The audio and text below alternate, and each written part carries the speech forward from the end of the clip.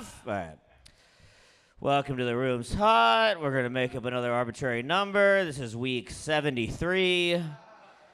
And I've washed this suit twice, which is horrible. But here we are, everybody. Mikey Silver's in the house.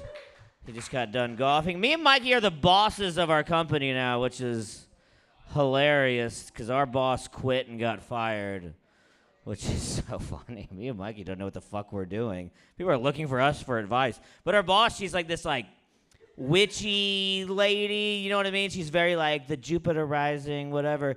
And she posted on her Instagram like, I have a lot of change in my life right now. The full moon has really redirected me. It's like, bitch, you got fired. It's not the moon's problem.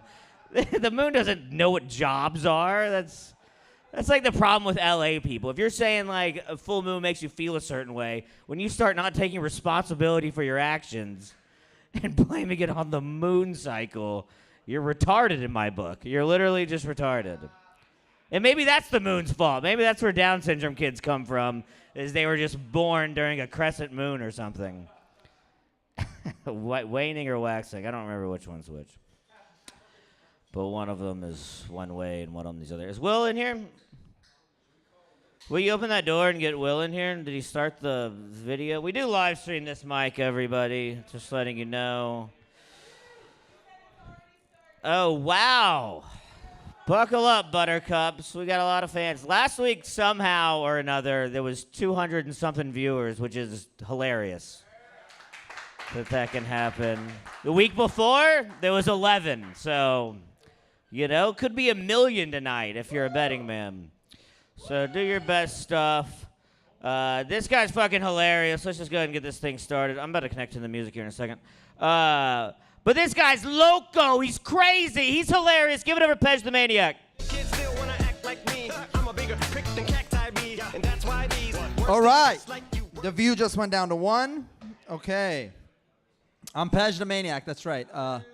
That's right. How you guys doing? Hey, what's up, baby? I love that. Man, you're always in style here, man. Anywhere I see you, man. This guy, fucking, I'm just like, I can't afford anything he has on. I'm like, what do you do, bro? Fuck.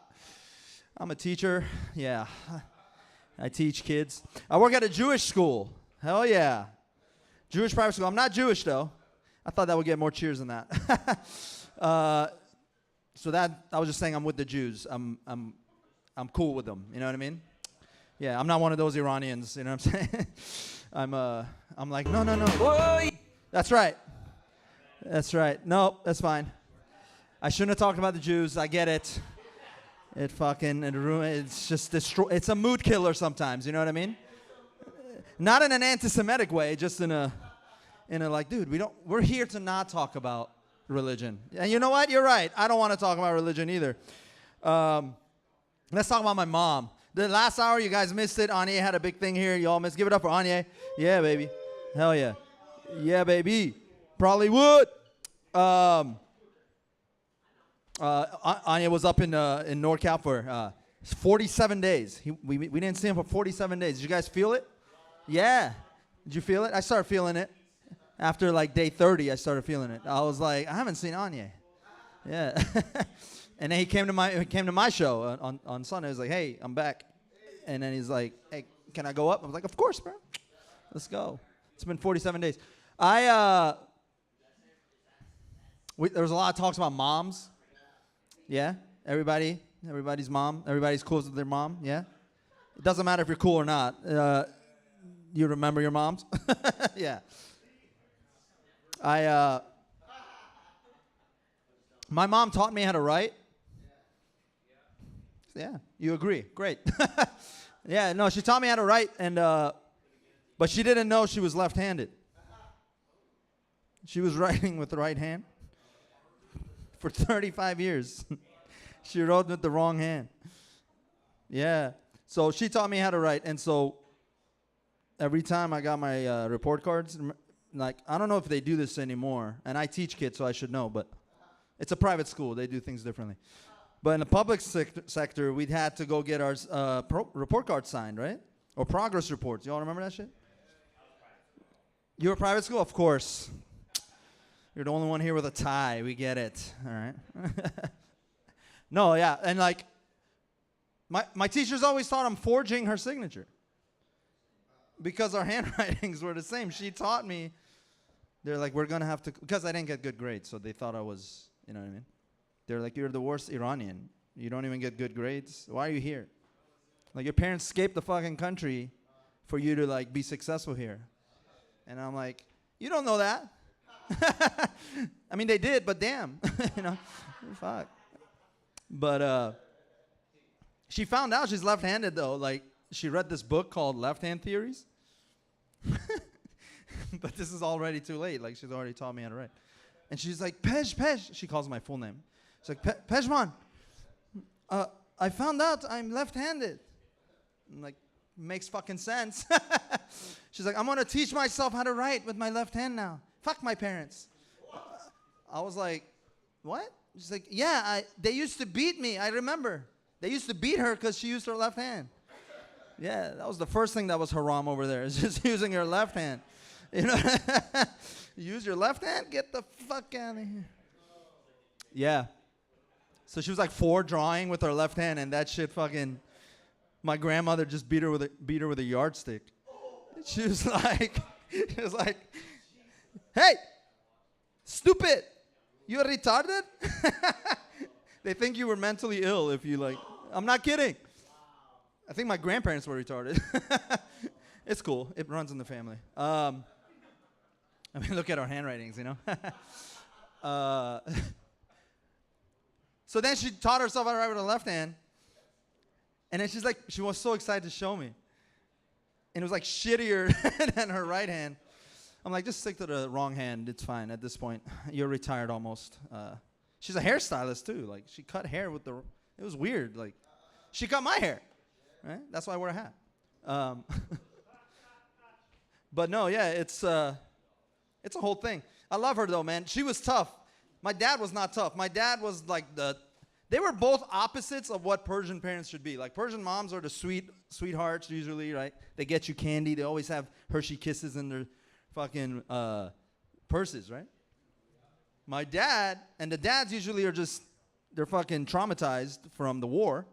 And they just fucking, they start greeting their children with a kick, you know? Yeah, that's how I usually, yeah. It's okay. My dad didn't do that, so it's fine. All the other Persian comics, you can, if they have a little ingrain here, that's, yeah, they have a little, they have like boot marks. Fuck them. My dad was nice. No, my dad was always around. But yeah, my mom, she wouldn't hit me, but what she would do, she would make threats. Like, if I didn't get good grades, which I didn't, she'd be like, if you keep playing stupid games and you get bad grades, you think I hit you? Worse. All of your stuff in the yard. And she'd do that shit. Yeah, she would do it. And she's not even kicking me out. She wasn't even kicking me out, man. She was like, now put it back. I'm like, that's fucking torture, bro. It's because she went to prison. Yeah. She was trying to, yeah.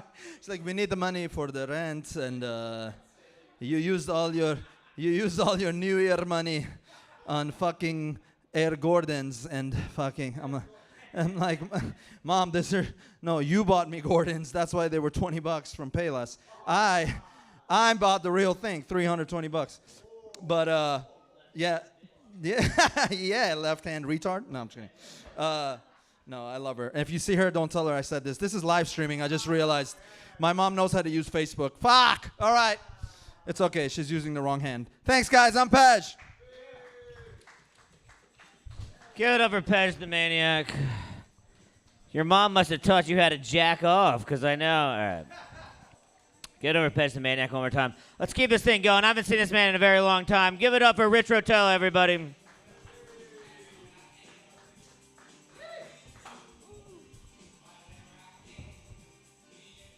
Ooh, it has been a minute. How we feeling, Accidental Chaos?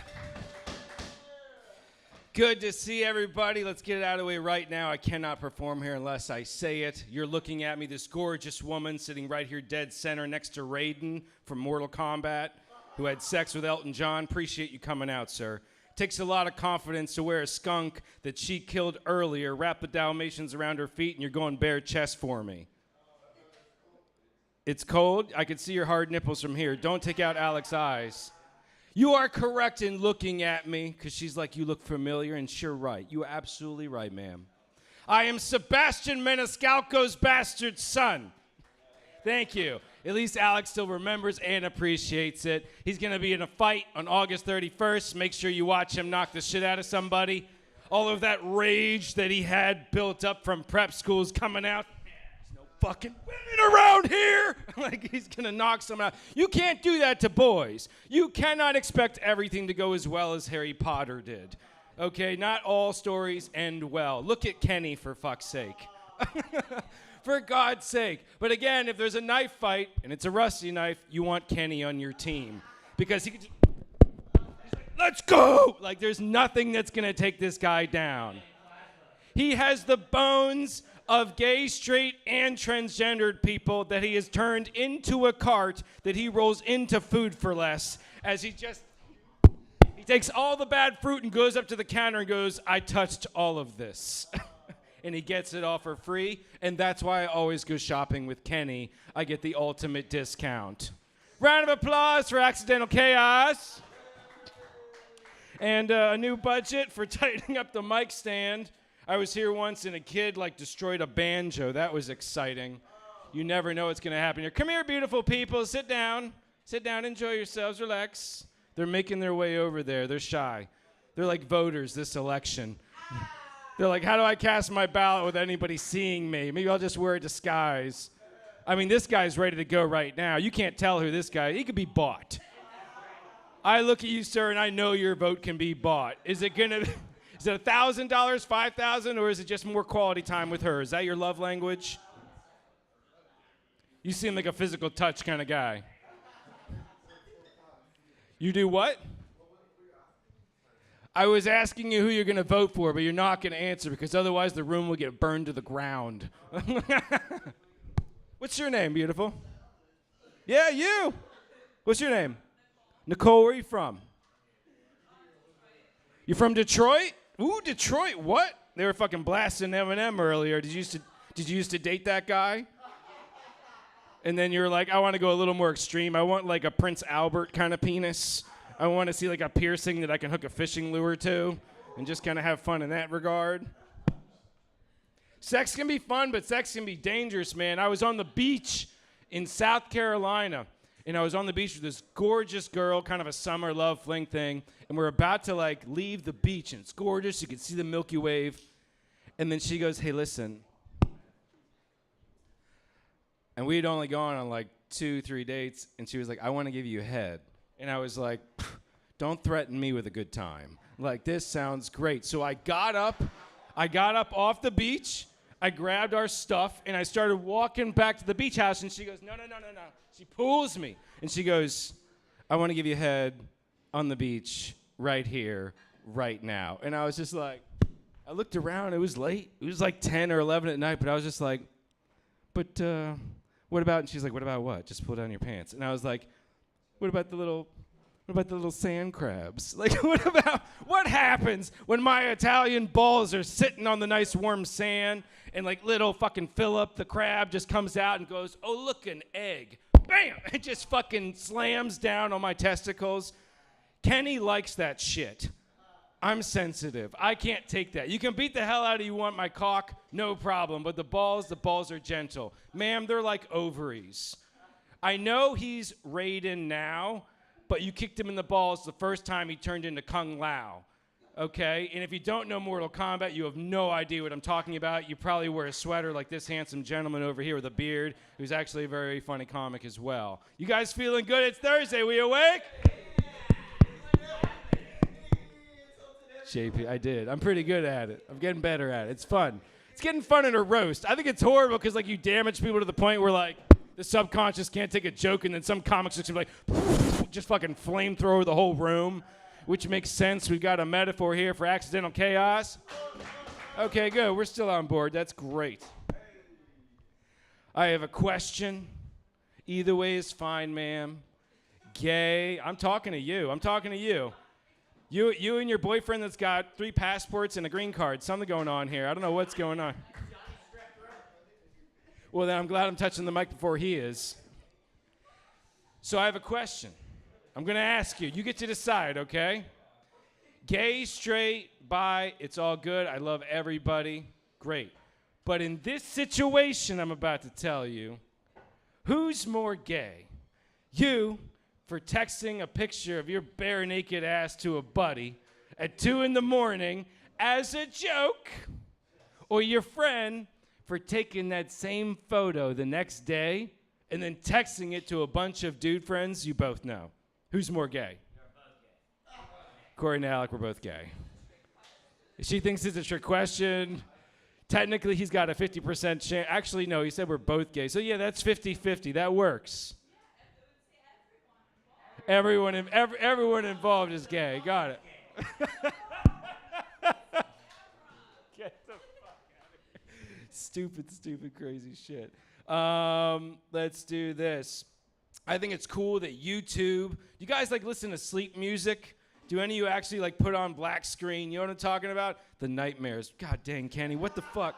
What do you listen to at night? I'm almost scared to ask. Yeah, that makes sense. I bet there is like a fucking, there is a fucking god. Yeah, Kenny would be the guy that literally would listen to like black screen where it's just like, come and play with us. Come and play with us. And Kenny's like, it would like put anyone else would be terrified, be like, I'm gonna murder you. Like literally, if you think about it, he's probably right. There probably is a YouTube channel with that. But what I like is that there's like frequency 55.8 for healing and meditation. Frequency 97.1 for letting go of the past or whatever. Wouldn't it be great if you could just have a cop pull you over sometime and he's like, boo! And he's just like, all right, you're getting a ticket for $300. And you're like, frequency breaker 449 for radio check. And he just goes, actually, I'd like to give you money. Just totally fucking Jedi mind fuck the cops. You guys need to drink way more. Support Accidental Chaos. Support the gym. Support this place. Buy more drinks. Be kind to each other. My name's Rich Rotella. Have a good night. Give it up for Rich Rotella. I love Rich, dude, 'cause he goes in here like it's Madison Square Garden every time. It rocks, dude. It doesn't matter. This next man coming to the stage, we were just playing with the idea of him getting stabbed, which is so funny to me, because if Kenny Lyon got stabbed, he would be like, oh, my rent! I could donate that for $50. How are you stabbing me and I'm leaking out my income? This man's fucking hilarious. This is probably the earliest he's ever been here. Give it up for Kenny Lyon.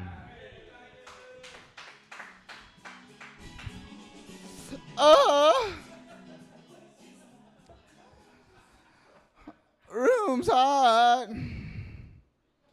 Fuck yeah, Roteller. Oh shit.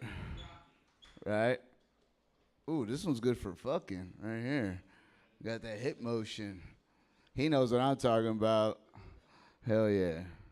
It's a fucking sex star right there. Look at him. Not out of shape, but not too in shape. I'll tell you that much. He's just got a fucking modern sex body. You guys dating or friends or? I can't even hear what you just. 3 years. He's done so many drugs I can't even understand what he just said. What? Are you gonna perform or music? Comedy? Oh, shit. I'm getting wet right now, too. Damn. I'm wet, man. Shit. He's like Lenny Kravitz if he was from Venice Beach, you know? I love you. Too. Yeah. He showed his dick. Lenny Kravitz showed his dick on stage.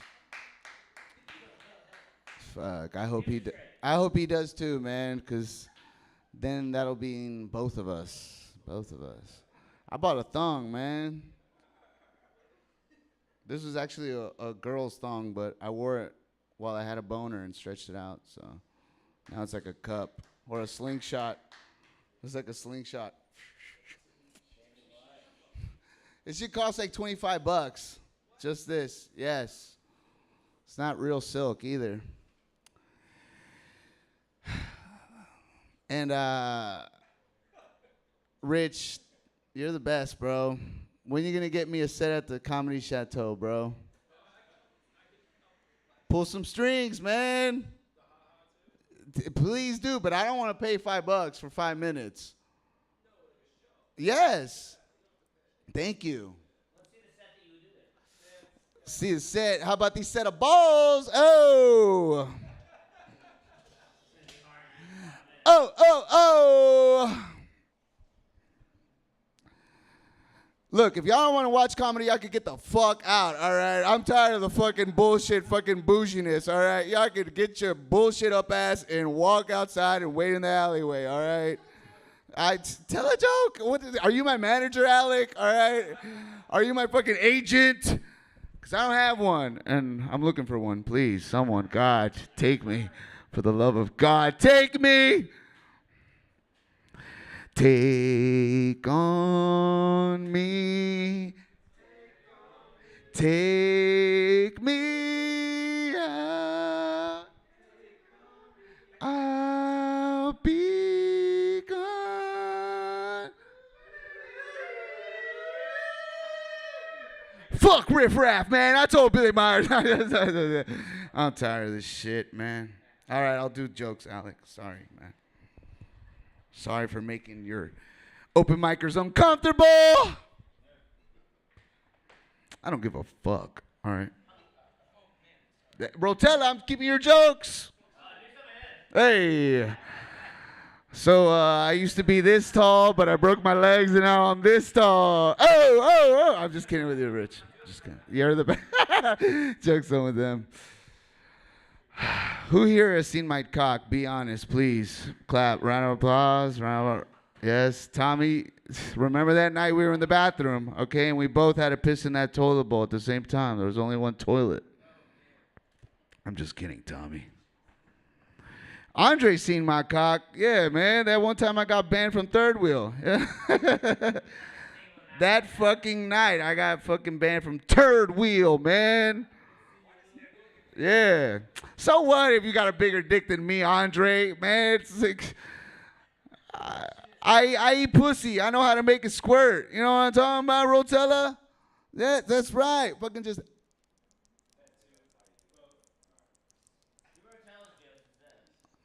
Fucking going crazy eating pussy. I love to eat pussy. I'll eat tranny pussy. I don't give a fuck, all right? Artificial, organic, real, doesn't matter. She's like, who's the real feminist here, all right? That's a good joke, motherfucker, because women are appalled. But they love to go to West Hollywood for the pride. You know, they love to fucking hang out. They love to fucking party with the gays. Woo! I got the crop top on. I fucking had sex with 2 trannies, Rich. Have you ever? Anybody here had sex with? Oh, I'm not. Besides Alec and me, who else has? But seriously though, I had sex with 2. Okay, and if I do it a 3rd time, that means I actually like it. All right. That's a good one too, because you know I did it once. That should have told me, hey, I don't want it again. But the 2nd time, it was a fucking he, she, Kim Kardashian clone, bro. It was a different trend, yeah. But this one had nice tits, all right. The first one, their tits looked like fucking 2 Go-Gurts duct tape where the nipples were. Just some fucking skin tubes, bro. Skin tubes. It's fucking crazy. Rich, do you have him locked in here? Move the chair. I think he's trying to leave. Like, I think he got. I'm just kidding. So I don't know, man. Like, it's fucking crazy. Like, when you have sex with a post-op tranny, they don't tell you this, but they get an extra muscle gland down there. I'm beating the shit out of this guy with a fucking meat hole, just ramming his shit, missionary style, in his sweaty ass fucking bedroom. Like, his fucking head. I'm banging his head on his bedboard, just. Dude, he's like, oh, dude, fuck, man. I'm just banging this dude. And then out of nowhere, he fucking clenches his butt cheek and fucking gets my dickhead in a UFC rear naked chokehold. I'm like, ah! I couldn't pull out. I tried to pull out, and I was like, bro, let me go. Come on, man. This is too intense. Fucking, he loosened up his ass cheek, and I pulled out. Man, I haven't come that hard in my entire life, man. It was so much sperm all over this guy. It's fucking crazy. But it technically wasn't a guy, cause he had no dick.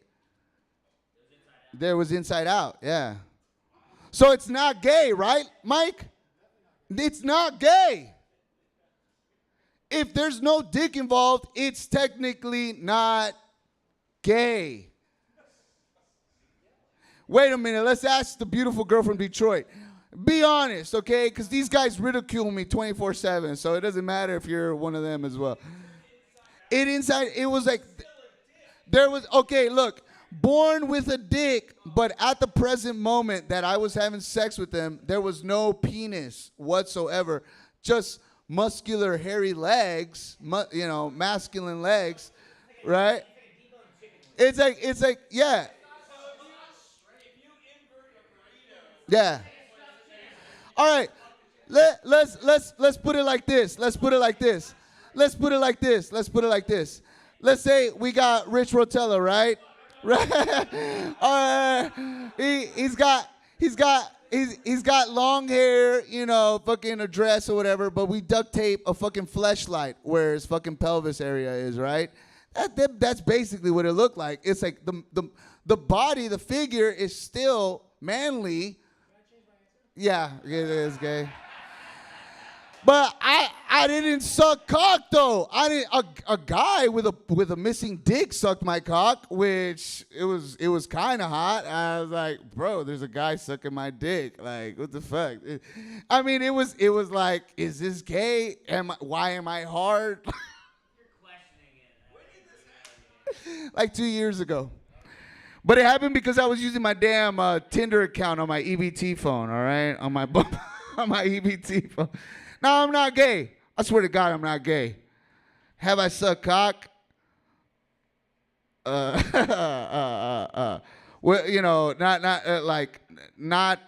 not because I'm into it. Was I tricked for a free Game Boy? Yes. Okay. It's Game Boys are dope. Everyone's fucking but as a fucking in a sober mindset, do I approach any of you guys suck your cock? No. I'm not into sucking cock. I'm into pussy and showing my cock to you guys, but like I'm into that, but because and everybody's like, "Oh, Kenny, you got a small dick," and it's because I'm not fucking hard. And when I am hard, you guys are like, "Wow, that's pretty fucking fat. That's a nice fucking fat cock, Kenny. Like, you got a nice fucking fat one. It's not long, but it's girthy." And that's all that matters. Wait, we got a girl walking in. Okay, so we're going to ask you, okay, does it make me gay if I had sex with 2 post-op trannies? Yes. Guess I'm gay. Have a good night, everybody. Give it up for Kenny Line, everybody. You left your joint. Kenny, you left your joint. Let's smoke it. Yeah. I still gave you the light. You still got to get off stage. Give it up for Kenny Line, everybody. I now see why Kenny Line's not allowed to leave his house before 8 o'clock. This is the earliest I've ever seen you in my life. I was literally telling Mike Parker earlier, I was like, I don't think I've ever seen Kenny during the daytime. And it would terrify me. Like, I think, like, in his little room that gets paid for by plasma, they have him locked up like Hannibal Lecter. And then they go, the sun's down. You're free to go. Go terrorize L.A. Tell them about your... Go show your dick to everybody, Kenny. Go, get him. It's Gavin Newsom that just has him locked up and goes, you're free, Kenny. Terrorize him. Show your dick to everybody. Scare them. Make them pay taxes or something. I don't know. Kenny Lyon. This next man, I hope it's this guy. I don't know his name, but give it up for Christian, everybody. It is this guy. Give it up for Christian.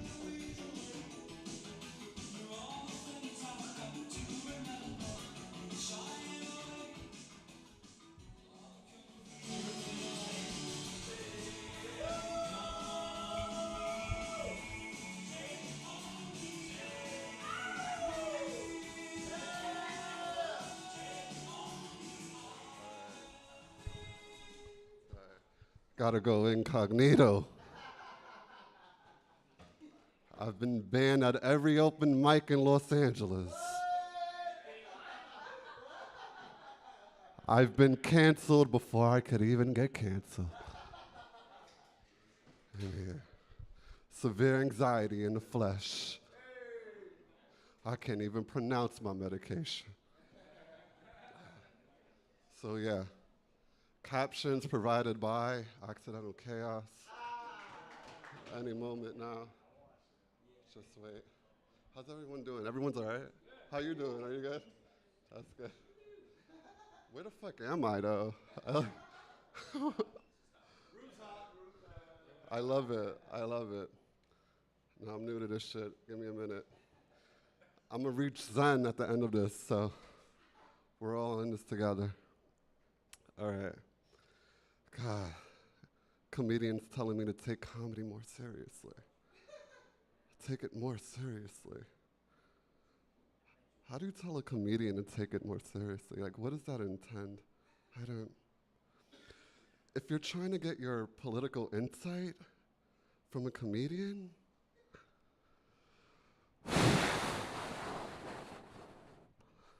is anyone trying to get like some political insight tonight? Anyone? What the? I don't understand. It's fine. It's fine. Trump got shot in the ear by McLovin in Butthole, Pennsylvania. He's like, is he a rapper? He went back to the hood. That's what happens. That's what happens. You don't do that. And let me tell you, I've worked in Dixon City. Take that in, Dixon City. That's a city in Pennsylvania, right? Fuck it. If I get banned, just got drunk, you won't remember my face. You'll know at the end of my set. You'll know. Just saying. Hang in there. Hang in there. If these jokes don't work, I gotta let these people know, you know. All right, worked at Dixon City. Worked at Wilkes-Barre. My godfather got me a fucking job out there, showed me the light. People are fucked up in Pennsylvania, man. That's just the truth, man. I partied in Scranton, the Electric City, that's what it's called. Half the people can't even fucking afford electricity there. Shit is real. It's the hood for white people all over there. They're fucked up. It happens. People get shot. I got stabbed at CVS last week. I'm here. I'm living. I'm not fucking complaining. Took a nap. That's it. It happens. It happens. Dumb shit, man. Yeah, I worked at a job in Wilkes-Barre. My godfather was like a manager for like this is a true story, like a manager for like a glass pipe company. They sold bongs. Weird shit, they worked in an office, but it sounds like I'm describing a meth lab to you guys, right? Around the corner from that office, I packaged kratom pills, and they sold it to people in the neighborhood. And I was like, what the fuck? This is some weird white hood shit going on in a fucking office, right? I took off when I quit that shit. I took off on my skateboard, got lost in the mountains, did cocaine with some random ass people, fell asleep in someone's backyard, had like a campfire. I learned this song. Dunda, dunda. And I thought these people were gonna fucking kill me. They were fucking crazy. So I skated down the hill, listening to Lana Del Rey on my cell phone. I know. Listen, describing Lana Del Rey to people who don't listen to it, it's like Willie Nelson talking about his dick tasting like Pepsi Cola. It's very, but she's very insightful. She's very real. I love it, man. Don't worry, I'm quitting comedy after this. Don't worry. I know. My girlfriend threw my clothes out like an art project. It happens like the last Thursday of every month. Then she dropped a diss track about it. She was like, you only pay 50, 50, 50, 50, 50, 50. Last month it was 30, 70, 30, 70, 30, 70. You not like me. You not like me. You not like me. Wop, wop, wop. It's like, shit. Damn. I'm sorry, you know. She's like, you know, you're white doing rap music, right? So I had to drop a diss back. And she is. And I'm Latino, so I had to drop a diss back in alternative rock. So it went like this. My girlfriend threw all my clothes in the garbage. Threw the Trader Joe's chili oil at my armpit. I was doing yoga on the carpet. I blocked it. Then she tripped. That's when it got real. No, that's when the rap version transitioned. It's like, why you always tripping? You tripping.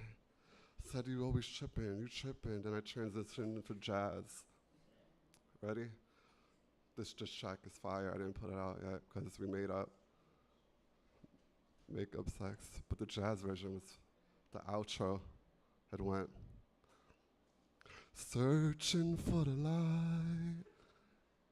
Everyone's searching for the light. Help me to the light. Everyone's searching for the light. Fire. I didn't put it out yet. Anybody do music in here? I really need help with it. Really need help with it. Damn. You ever feel like your dick needs a chiropractor sometimes?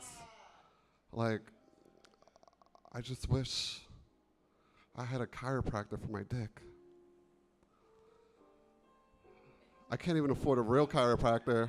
I would need like an offer code like 06748, get 50% off. Snap, crackle, pop. Get that shit back in place, man. It happens. Just going through it. Just going through it. Sorry. I know I got a lisp. Working on it. Searching for the light. Everyone's searching for the light. Threw my clothes in the garbage, it's alright. It's alright. It looked kind of beautiful though, the way you stacked it up. I was like, fuck it. Threw your clothes on. We out here. Accidental chaos. Lit. Damn, I guess I don't have to show my dick. This is going all right? I'll show you some ass.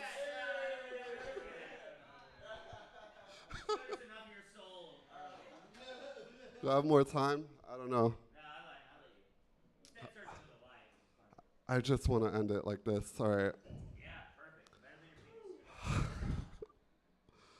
It's less than you expect, but anyways, Harvey Weinstein, right? I feel like some people didn't. Los Angeles, Harvey Weinstein, West Hollywood, I'm about that life. No, Harvey Weinstein. I feel like some people didn't get the memo. I feel like some of the people didn't get the memo about Harvey Weinstein, right? Because there's always that guy at that bar. It's like, yeah, I was an executive producer for Entourage, the movie. And then the donk song comes on and he starts touching your ass, right? And as a woman, you're like, oh, executive producer. You start grinding on his dick, right? that don't, right? Like it's going down. And then you wake up on his bed and his mom kicks you out of the apartment. Just take the bowl of cereal he offered you and go. And go. Now you're the female Kevin Spacey. You can't even sue him.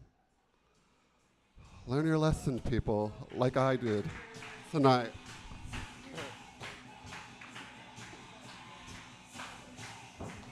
Give it up for Christian, everybody. That was something, right? I still don't understand how you got banned from it. I don't believe that you've ever been to an open mic, to be honest, but that's neither here nor there. The jazz rendition was good. I should have had the jazz music queued up earlier. That really would have saved it, but yeah, you know, fucking, that was that, you know? That was awesome. I'm hard. Like, you know what I mean? That's actually, you just pull out your penis. That would have been the greatest ending to, that's what you should have done. You should have just done it with no apology. Should have done it unapologetically while you were doing your jazz rendition, and then you pulled out your cock and you had it play the trumpet or something. That would have been amazing. What could have been. Next time, do that. Teach your cock how to play the trumpet, then you're allowed back here. That was mean. Sorry. I liked it. This next man coming to the stage is a very funny comedian. Give it over to Mike Parker.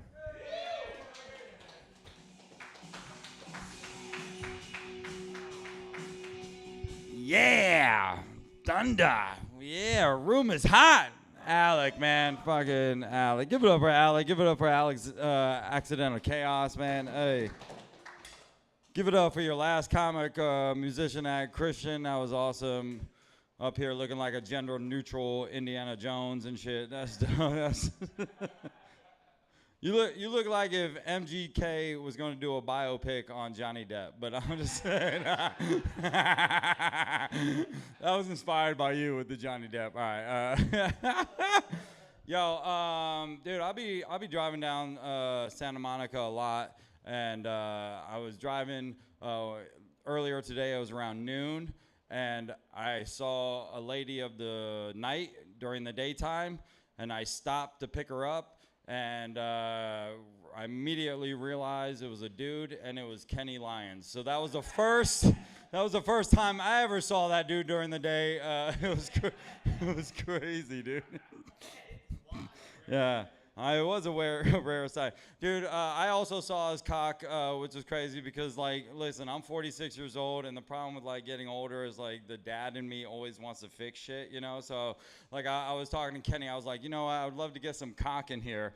And this motherfucker, you know, pulled out his dick, and it fit somehow. I was like, you ain't got no girth. Stop that bullshit, dude. I don't know. No, I want to bring some cock and just this up. I just want to close this up. I want to flip this board upside down because I think that these bricks match over here, but that's it. I don't know. You did it? Yeah, that's fine. That's why I thought you were a little hard on Christian because I was like, dude, this is what a real man that wears sandals looks like. You know what I mean? No socks. That's how you do it, dude. I don't know. So 3 years, huh? All right. You must really believe in this dream. All right. No, shut up. We're doing. Oh, we all getting. Come on, man. That was great, man. You're an artist, man. I loved it, dude. Yeah, it's all right. All right. Now that's the real me off stage. But on stage, I'm gonna talk shit. No, all right. No, 3 years. I took a Matt Riffey and a Jeff Curry class. So that's how I do crowd work. So that's how you do it. So 3 years. That's cool. What do you do for a living? Huh? I'm looking at her, man. Take those Morpheus glasses off, and you'll see I'm not looking at. There you go. No, that's all right. What do you do for a living? You're an actor and model. Oh, okay. Unemployed. That's all right. Have you done anything that we might have seen you in? Commercials or anything? Cool. Yeah. What's up? Why not? In this third wheel, this is what we do. Oh no, sorry, wrong one. No, I was just playing. Sorry. Who said that? Was that you, Andre? No. Who said? No crowd work. Is that you? Who said it? Come on, Andre. Man, look at me. Come on. Who said no crowd work? You're not allowed to do crowd work. All right. No, they said it wasn't. No, who was it? Who said no crowd work? Speak up. Don't be scared. Was that you? No.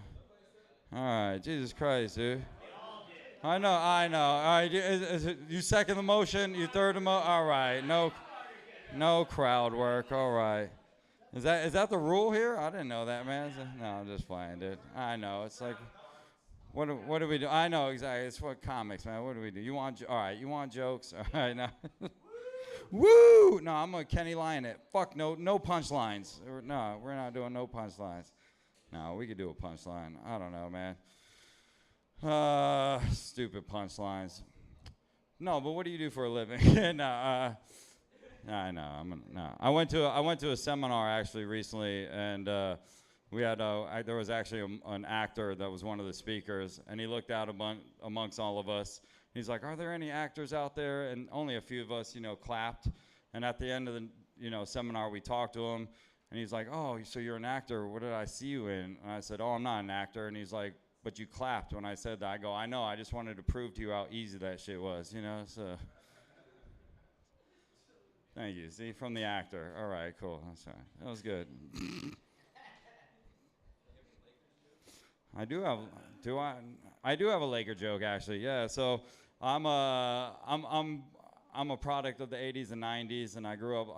I love the Lakers, man. I grew up in LA, and one of the major teams we used to play were the Seattle SuperSonics, and they're no longer in the league. You know what I mean? And they're since 2008, right? It's crazy because. And they keep talking about, we're going to get them back in the league. It's almost 20 years, literally, since 2008, there have been more NBA players inside Khloe Kardashian than Key Arena, dude. It's, it's nuts, dude.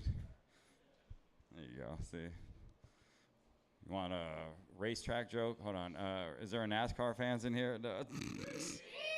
Woo! Yeah! Yee! Yeah, fuck, man. Dude, I live in Florida for a long time. That fucking state sucks, man. It's so terrible. It's going to hell as we speak. I mean, do we have fucking Hulk Hogan fucking all ripping his shirt off for Donald Trump and shit?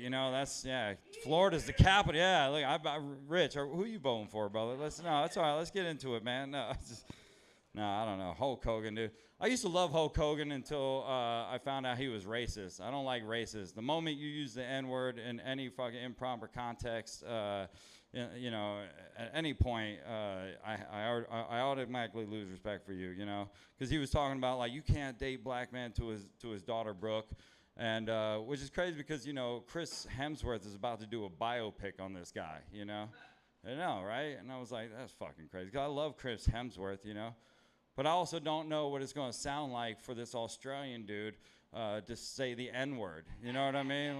What's that going to sound like? I bet it sounds a lot like Toiga, Well, I bet a bunch of y'all just said in your head right now, you racist fucks, get out of here. Yeah. Shut up, you black Toiga. All right, no, all right. All right, that joke went too far. Fuck you guys. All right. I didn't say it. It was the Australian, dude. Relax. Jesus Christ, dude. Nah, I actually had a really racially charged moment at the park earlier today. I got off work early, and I decided to go to the park because I love crows. Crows are my favorite animals, man. They're so awesome. They're smart. They're smart birds. If you get to know a murder of crows, they remember you and they will start bringing you gifts. They'll bring you seashells. They'll bring you cigarette butts. It's just they bring you. It's a gift, right? And I go every day to this park, and when I get off work early, and I have the end of my sandwich, and I'm feeding this murder of crows, man. I love them every day. I just love them, man. They're awesome. And then it was crazy because all of a sudden this white dove comes and flies in the middle of it trying to get some of the bread. And one of the crows immediately ran over and was like, caw, Cajun, caw. Cajun. That's so stupid. It's such a dumb joke. That's good. That was no crowd work. Dude, come on, man. You know how good that joke was in your pink sweater, man? Come on, dude. That just Caucasian? All right. Now I know who yelled out no crowd work. All right. I don't care either. I've been doing it. I've been doing this longer than a lot of people in here. I've been doing this 11 years, and I've made enough money to live 6 months in Boise, Ohio, Idaho. All right, so that's 4 days in LA. So fuck you guys, you know. You know what's up? Thanks, man. Dude, these jeans are from 2012. I guarantee you. I've had these jeans a long time, man. You know. You just don't put them in. You don't put them in the wash. You only wash them you only wash your jeans like what, 6 times a year? Anyone know that? All right, no. Well, you only wear them like 12 times a year. You gotta have a bunch, you know. I don't know what brand they are. They're probably like U.S. Assassin Polo or whatever that shit is. You know. Yeah, that's not too bad, man. Rich, you've been, first time I met you was at the Comedy Chateau, I believe, right? How long, how long you been doing it now? How long you been doing comedy? Yeah, and that's about the first time I met you, and it's been night and day just watching you, just grow, to be honest with you.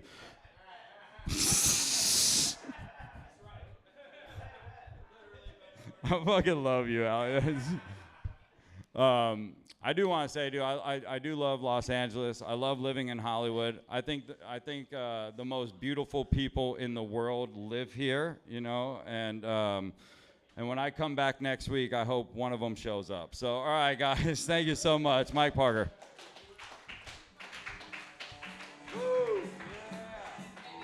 Give it up for Mike Parker. I was going to make fun of Rich for asking about what pants were because it's his first time he could ever wear them. He wears jorts for pants, which is funny. He got surgery to make himself taller. I just wanted to be a dick and say that. Isn't that funny? Isn't that... All right, ooh, joke's on me. 2 feet. 3 feet taller. He was 1'7", and now he's 4'7", thanks to modern medicine. yeah. And for my next trick, it's gonna take 1 year of regrowing the bone in my femur, but I'm gonna come back behind this curtain and I'm gonna be 2 inches taller, which isn't gonna fool my sperm. My sperm is still gonna be 5'3". I'm going to later in life get a woman pregnant, and she's going to wonder why our child is a midget. And I'm going to say, I don't know, honey. That's Charles Darwin for you. Give it over Rich Rotella. Give it over this next man. He's very funny. Give it over Keith Kelly.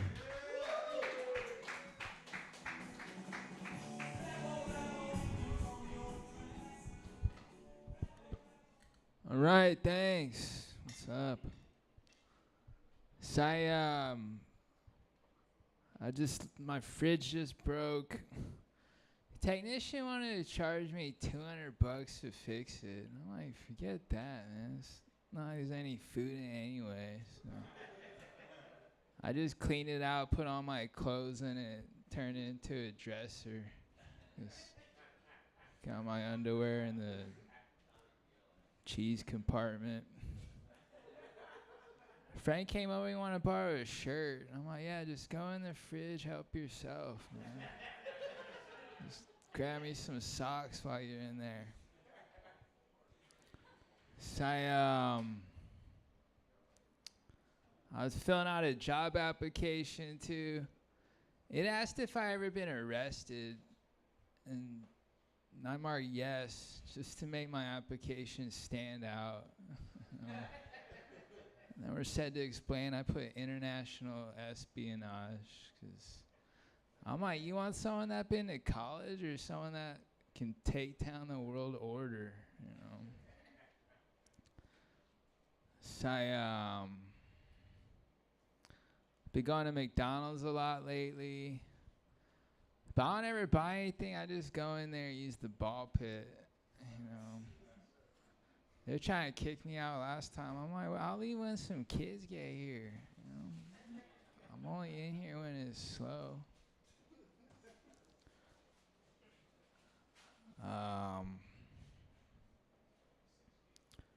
So I was just getting some gas earlier. I don't know about you guys. I always top off the last $2 with premium. It's like a little sweetener. You know, it's like a gasoline Arnold Palmer, you know, for the long drive. I was drinking I was reading the back of a sparkling water can earlier. It said it's been family made since 1882.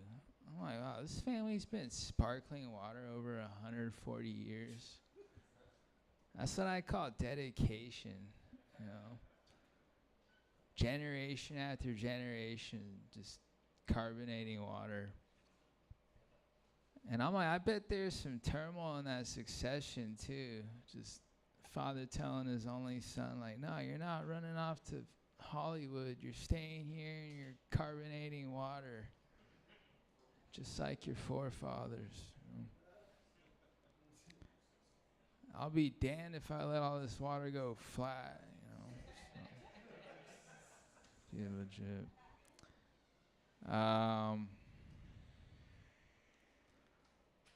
So I got I'm trying to, I don't know, so I had to throw out some condoms the other day. They all expired on me. Oh, yeah. Second box in a row, you know. But I just bought another pack just to stay optimistic. Just checking the expiration. It was in CVS. It's like, you don't got anything that'll go further back?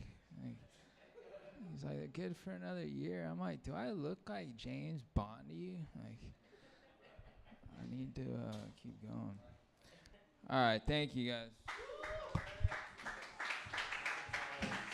Give it up for Keith Cohen. Let's keep this thing moving for another killer. Give it up for JP, everybody.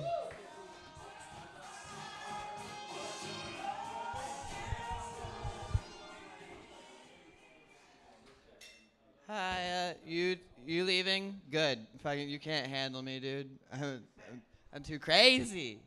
I heard some people talking outside, like, it was like, man, I don't even want to be here today. And it's like, dude, if I didn't want to be here, I can't think of an easier place to not be. You know what I mean? Like, that would be the first place I wouldn't go if I didn't want to be here. That'd be so easy, so simple. I don't know. I've been doing this for a while. I remember I recently saw a comedian giving like a newer comic. I always was told when I started comedy to never wear shorts on stage, and I don't know why every older comic feels the need to tell that to younger people. It doesn't matter. One time somebody came up to me, and I thought I knew what they were gonna say. They were like, "Hey, don't wear shorts on stage," and they were like, "'Cause that's my thing," and I was like, "Oh, okay, that can be your thing, Thumper. You fucking freak, you have that." I was also told that if you want to do well on stage, you should imagine the audience in their underwear. But like, if I'm already using my imagination, can't I just pretend that you like me? What's the extra naked part for? I don't like that part. I don't want to see your dicks, okay? Right now, I'm using my imagination right now. You're wearing extra clothes and have no penises. It's for my safety. I think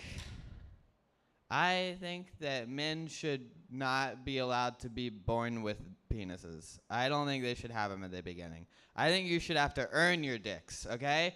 Through good behavior and manual labor, all right? You should have to work. It can be like, getting belts in karate. Like, you rank up, and if you're good enough, you get a black one. You get to that level. I don't think people should have genitals. I think nobody's doing it right. Everyone just, it feels like people are wasting time fucking around. Think of all you could accomplish if you didn't have your dick. Think of what you could get done, Think of say hello to embroidery, Get into it. I don't know. I'm fine. Don't worry about me. Don't worry about me. I'm okay. I I met a rich man, a very rich man who said, I'm working on my second billion. And I was like, oh, when you're tired of your first, can I have it? I don't know if that's funny, but I do. I'm a poor person. I think a lot of people I've heard the thing when you're rich is to like act like you're broke, which is how you remain rich. You spend like you're broke. I'm broke, but I think I act rich. Like it's bad. Like I'll earn $100 and be like, yeah, I can afford a boat. I'll start looking at some marinas. I like to dress rich too. I dress fancy, which is just I wear this, but also a monocle. I go around. I like going around to like monuments and asking how much people think it is, and they're like, "That's the Statue of Liberty." And like, everything's for sale. Okay, I will own this country one day. Just like go to art pieces and museums and just be like, "I'll take it." It's like that's the Mona Lisa. It's like, yeah, it is. All right, and it's mine. Somebody told me that they were like, if you took the vaccine, you're gonna die, and I was like, oh no. I took it 5 years ago. I don't think I'm gonna die. I'm definitely dumber than I was since I took the vaccine. I think I've become stupid. Like I used to be able to juggle. I don't know what happened to that. That's gone now. And I don't know who to blame. I used to be able to entertain people on a whim in 3 balls. It was easy. Fucking Ruth Bader Ginsburg or something ruined it. Piece of shit. This country sucks. Okay. There's just white dudes in here, right? I'm half white, but I'll speak for white people. Thank you. I work very hard. I don't think we were ever supposed to find out about Tyler Perry. I don't think that was for us. I watched Medea Goes to Prison recently. I'm like, oh, this was supposed to be a secret. This is for them. Some whitewashed archaeologist dug it up and was like, no, that's the forbidden fruit. That's for them. I got baubles. Don't worry. Oh, sick. Yeah, that's right. They call me the bad boy of LA comedy. Yeah. That's right. I love it. I got so many bubbles, dude. I bought a 32-pack. Yeah, go crazy. Pass it around. I bought a 32-pack. I don't quit, dude. I quit vaping. Now I bubble. Okay. Look at him go. I want to talk about other things. I'm getting a little nervous about one of the members in my suicide pact. I don't know what to do about her, okay? I thought we were just making a fun little gang of people. You know, we were playing hoops in the Badger and Jam parking lot, and now she's like, I don't want to kill myself, all right? I just wanted to be a part of something. I didn't know that we would go to that point. It's looking bad for Charlie, though. I'll tell you.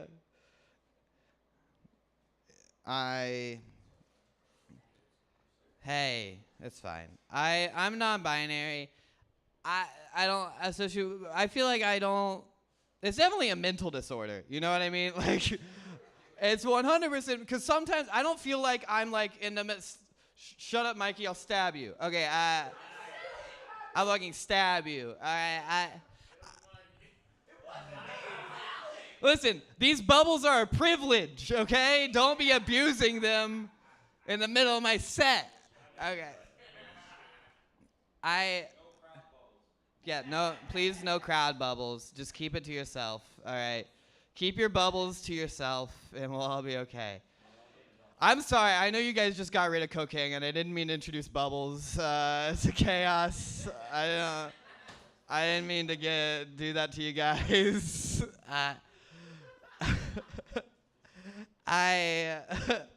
Oh yeah, so I'm non-binary. I don't associate with either gender, but it's not that it's not that I feel like I'm in the middle. It's like sometimes I feel like I would rather be a man, and a lot of times I'm like I would rather be a woman. And it comes up at different times. Like I was driving down the road and I saw like a street sign that said "Man's Land," and under my breath I was like, "Goddamn right," which I guess that was me being a man. But then I got distracted and I swerved and hit a pole, so I guess that was the woman part. When that joke doesn't get a laugh, it's sounds way more offensive, which is just what most of the jokes in this room are. But that's okay. That's fine. I thought about going trans. I want to wait until I have more money and the science is better. I don't think the science is there for trans people yet. It will be. I don't think. I also don't. I have autism, so I couldn't get tits because I could never be like, hey, my eyes are up here, because it's also like, also don't look up here. Also look away. Please don't look at me. I have more things to say. Lucky you. I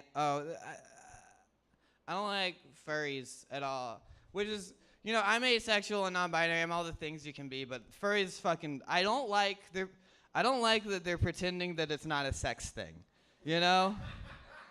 I went to a furry convention and they're all got big dicks, and why also they're just like, I feel like I'm a fox on the inside. It's like, well, why does your fox look like it wants to rape me? Okay, I don't like your fox. Okay, be a different kind of fox. Okay. Anything else? That's fine. Do you think when people say get off your high horse, they're talking about giraffes? That's what I think it is. That makes sense to me. Okay, that's enough. Bye.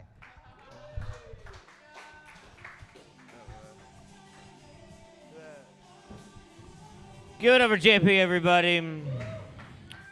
That's how you fucking do it. I got bubbles now, which is amazing. Who's got the mushrooms, dude? Every single concert I go to when I trip mushrooms, if I see anybody with bubbles, I go, can I please try? Can I please? I turn into a child. Give it up for JP one more time. Give it up for this next man. Give it up for Bernardo, everybody.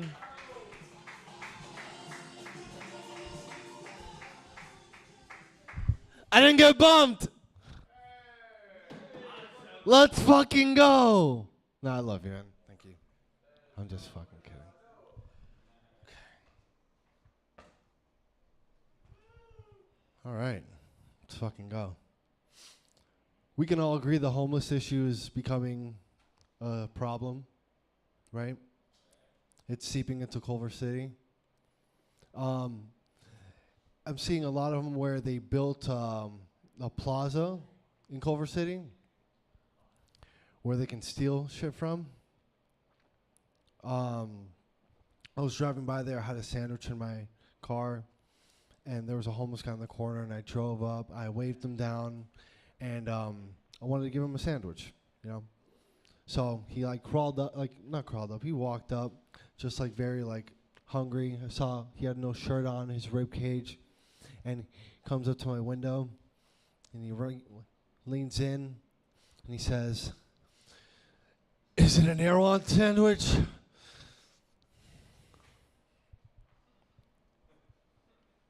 What? No, bro, it's not a fucking Erewhon sandwich. I'm one Erewhon sandwich away from homelessness. It's a problem. It's a real problem. A lot of asshole people in this fucking country. I'm gonna all agree on that. Went to Walmart.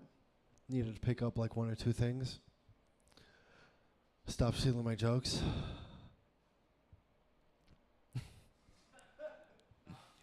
Yeah, you're good. It's fine. There's no crowd work.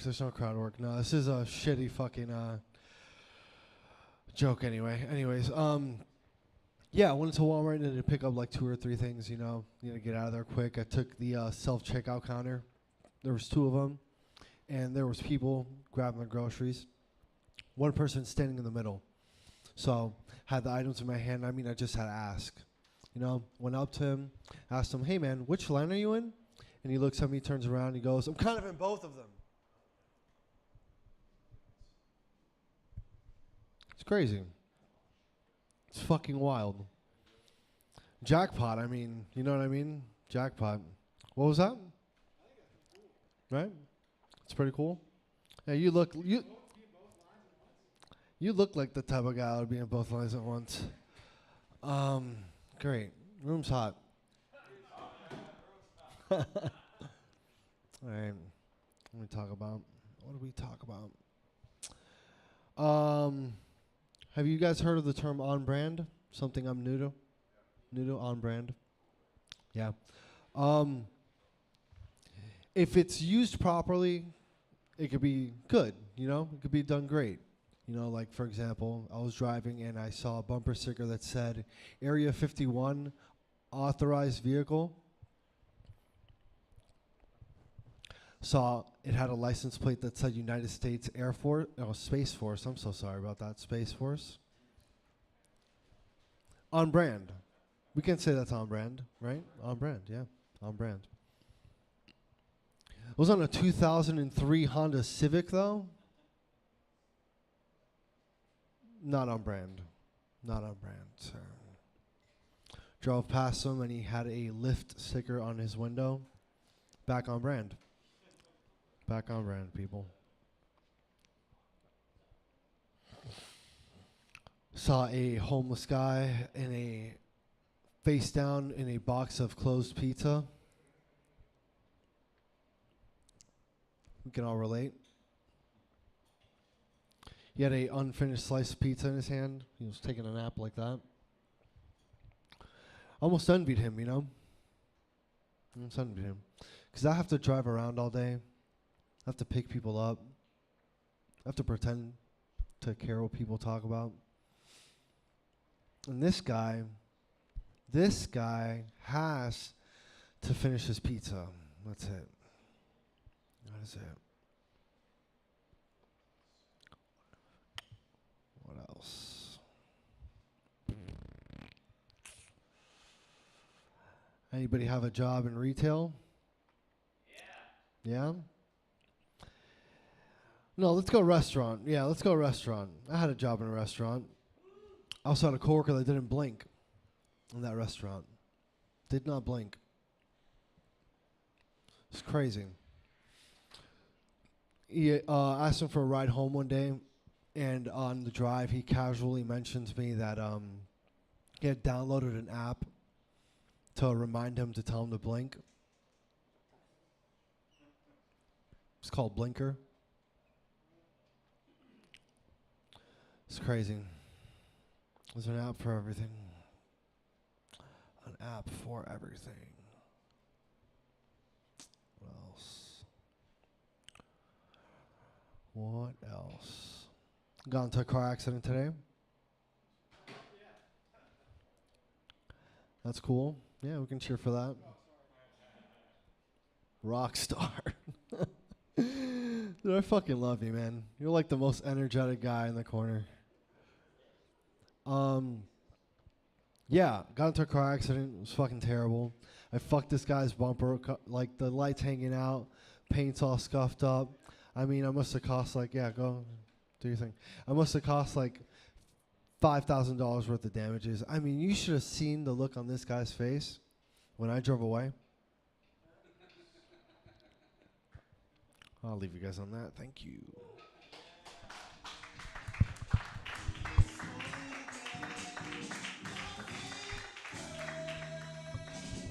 You forgot your phone. Give it up for Bernardo, everybody. Is everybody having fun? This whole section over here is either asleep or doing the most intense research on their phone that I've ever seen in my entire life.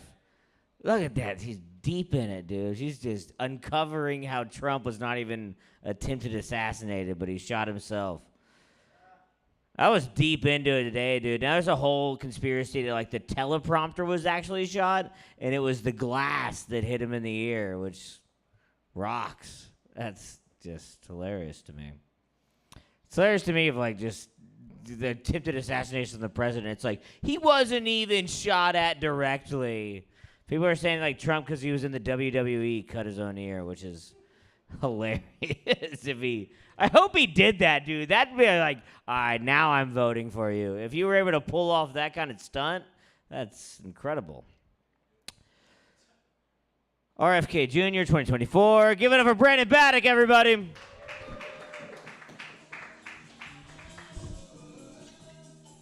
RFK 2024. Let's fucking go. A lot of homeless talk tonight. I don't know, man. I feel like, everyone's saying, like, here, LA has, like, bad homeless. I was in Texas for a while, man. They would, like, homeless in Texas would, like, chase you with, like, animal bones and knives and shit. I saw a homeless guy the other day playing a Nintendo Switch. It's like, what the fuck is going on? Damn, where'd everyone go? Shit. All right. Sucks, man. I'm in my 20s, but I feel like I look like I killed a guy in the 70s. It fucking sucks. I don't know. People stereotype me as being satanic. It fucking blows. I was in line to see the band Megadeth. Some preacher religious guy protesting the show goes up to us, goes, "You all are going to hell for praising Satan." I'm like, listen, man, if we're all so satanic, why do we all look like Jesus? Come on. No. It's crazy, man. The people who listen to the most satanic shit resemble like the holiest guy, I remember being like a teenager at my grandma's house, saw a bunch of pictures of Jesus. I was like, damn, I didn't realize grandma was into dying fetus. Fuck. It's a good band. All right, great. This is cool. It's cool being on the web here, being live streamed. Just evidence of this bomb. Archived forever. My legacy. I'm going through a breakup. Hopefully she isn't watching. It sucks, man. Back in the 80s with a breakup, all you had to do is like burn a Polaroid. It was great, Now you have to cleanse your whole social media. It fucking sucks. And I thought I unfollowed her on everything. I was doing pretty good until I realized I still had her as a friend on Venmo. Checking my balance, all right? I see a payment she made with a guy titled Late Night Fun. Worst part about it, 2 likes. Probably a threesome. Awesome. I don't know. Am I just an old soul or something? You know what I mean? Like, remember the good old days when your bank wasn't telling you who your ex was fucking? Wasn't that sick? That was awesome. Because, like, I'm on my phone. I'm just trying to figure out if I can afford a fucking donut. All right? That is the only hole I want information on. I want a glazed donut. I don't need to know who's glazing you. Let me recover. Hopefully we got like a super chat for that one. Fuck. There's a lot of people into hookup culture here in LA, I've noticed. I've noticed a lot of people into hookup culture either own or are obsessed with cats. I feel like there is a correlation there. You know what I mean? Because I feel like having a cat is almost like having a friend with benefits, where it's like, look, you don't have to love me, but as long as I can touch you occasionally, this might work out. I'm Albanian. Sorry. It's always followed by apologies. It's all right, man. Kind of a day walker. It's hard to tell sometimes.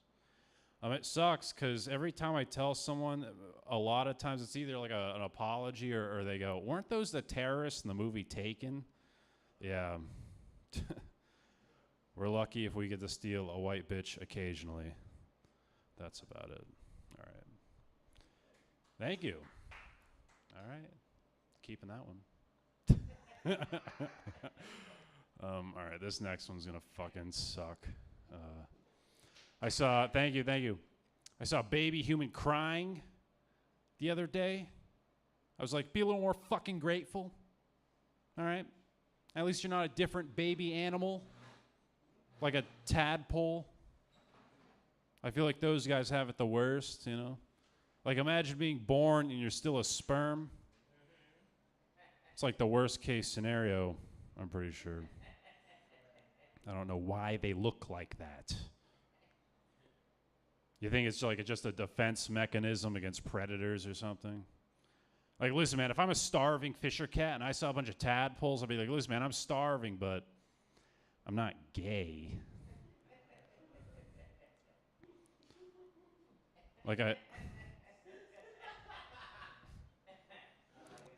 Like, I know a group of birds, it's called a flock, but is a group of tadpoles just called cum? Let's be real. What's their natural predator? A back? Fuck off. Stupid. All right. Awesome. I thought I had like 20 minutes on that. Fuck. All right. I had to put my dog down recently. Thanks. It's the doctor's here, I guess. I had to put my dog down. It was mainly because my arms were tired. Yeah. Thanks. Then I shot him. All right. If any of you have a room I can rent out, that'd be sick. I'm Brandon Baddock. Thank you so much. Give it up for Brennan Baddock. Damn, dude, I got dared to eat a tadpole one time for $5. I guess that's how much it costs for me to be gay. Give it up for Brennan Baddock one more time. Give it up for this next comedian. She's very funny. Give it up for Lexi, everybody.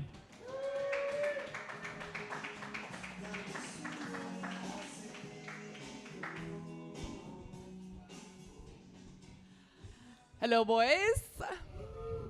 I just want to preface that Brandon and we do have the same hair, but we are not sisters. Nice. Okay, I have hemorrhoids. Sorry about it. Yeah, actually, every time I go to the bathroom, I actually like that I have hemorrhoids because, like, every time I look in the toilet, I'm like, yay, my butt's not pregnant. I recently posted a thirst trap on Instagram. It was like me tanning in the sun, just a bra on, you know, something sultry, sexy, savory, and sweet. And only my brother swiped up. And he said, "Damn, girl, you white as toothpaste." And I was like, okay, first of all, it was really scary because you know how you can see a preview of your messages? And I just saw my brother's message and all I could see was "damn girl ... And I was like, all right, what is about to go on in the DMs? I had male brain in that moment. I was like, if he in the DMs, anything could happen right now, you know? I was like, if you don't fuck, like, I'm telling mom. I was like, if you compare me to toothpaste, like, what you want? This toothpaste in your mouth? Like, okay, my toothpaste has 3 colors. I have 3 colors. And I got sunburned that day. It was one of those, like, Colgate toothpaste where it's, like, red. It has a little red and white swirl. Very American. Let's see. In high school, this is going to make me seem very uncool. I was the leader of the Anti-Vape Alliance. Leader and the founder, might I say. It was just for college. I just wanted it to look good on my college applications.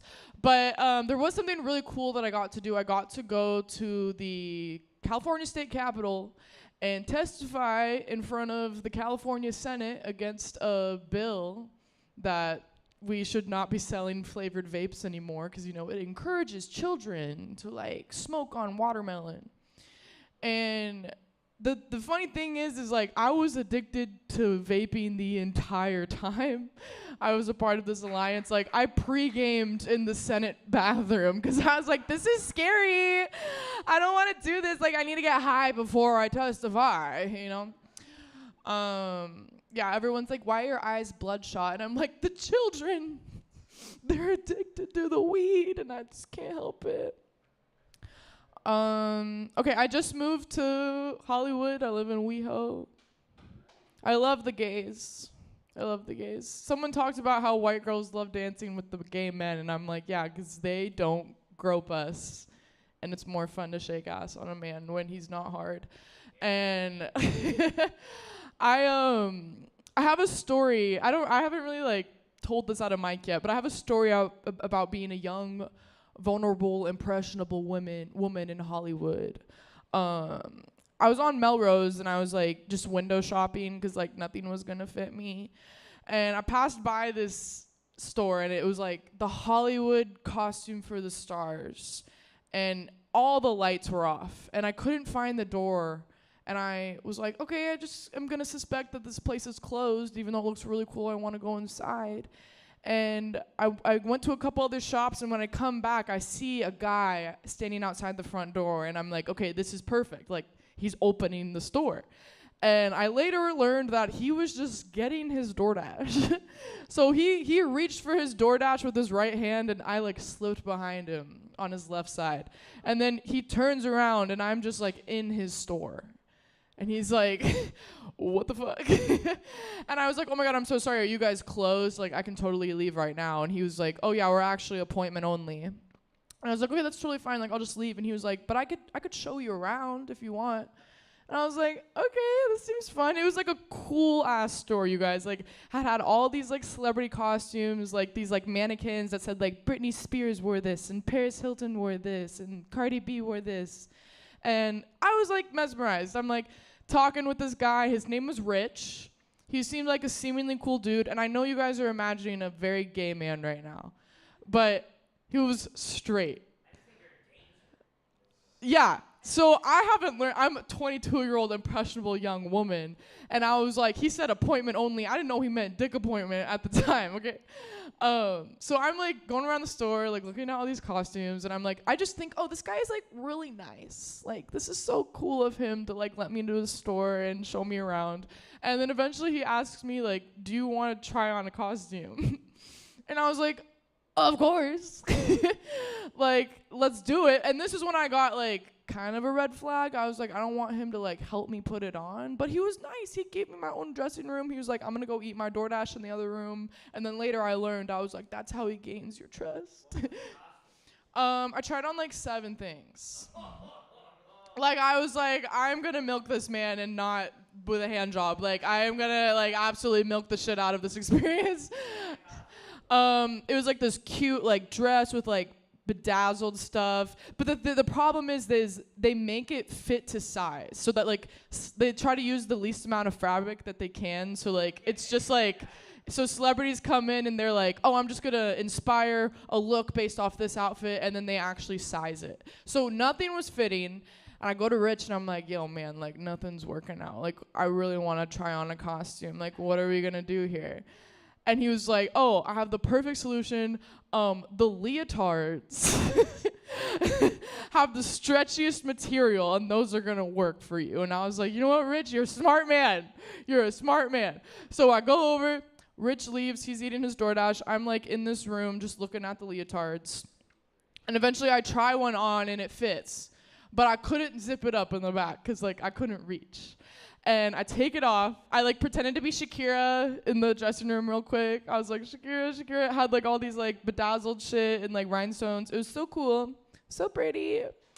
And I took that off, got my regular clothes on, and then I went back to Rich. And I was like, yo, bro, like I finally found something that worked. Like, I'm fucking hyped. And he was like, oh my God, why'd you take it off? Like, I wanted to see it.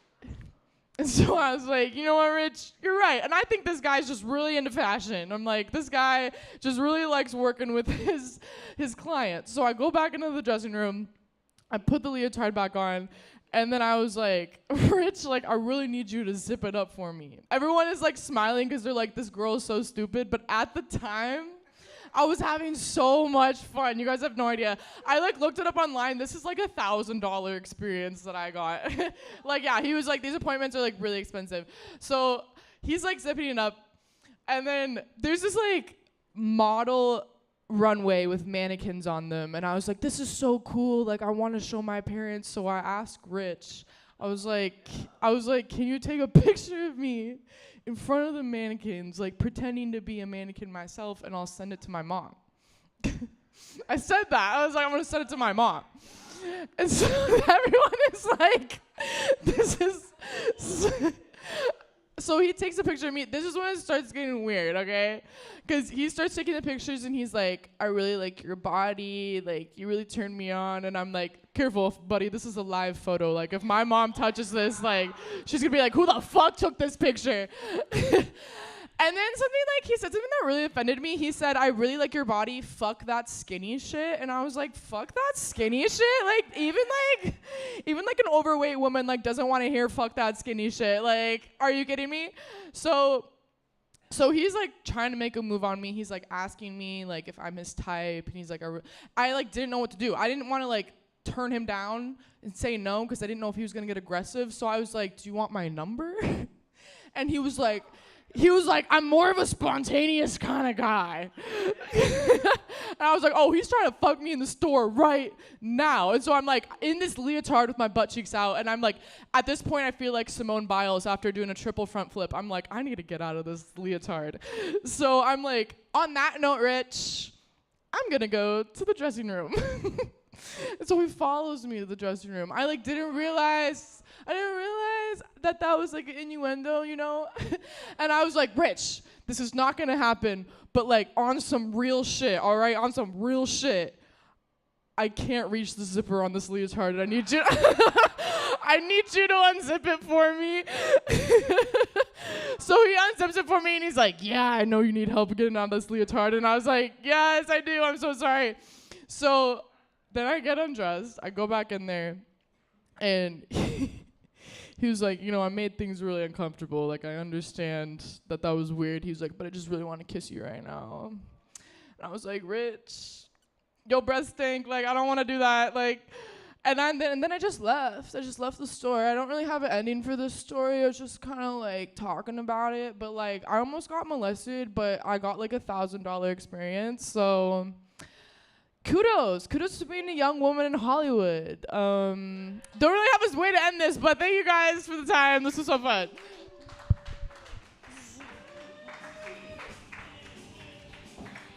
Give it up for Lexi. That was amazing. I've never felt less bad about a rape victim in my life. That was crazy. You maybe never want to ask a girl ever how she got raped because I would just be on that guy's side. You broke into this man's store and then went spread eagle and wondered why he was trying to fuck you. That guy was having the greatest day of his life, dude. That guy was like, "Damn, this girl broke into my store and then now she's trying on all of my clothes and doing a weird Pretty Woman wedding day before scene where she's like, 'Do I look better in this one?' And then he tries to fuck you and you go, 'You rapist! I didn't ask for any of this. You B&R'd him, dude. You broke, entered, and raped him somehow. Rape victim. That was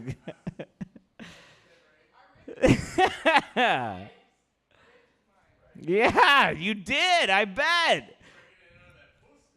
Exactly, dude. That guy's like, Cardi. No way any of those celebrities were ever a part of that store, ever.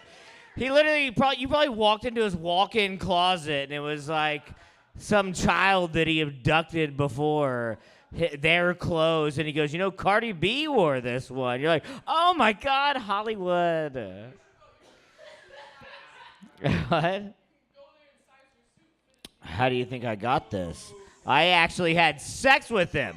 I did what I promised. I broke into his store, tried on his clothes, and I did what any good American would do, and you sucked that man's dick. And that's how...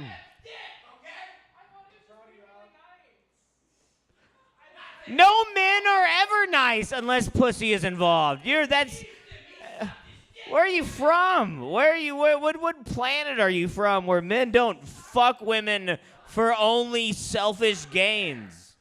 That's all men do. We're selfish.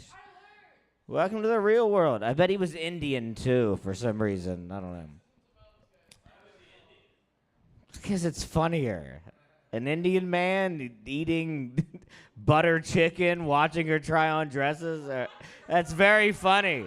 Out of a to-go box. Out of a to-go box on a pleather couch that doesn't even have a napkin. When he gets it on his hands, he just rubs it into the couch while she's in the dressing room, changing to another dress to tease him. I don't know, sorry. Give it up for Lexi one more time. Give it up for this next girl. She's very fucking funny. Give it up for Alex Brown.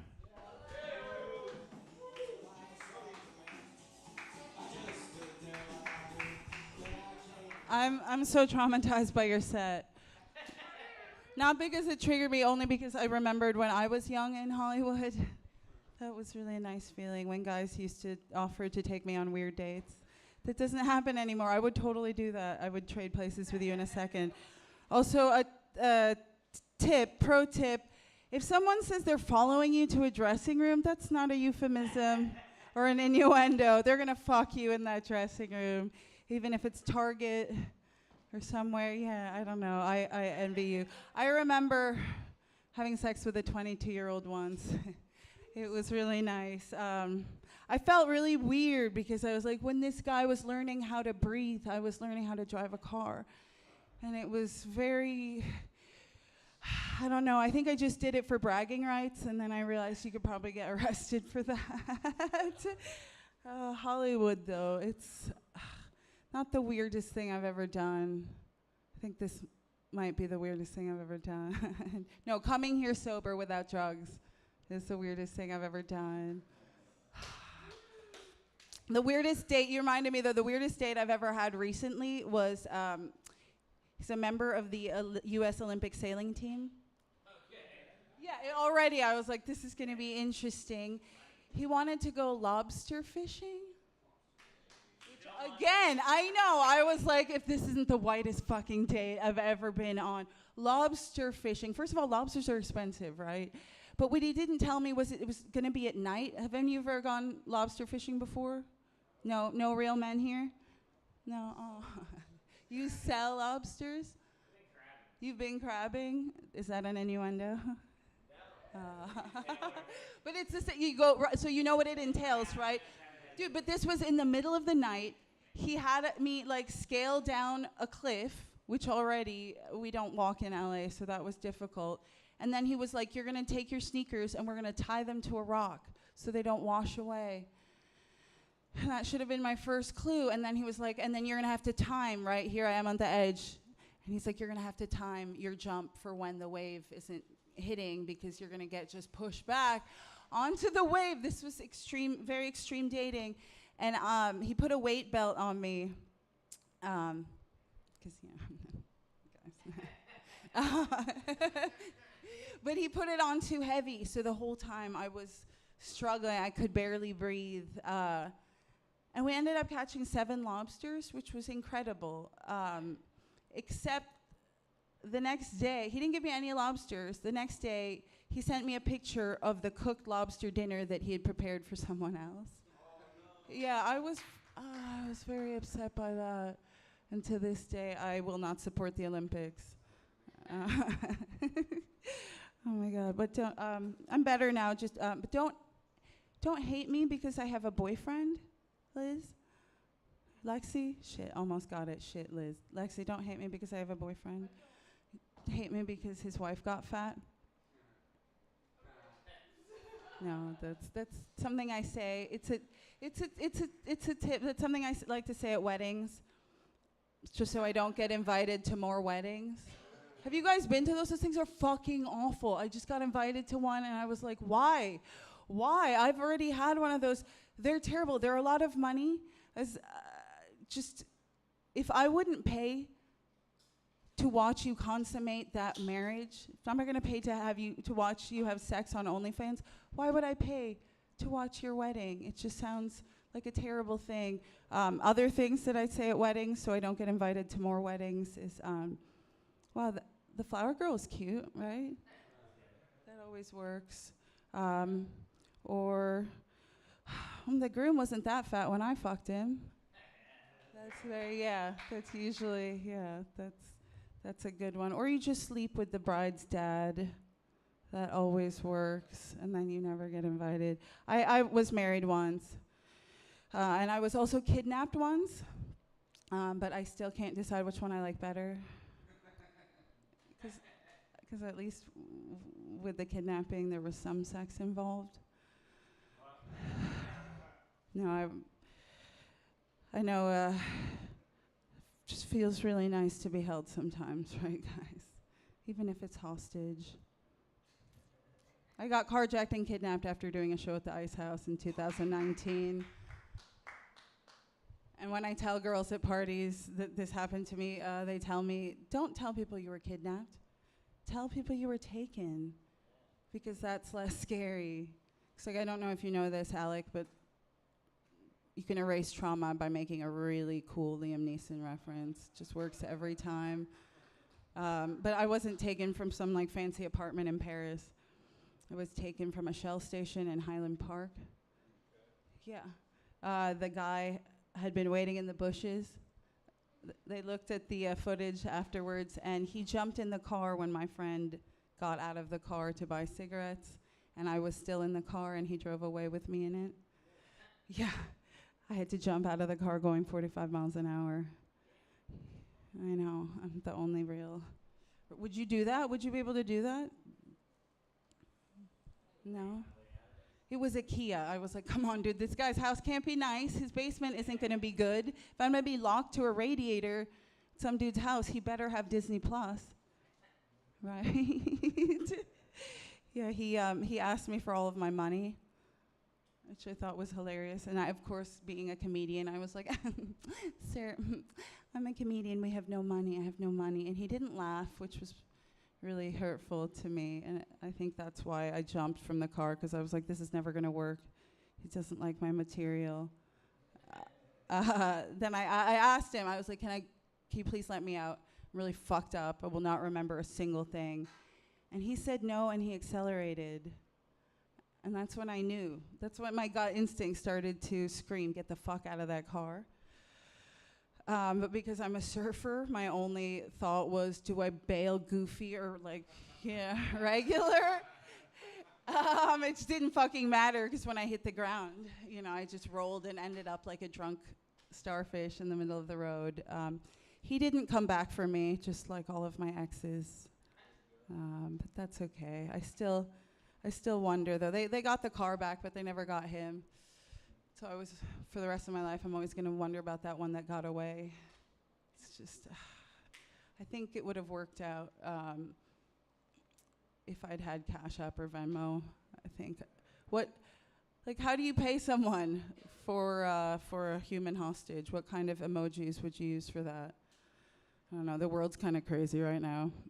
Everything's weird. I used to shoplift for fun.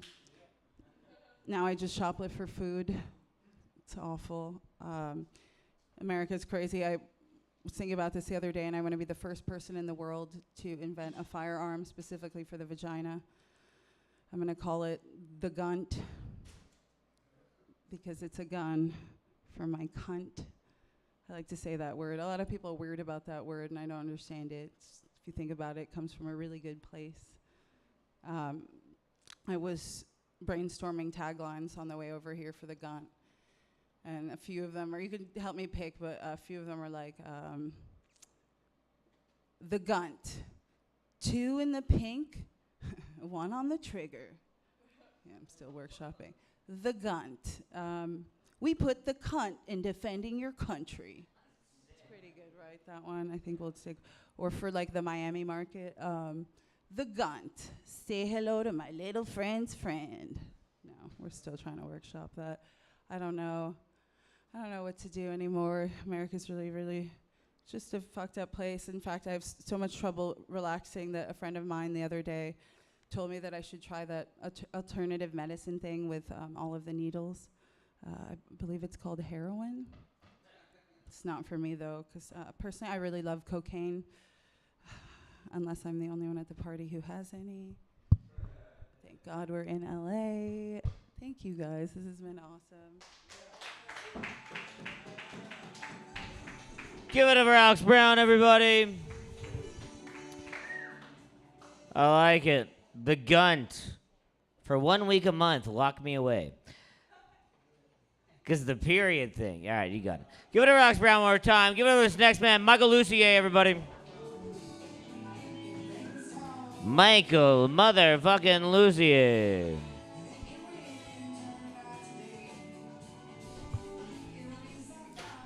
Keep it going for Alec.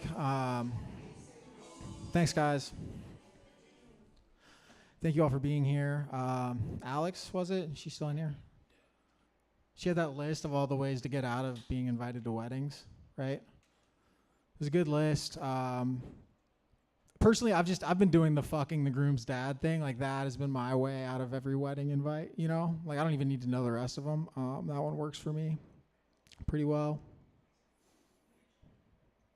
So I was riding the bus on the way over here. It's good to be back in LA, smelling the bus again. And I got on, the bus didn't smell good. A guy got on and remarked on that. And I was like, what, you've never been on the bus before, dude? And then the driver stopped short, and this guy sitting kind of next to me nearly fell out of his chair and then just started cussing out the driver. He's like, you motherfucker, you got one job. Because of you, I almost fell out of my seat, busted my head on the stairs. And I just thought that was a hilarious thing to blame somebody else for. You know, it's like the guy was sitting there leaning into the aisle, like sharpening an axe. I mean, like, if you are ever in a position in life where, like, someone else, the way they drive can cause you to, like, fall down the stairs and cut your head open, that's on you, is I guess what I'm saying. So that was cool. Guys, since I've been here or been gone, there's been a lot of big news, you know, politics and stuff. I don't really follow this stuff, but you guys, did you see the Diet Mountain Dew thing? Oh. So J.D. Vance, who's going to be the vice president, was giving a speech in Ohio, and he said, you know, it's so strange to me. Democrats seem to think it's racist to believe. And then he stopped. And I should say, like, I don't know what he was talking about. I don't know the context. Sounds like some racist belief this guy has, but he's like, I don't know what the context. He's like, I don't know. It's weird to me. Democrats seem to think it's racist if you believe, well, shit, Democrats think it's racist to believe anything. You know, I had a Diet Mountain Dew yesterday, and I had another one today. Democrats probably think that's racist too. Yeah, interesting. So it actually did better when I just said it in here than when he did it on stage. I guess, like, delivery and charisma may be a factor, but no, I don't know. The guy just did a bad joke in a speech, really, is all that happened. But it made me think, like, I think it's an opportunity if Diet Mountain Dew had any balls to rebrand as the official soda of racists, you know? Like, not like, I don't think they should actually be racist. But yeah, it's like, do the Dew. That's the slogan for regular Mountain Dew. And then for Diet Mountain Dew, it's like, do they need to put black people in every commercial, you know? Like, can we have some? And they'd make versions for every race, by the way. So we wouldn't actually be racist. It'd be whatever. I learned something interesting about U.S. currency. So Susan B. Anthony was put on the silver dollar coin. You shaking your head at me? No. Susan B. Anthony was put on the silver dollar coin in 1979. Give it up for Susan B. Anthony. Women's suffrage. Yeah, Susan B. Anthony, women be voting. That's how you remember that. Yeah, exactly. Exactly. And she became the first non-fictional woman to appear on U.S. currency in 1979. Non-fictional. Yeah, well, I guess because before that they were putting fake chicks on there with, like, huge tits and stuff like that. But, like, Susan B. Anthony, as Handren said, she complained so much that she became the first ugly woman to be on U.S. currency. So give it up for her. I think that's pretty cool. You know what's not cool, guys? Using drugs. I mean, some drugs are cool, but some are not. I think weed is too strong. I had a vape pen the other night too many times, and then I was, like, trying to talk to this girl afterwards, and, like, I'm normally pretty good at that, but I was just blowing it. It was like in Space Jam, you know, like when they steal the guy's powers at the beginning. Like the NBA players, like that kind of is like what happened to me when I hit this vape pen. And I'm just standing there like, is there some cartoon alien somewhere getting bitches while I'm blowing it? Like, this is fucking crazy.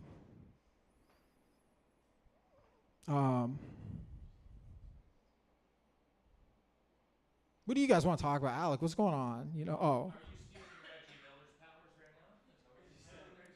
No, I sucked his dick to get these. Yeah, me and Reggie Miller have been. What you talking about?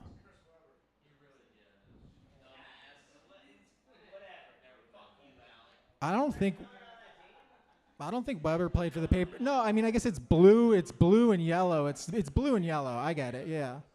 So speaking of sports though, we're all sports guys. I don't know if you guys saw this. Jordan Addison, he's like a wide receiver for the Vikings. He got a DUI a couple days ago. And that's so he's trying to he's going for the Cromartie. He's going. Well, I mean, that's impressive. He's like the fastest guy in the league. He's not flexible enough to touch his toes. Yeah, because he's so like bound up. Like I know this is gonna sound racist, but like his muscles are different. Like down, and I swear to God, there's an article they talked to his track coach about it. But Jordan Addison got a DUI. He was found asleep at the wheel of his Rolls Royce, actually in LA like a week ago, and then he showed up at training camp this week, and he's giving an interview like, I'm going to keep learning. I'm really, I was at a low point. All I can do is put my head down and keep learning. And it's like, so you didn't know that you hadn't learned yet that you're not supposed to get fucked up and drive your car? Like that was new for you? Or was that like a tough one to grasp? What he is going to learn though is how many benefits you get in life if you're really good at football. And he's going to learn how good at football he is basically. Because if he's good, which he is, he'll just get to keep playing probably. And if he's not, then, then he's going to have to keep learning that lesson. So, yeah, I was up in San Francisco. The amount of crime, I mean, it's the same shit out here, but, like, I don't know. I think we take for granted the, like, intensity and severity of the crime we're exposed to at all times living around here. And, like, people, like, I have family from other parts of the country, and they'll, like, give me shit. They'll be like, what's it like living in California, all that crime? They say the same stuff about being gay, and it's like, I think both those things are similar. Not that one is the other, but, like, that I'm all for both. Like, do your thing. Just don't make me do it, Maybe I'll do it if I want to, but so far I haven't really done the gay stuff. I've done the crime. Crime is fun, some of them. But I feel very similarly about the two.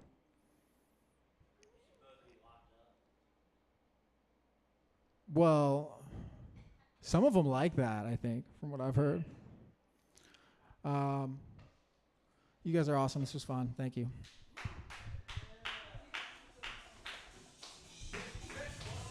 Give it over to Michael Lucio, everybody. Let's keep this thing going for the man, the myth, the legend, Mikey Silver.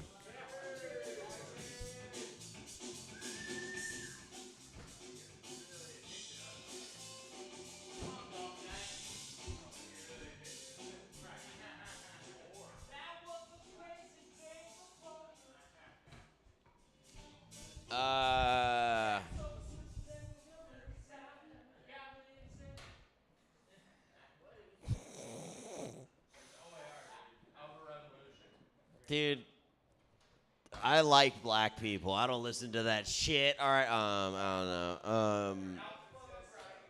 I hate it because, like, every time Handren, like, mentions a band, I don't want to act like I don't know the band, so I just nod my head. I'm like, yeah, bro, I bet they're funk.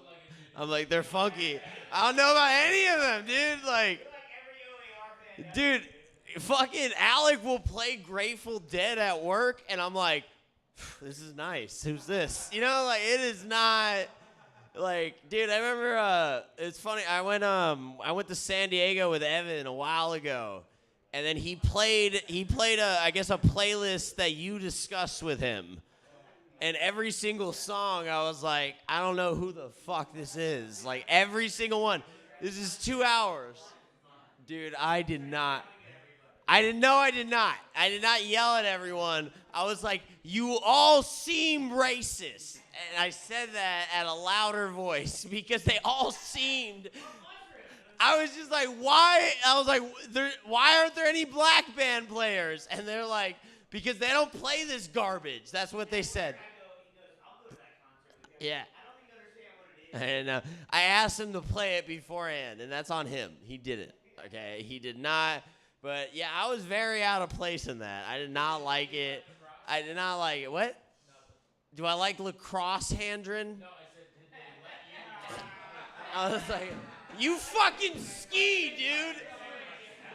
Dude, you're a professional skier. All right, who's whiter? I don't know, man. I lacrosse. I try. Yeah, dude. I'm not gonna lie, dude. I love wearing golf shit now, dude. It is. It's so comfortable. Dude, I could fight all of you and probably win. All right, dude. That's how fucking athletic I am right now, dude. Yeah! Dude, bro, I got promoted at work, Alec and I, and then I've realized recently, I was like, it is dope being white. You know, like, it's like you're late to work, yeah, and you somehow get promoted. It was awesome, dude. I loved it. It was weird, though. Alec told me recently, he was like, yeah, dude, they all know you're high at work. And I work and we are chefs at a rehab. So I was like, dude, they don't fucking know. And so, like, now I'm so paranoid at work. Like, because you're already paranoid when you're high regardless. So, like, I smoke a bowl right when I wake up. All right, right when I wake up. And then it takes me, you know, about, like, waking up, you know, I walk my dog and shit. It's about an hour to get to work. So I'm not really high anymore. I'm just only paranoid at this point.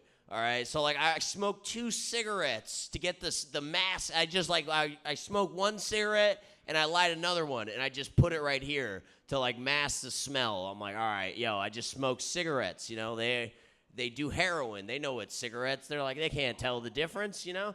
And then so like today though, I had my buddy Jose. I love this guy. He's the best. He's like, Mikey, you smell like weed. And then I was at this point where I hadn't smoked weed in about 6 hours. All right.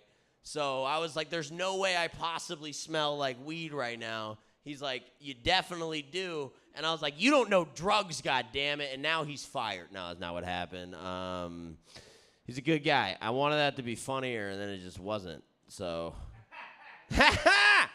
I'm pretty sure Alec is my boss now. I don't really know what is I feel like he could. Handren, you're going to leave? I didn't make you laugh at the first one? I'm sorry, Handren.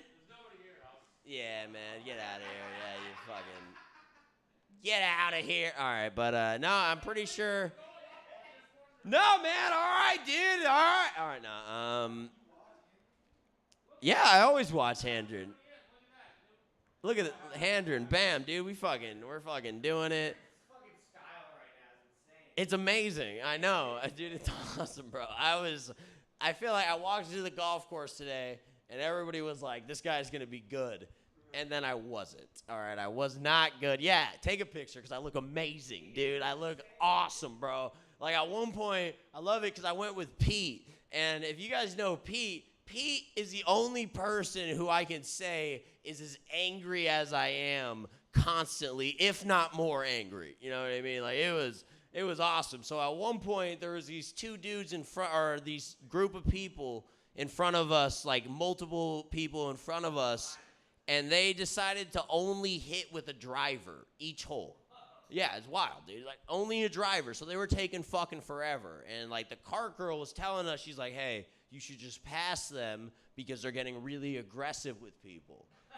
And for me, I was like, fuck yeah. You know what I mean? Like, that sounds awesome to me. I was like, let's fight these guys. And Pete was like, yeah, you know, it was great, dude. He didn't say that, but we made eye contact, and he was like, yeah, I'll fight him. But also, last time I got into an altercation with Pete, it was the last time we all golfed together. And so what had happened was, in a golf course, when you hit a ball and it goes near someone, you yell 4. It's a basic concept, all right? If it hits them, you yelled 4. So it's like you say you're sorry. There's not much you can do about it. It's just like golf etiquette in that way. You're just a bad golfer. That's all it is. You're embarrassed because you hit such a shitty shot in itself, all right? Shit happens, okay? So it's like Pete, before that happened though, like so someone hit a ball, they didn't yell for, so we were upset about that. But before that happened, Pete thought that the people behind us had hit his ball. No, they took his ball. They took his ball. No way to prove that. There's no way to prove that. It's all hearsay. All right, guys, there's no way to prove that, but that he got that in his mind. So the fact that they didn't yell for, they hit a ball, it hit near us. It could have hit us. Even if it hit us, it wouldn't hurt, but they didn't yell for, so we're already mad at this, okay? So Pete, aggressive guy, mad guy. He's like, fuck this ball. I'm going to hit this ball. And he hits the ball out. No, you can't find. No. They saw he didn't hit it in front of them. They saw where the ball landed. They're driving over, and he says, "Fuck them," and he hits the ball. Okay, that is what happened. And then they come up and they're like, "Where's my ball?" Pete at this point looks at them and then drives away. All right, leaving Adam and myself to deal with these people who he just hit the ball. And Pete's my boy. So I'm not going to be a little bitch and be like, he hit your ball, all right? So I'm going to be like, why didn't you yell for, bro? I tried to bro it up, you know? And he's like, it rolled by you. Or I was like, you still yell for. And then Adam jumps in at this point. He's like, yeah, man, why didn't you yell for? Like, well, where's my ball? And Adam's like, it's over there, bro. They know they can't find his ball at this point, all right? But also, I'm like, am I going to fight these people for Pete when Pete's not even in the fight? It didn't, you know, like, it's just like, how, like, at what point do you support your boy, all right? Because I made eye contact with Adam, and Adam's like, dude, let's just drive away. And I'm like, dog, but let's fight them at the same time, because golf etiquette is stupid, all right? I don't know. I felt like we should have fought them. We should have just, but today, well, no, they gave us Coke at the end of it, so it was dope. But, like, still, yeah, no, like, it was weird. Like, it was fucking, wait, no, this was with, this is when I went with my brother the other day. That was sick. That was sick, though. No. Wait, who was I with, man? No, it was crazy. This dude, he started talking shit, and you guys, Adam, you hung out with my brother. He kind of, like, when he gets drunk, he's just going to fight someone. It's not the best. Like, I think of myself as a calm individual at times, you know? Like, you can tell, like, if we're all together, no. But if you're some of my best friends. If you guys are like, dude, you gotta calm the fuck down, I'd be mad, but I'd be like, yeah, I gotta calm the fuck down. My brother, I'll be like, dog, we're at a golf course right now, man. You can't just fight these people. He's like, fuck this, and he takes off his shirt and puts on a wife beater. You know, I was like, dude, why are we like? I was like, what are you doing right now, Alan? And he's like, fuck them, because no, they started talking shit. Like, they hit a ball, it almost hit us, they didn't yell for, and then they're like, yo, what are you guys doing? He was with. No, this is a different time. This is a separate thing. So, like, we start talking shit. Like, I'm like, yo, fuck you, bro. We're golfing. Like, what the hell? Like, I was like, yo, I'm like, dude, I'm fucking, like, what do you do? I'm putting. Like, what the hell is this? No, I was wearing a penguin one. Yeah. Equally cool, though, dude. I got shit now, bro. Dude, I fucking look awesome. Bro, I fight you, dude. Look at this. Dog, what's up, bro? Like, dude, I'll fuck. All right, I'm sorry. All right, wait, let me just. Okay, so, like, then, like, the guy, though, at the end of it, I'm like, Alan, dude, calm down. He's probably going to apologize. Because I already said fuck you to him. But, like, I'm like, dude, we don't got to say anything. We already said, hey, fuck you, chill out. He's not going to do anything else. And then he's like, all right, whatever, you know. And he already's in a wife beater. He's already fucking, and he started smashing it. I'm not going to lie. He started hitting it really good when he was angry. But at the end of it, though, they come up, and he's like, hey, my bad, dude. I'm really sorry. I'm just trying to get 18 out. And we're like, oh, yeah, dude. Like, it was very, like, golf etiquette. It was very nice. And then he's like, you guys party? And we're like, yeah. And he's like, cocaine. And I was like, I'm drunk. You know what I mean? Like, and it wasn't. I didn't feel good about it after, but also at the same time, I'm like, friendship. You know what I mean? Like, it was, and that's golf. All right, guys, and that's golf for you. Yeah, give it up for Alec, dude. He's my boss. Give it up for Mikey Silver. It's hilarious, dude. I love your attire. It's weird and funny. It's just funny, like we scolded him, just being like, "You gotta wear fucking actual golf stuff on." I like it, dude. It's very. Yeah, it looks like you Googled what do golfers wear, and then you copied all of the Google image searches. I bet. Nobody is surprised by that you got those all used. Dude, you fitted that suit when you were skinnier. Because you're fat now. Give it over to Mikey Silver, everybody. Give it over to this next band, Handra and Stevie.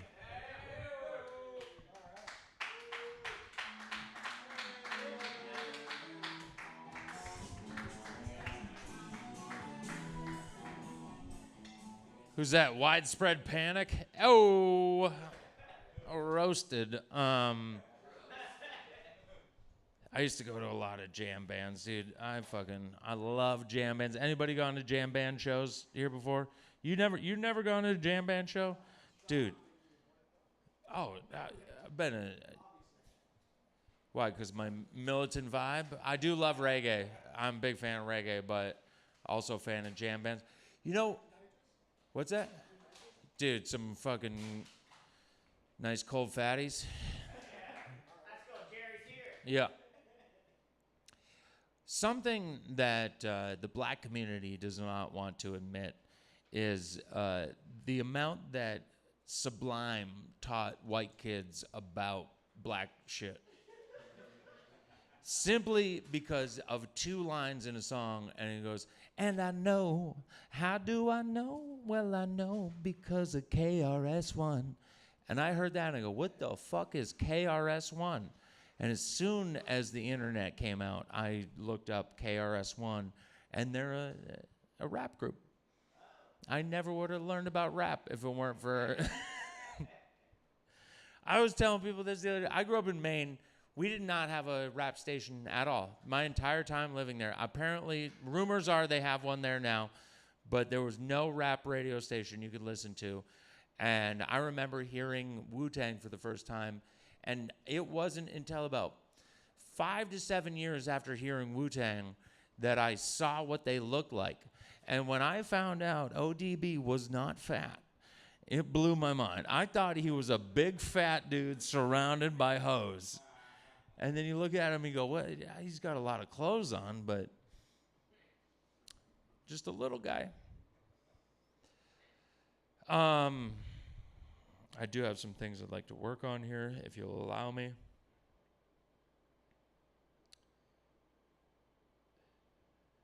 Get out of this poker game.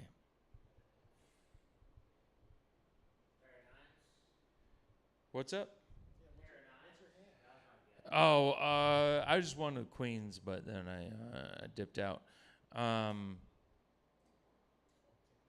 Don't ask, don't tell used to be the rule in the military. Now they just let them in.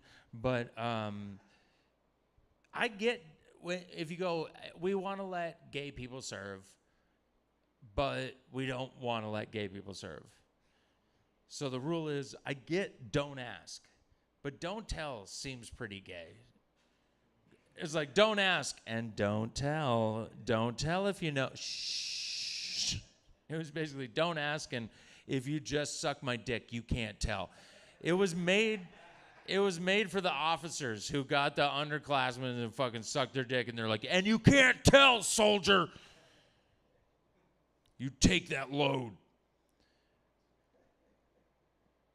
School shootings, a lot of people want to blame guns. A lot of other people want to blame mental illness. I think the common denominator, schools.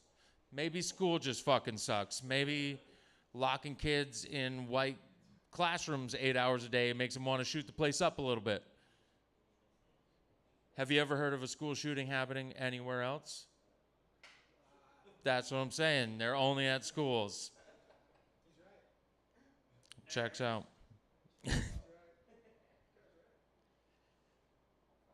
Whenever I hear the term shot up a school, I just think of like Yosemite Sam, like ringing the bell. School's out. Because shot up a school means like, oh, they shot out all the windows. It was like a siege on the school. And it was like, no, the building's fine. It was a systematic murder of children is what it was. Almost not a bullet hit the wall.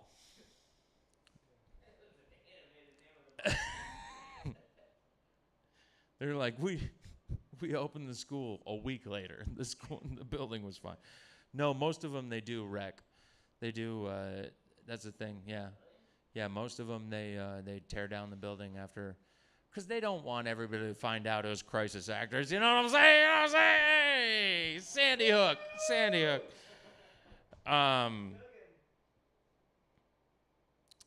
Oh, holding a phone makes you look gay. If, like, however you hold the phone, if you're hanging out, but you don't look gay because you have the phone in your hand. But if you took the phone out of your hand, if I just did this, and now I'm just standing on a corner like this, it looks pretty gay. However you do it, like if you didn't have a phone and you were just sitting there going, yeah, people would be like, well, he's practicing touching little dicks. And I realize it's because phones were invented by gay nerds. They're like they've built it to fit their fucking hands. I grew up in the woods. This is not good for my hand. I'm constantly dropping it. It would be an axe handle. It would be an axe handle, and then I'd look at it. And I'd hold it down here, and it would be up here. I would never have to get my hands this close. Just getting your hands close to your face is what you do if you're going to suck a dick. Nobody gets their hands close to their face unless they're doing some gay shit. Gays even hold their phones close to their face. You friends with any gays? Whenever they get a text message, they go, who's this from? Okay, no dick, no dick.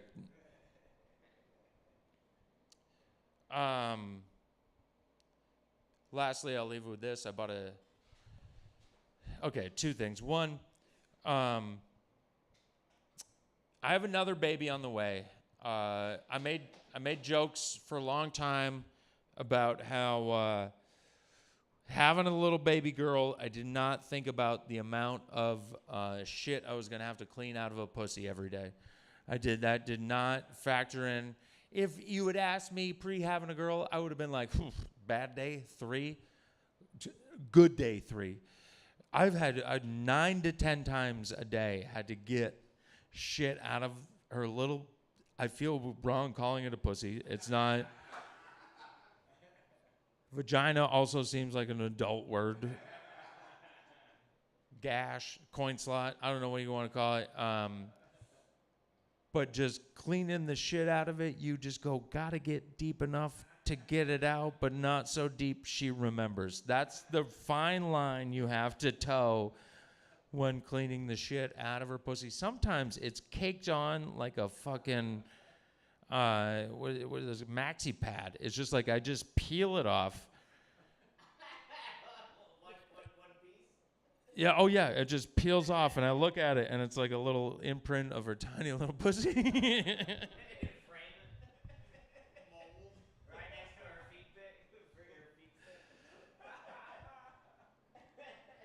But I was glad when I had a baby girl that I wasn't having to fucking polish a little baby cock every day. I wasn't having to just clean shit. Also, this is not a baby cock. Like anything, this like a baby cock is like this. Like so I have a son coming. I'm gonna have to clean a baby cock.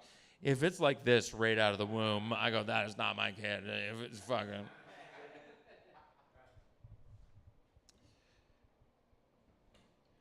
You know, Rosa Parks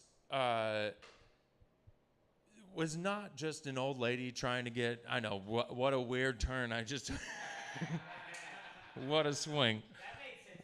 What a swing, thank you. Everybody goes, oh, she was just an old lady who tried to sit because she was tired. One, she was 37. She was not that old.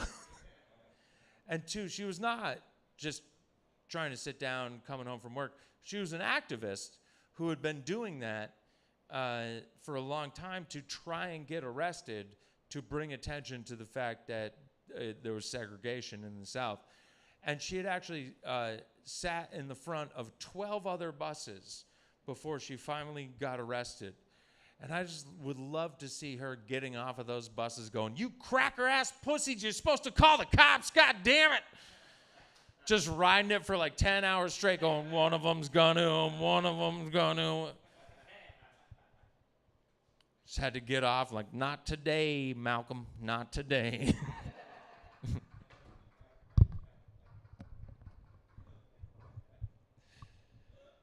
Thank you.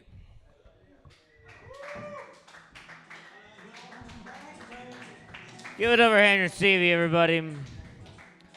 I do like the idea of like just next to the foot picture, like it is like they stamp the feet when you're born or whatever, and your hands, and then it's like, would you like the pussy stamped?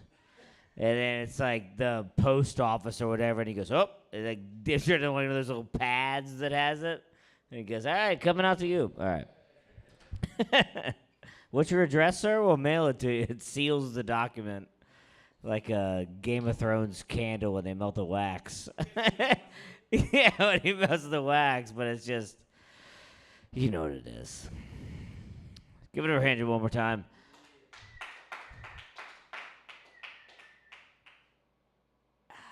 Fuck. I can read it. It is, I know. Yeah, now I know. Dude, I'm so high. Fuck Mike Parker, dude. He got me. He tried to hand me the weed pen back after I had just finished my coughing fit. Give it over, Andrew, one more time. This next comedian is so fucking funny. Give it over, Catherine Yoon, everybody.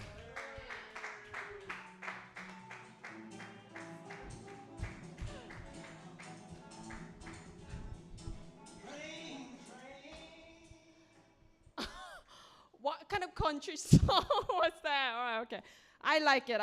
All right, okay. I don't know. I think I heard that once in a barn. All right, okay. I you know what? Have you guys seen a psychic recently? The other day I saw a psychic, and apparently they don't like it. Apparently psychics don't like it when you ask them where do they see themselves in 5 years. Okay, all right. Okay. I like that joke. Okay, all right, okay. All right, these are for me. Okay, fuck you guys. Okay, I like, is this see-through? No, right? Okay, good. All right. Okay, all right. Hey, do you guys know that there's like a society called Reading for the Blind? Do you guys know that there's like a society called Reading for the Blind? And I like to read for the blind. It's just that they don't like it when they're playing piñata. All right, I like the joke too. Okay, all right. They want to play it in silence somehow, okay? They don't want to hear Lord of the Ring. Okay, all right, okay. All right, okay. This is a good one, okay? Pay attention, okay? This is a good one. All right, okay. Okay, get ready, okay. People who are often talking trash are actually recycling their own insults. Yes, I got a chuckle out of that guy, okay? Yes, let me try that fucking joke again. All right, okay, right. I didn't know what trash talk was. And I had to Google trash talk. And then one of the example was like, your mama said you left your game at home. Which is like really ridiculous. Because for me, my mom was never home, okay? Okay. She was at work. She was a talented woman. She worked full time, okay? All right. All right, I'm killing it. Okay, all right, okay. I'm recording this, by the way, so, okay. We'll delete this video later, okay. This is on the internet? Oh, really? Okay, all right, well, I mean, are they laughing? Okay, all right, okay. This is on internet? Who's watching this? Someone's watching this right now? Some people on Kick, some people on YouTube. Wow, okay, so this is internet. I'm on internet right now, okay. Wow. Why? Everyone is amazed? Okay, okay. All right, okay. Well, I guess I'm, what is that? What is that noise? Okay, all right. Hey, do you guys know that this is on the internet, right? Okay, so I'm gonna be famous. Okay. I don't like sex. Thank you. Yeah, that is the music when I also have sex. Okay, all right, okay. And I don't like sex, and people like often ask me like, what do you think about when you're having sex? And you know, I do math. I do mathematics. Thank you. Yeah, you know, because I'm Asian. You know, and thank you. Yeah. Give it up for me. I do algebra. I do calculus. I do geometry. Okay, bring it on.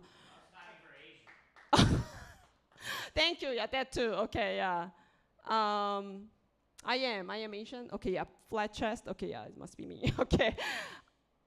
And you know, in math, x is an unknown number, which in my case is an unknown guy on top of me. Okay, okay. And you know, x equals y. Y, which is why am I having sex with this guy? Okay. Tell me, fucking tell me. Ow! But you know, I did have a revelation recently. A guy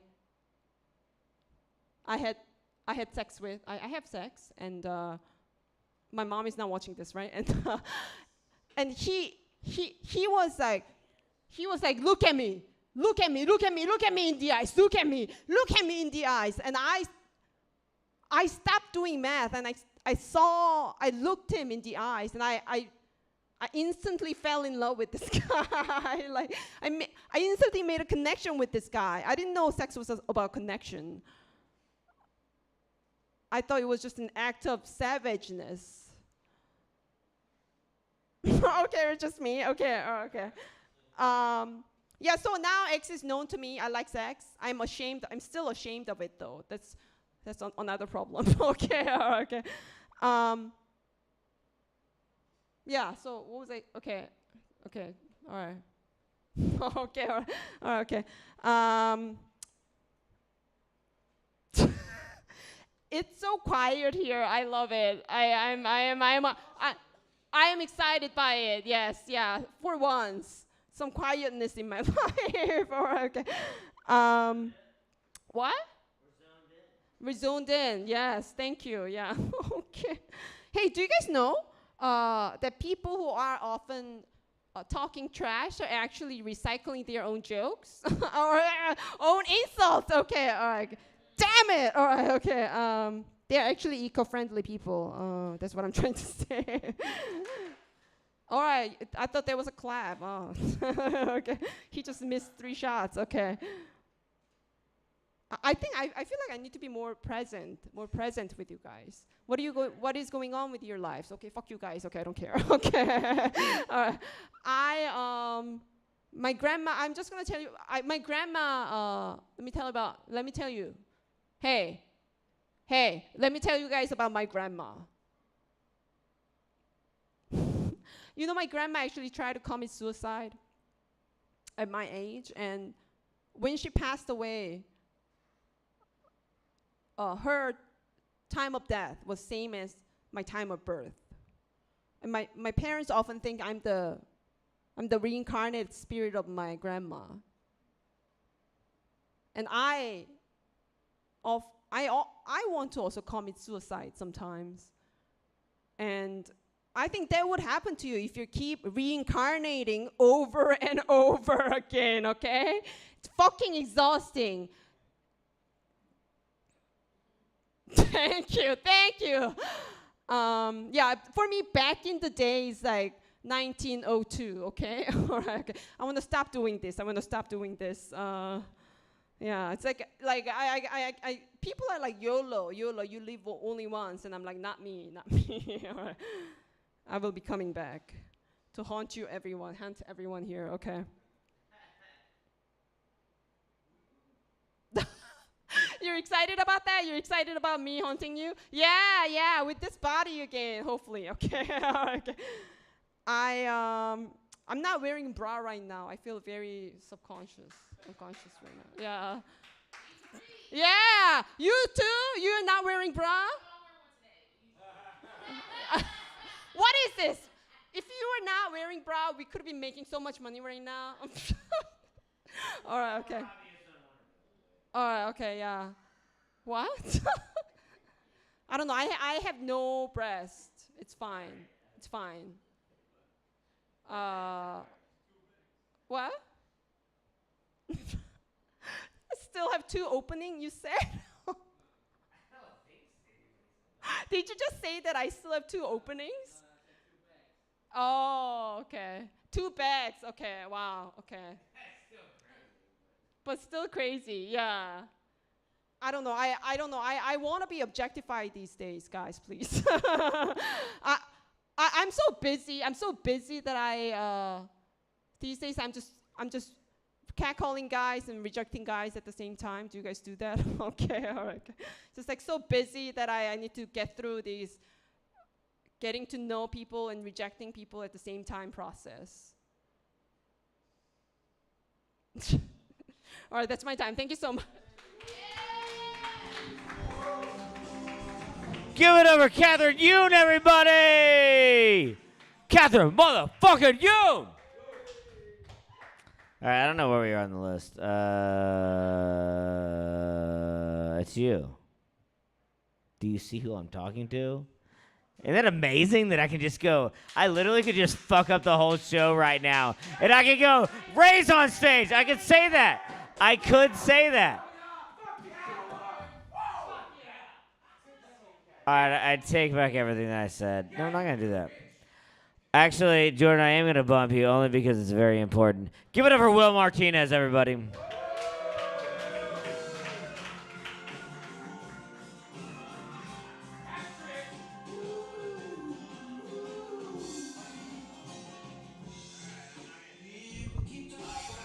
What?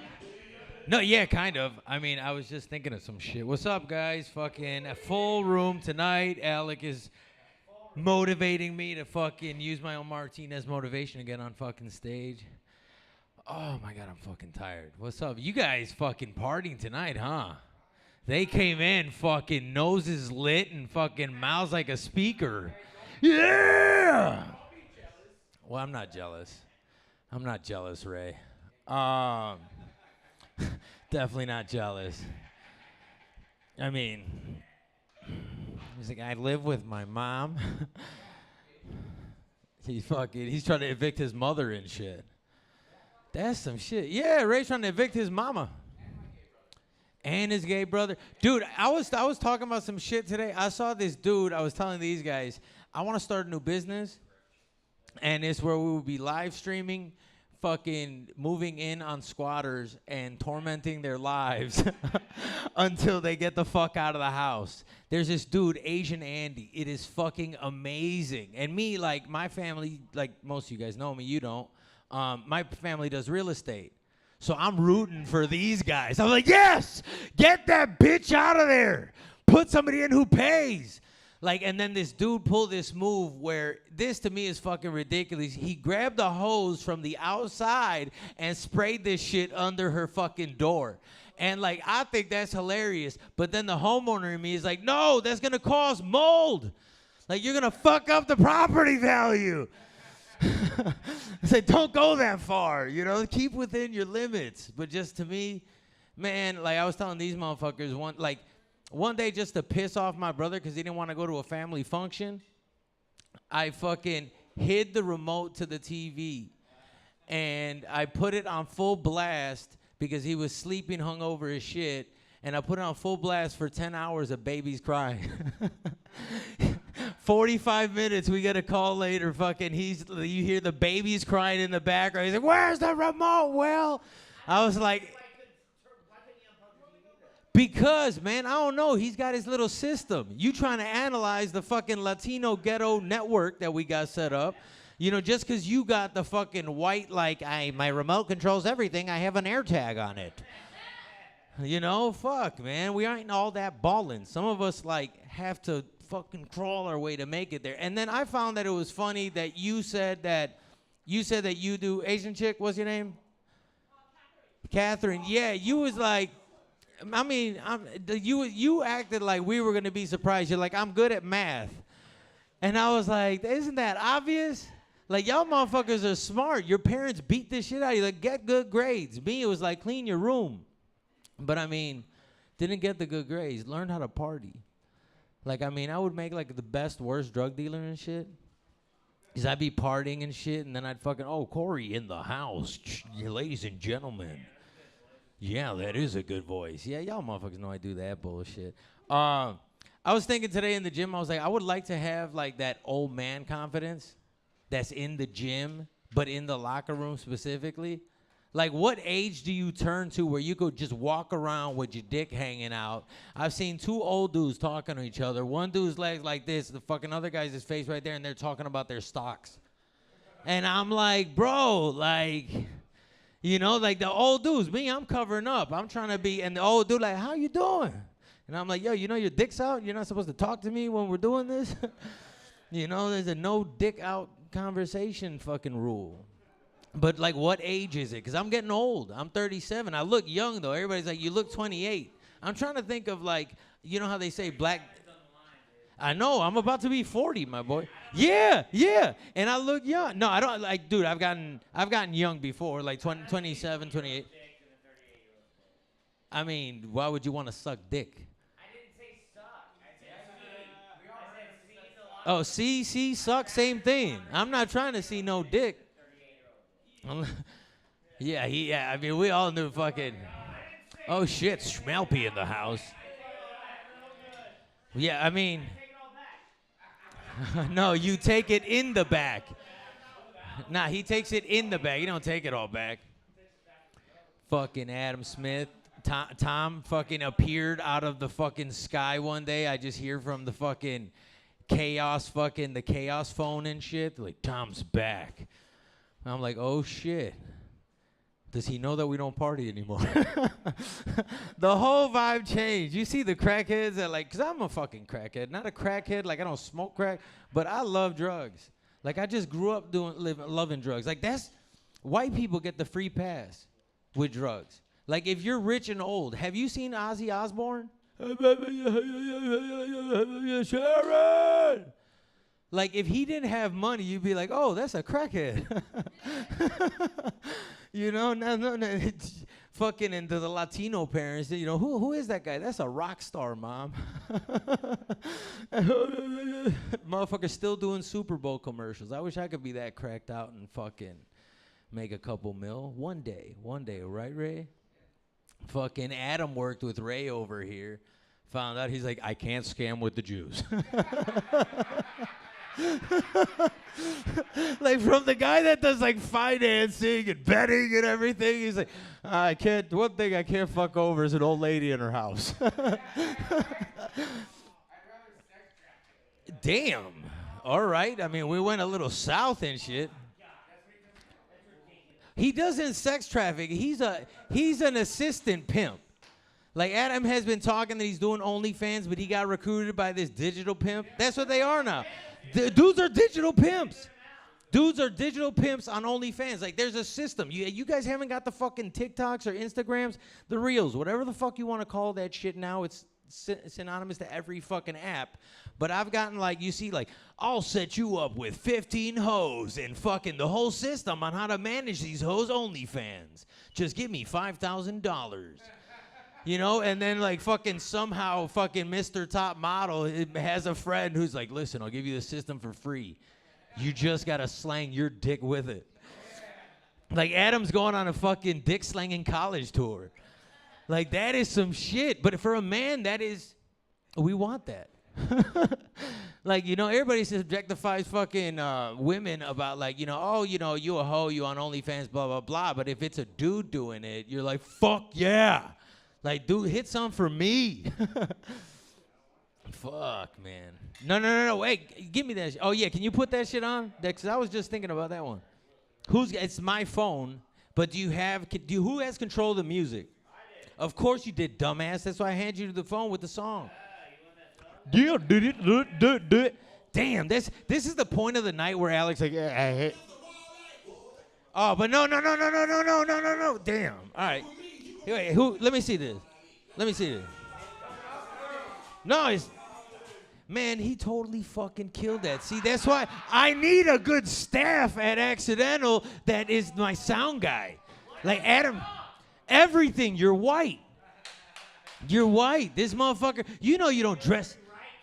I know, right wing, motherfucker. But oh yeah, we got a fucking black female running for president. This shit is getting dope. And you saw that what she said to Netanyahu? She told his ass to chill the fuck out. Straight up. I'm like, ooh, our country's getting fired. Like we got some. I think it could be a new forward movement for America. I mean, that's the thing. The Jews are powerful, man. No, I don't. I think she'll be all right. I fuck with her. I don't fuck with Trump. Trump's on some white people shit. I always say like there's the old joke. Yeah, that's what you think because you're the right-wing conspiracy. This motherfucker, Alex Jones, I've been drinking at my house thinking of America. Fucking, yeah, they be sipping that shit. They be sipping that. They think every minority that's in here is going to fucking rape their bitch and shit and fucking take their money. Dude, I take your money from selling you coke and your bitch fucks me because she likes Latinos. You know, it ain't... It ain't that deep. Like, none of us, like, fucking my parents came over here, became lawyers and shit. My dad's like, I'm going to protect my people. Criminal defense, my boy. Criminal defense. And I used them a couple times. Okay. So what I was thinking about that, you got me started, son. Yeah, hold on. You can get it back. It's not like I'm going to steal it. You know where I live.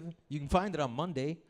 Remember, tune in. Fucking Stone Cold Sobers, 8 p.m. or 7 p.m. Mondays. Huh? Oh, he's joining? Are you in?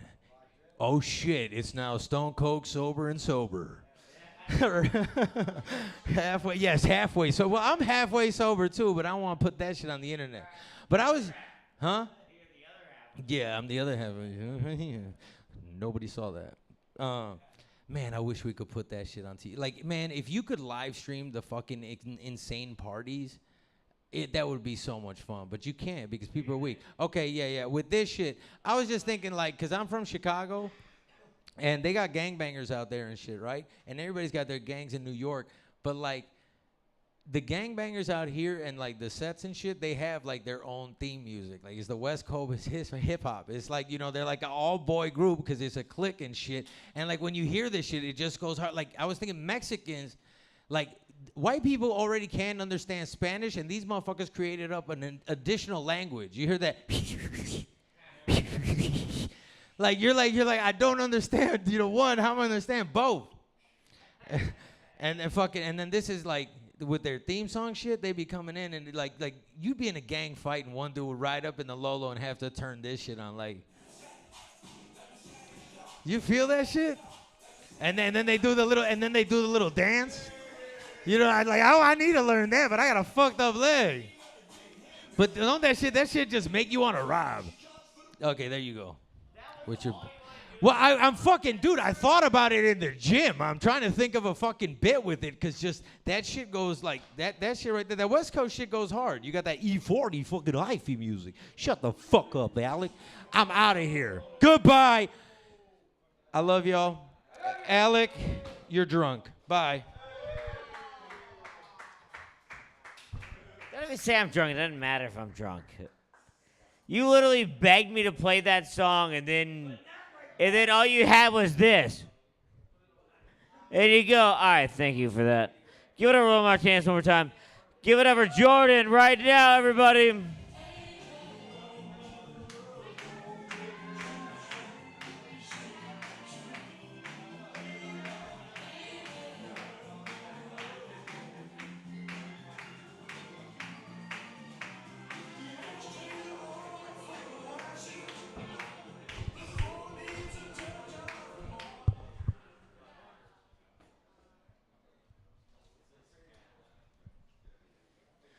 I think it's crazy that they on the train they say, see something, say something.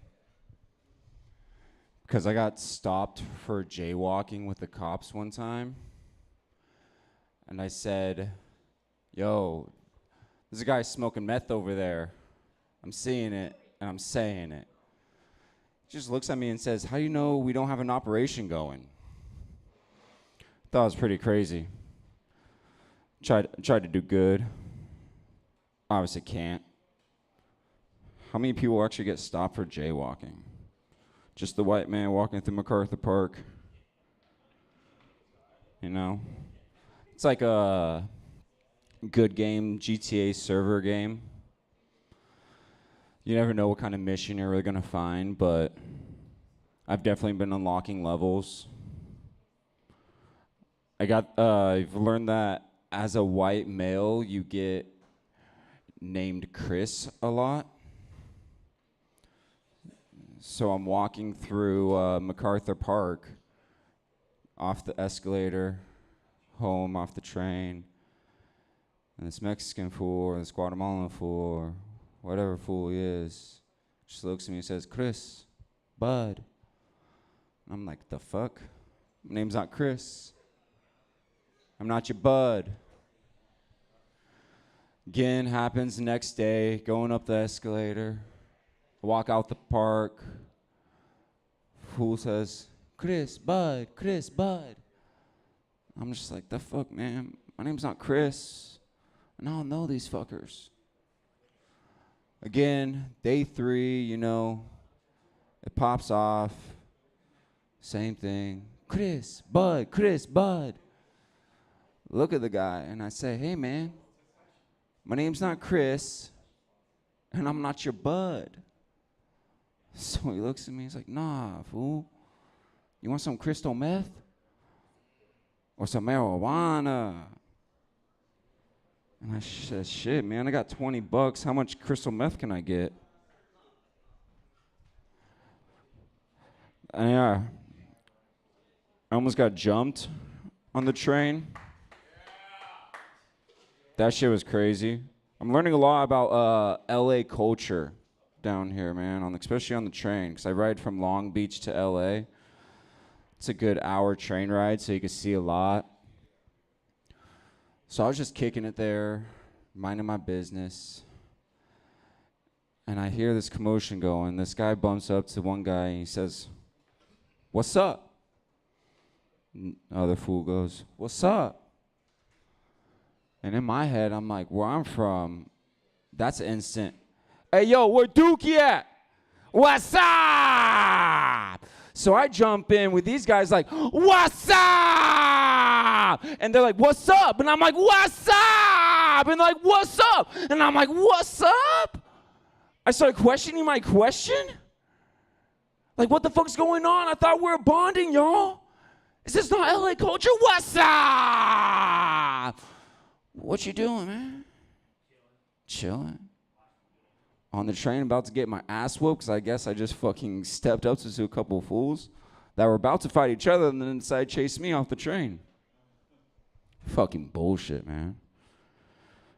All I was doing was bonding, man. I go home, open up my door. White roommate sit on the couch, and I say, what's up? It's like, what's up? And I was like, you get it. We're home. Safe from the MacArthur zombies, man.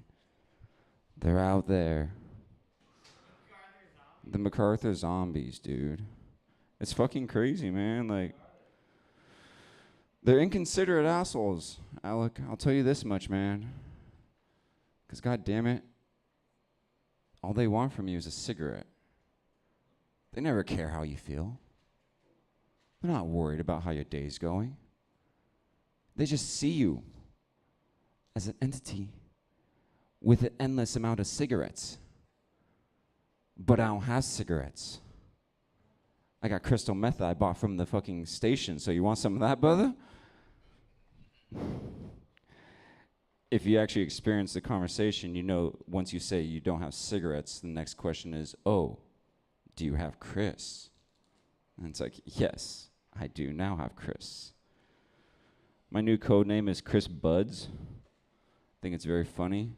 Like I said earlier, I think every white guy out there is named Chris Buds in MacArthur Park. That's what we just look like. I've been misidentified many times. I was misidentified at Coachella once, walking to the bathroom. This fucking influencer idiot looked at me and he's like, "What?" Oh, no. I was like, "What, dude?" I was like, "What?" He's like, "I thought you were Mac DeMarco." I was like, "I am. I'm not." But then I was working at this vintage shop on Venice Boardwalk, and we sold records. We had a great collection. And I was at the far end of the store, and this couple's going through the records. They come across 2 Mac DeMarcos real slowly. Next one. And they just point, and I'm like, looking at Mac DeMarco's record. And they're like, "Yeah, how'd you know?" I was like, "It's not the first time. I get it all the time." Even Ponchos thought I looked like Mac DeMarco, which I thought was funny. And then I was at this club, at this rooftop on 4th of July. This lady went up to my friend. She said, "Hey, who's that guy you're hanging out with?" She's like, she's like, is he famous? And she's like, "No, definitely not famous." But it really felt good to think that people think that I resemble famous people with semi-talented abilities. Because I don't think I have any talent. I think I just keep things on brand. And I really do appreciate giving me the hat trick, Alec. Being bumped once, shame on you. Being bumped twice, shame on me. Being bumped 3 times, that's what we call a hat trick and a turkey in sports, my friend, so that's a win. Nah, it's all good. I love it. Hey, appreciate you guys. Beach bumps never die. Keep doing it. Room is hot. Accidental chaos. Thank you, guys.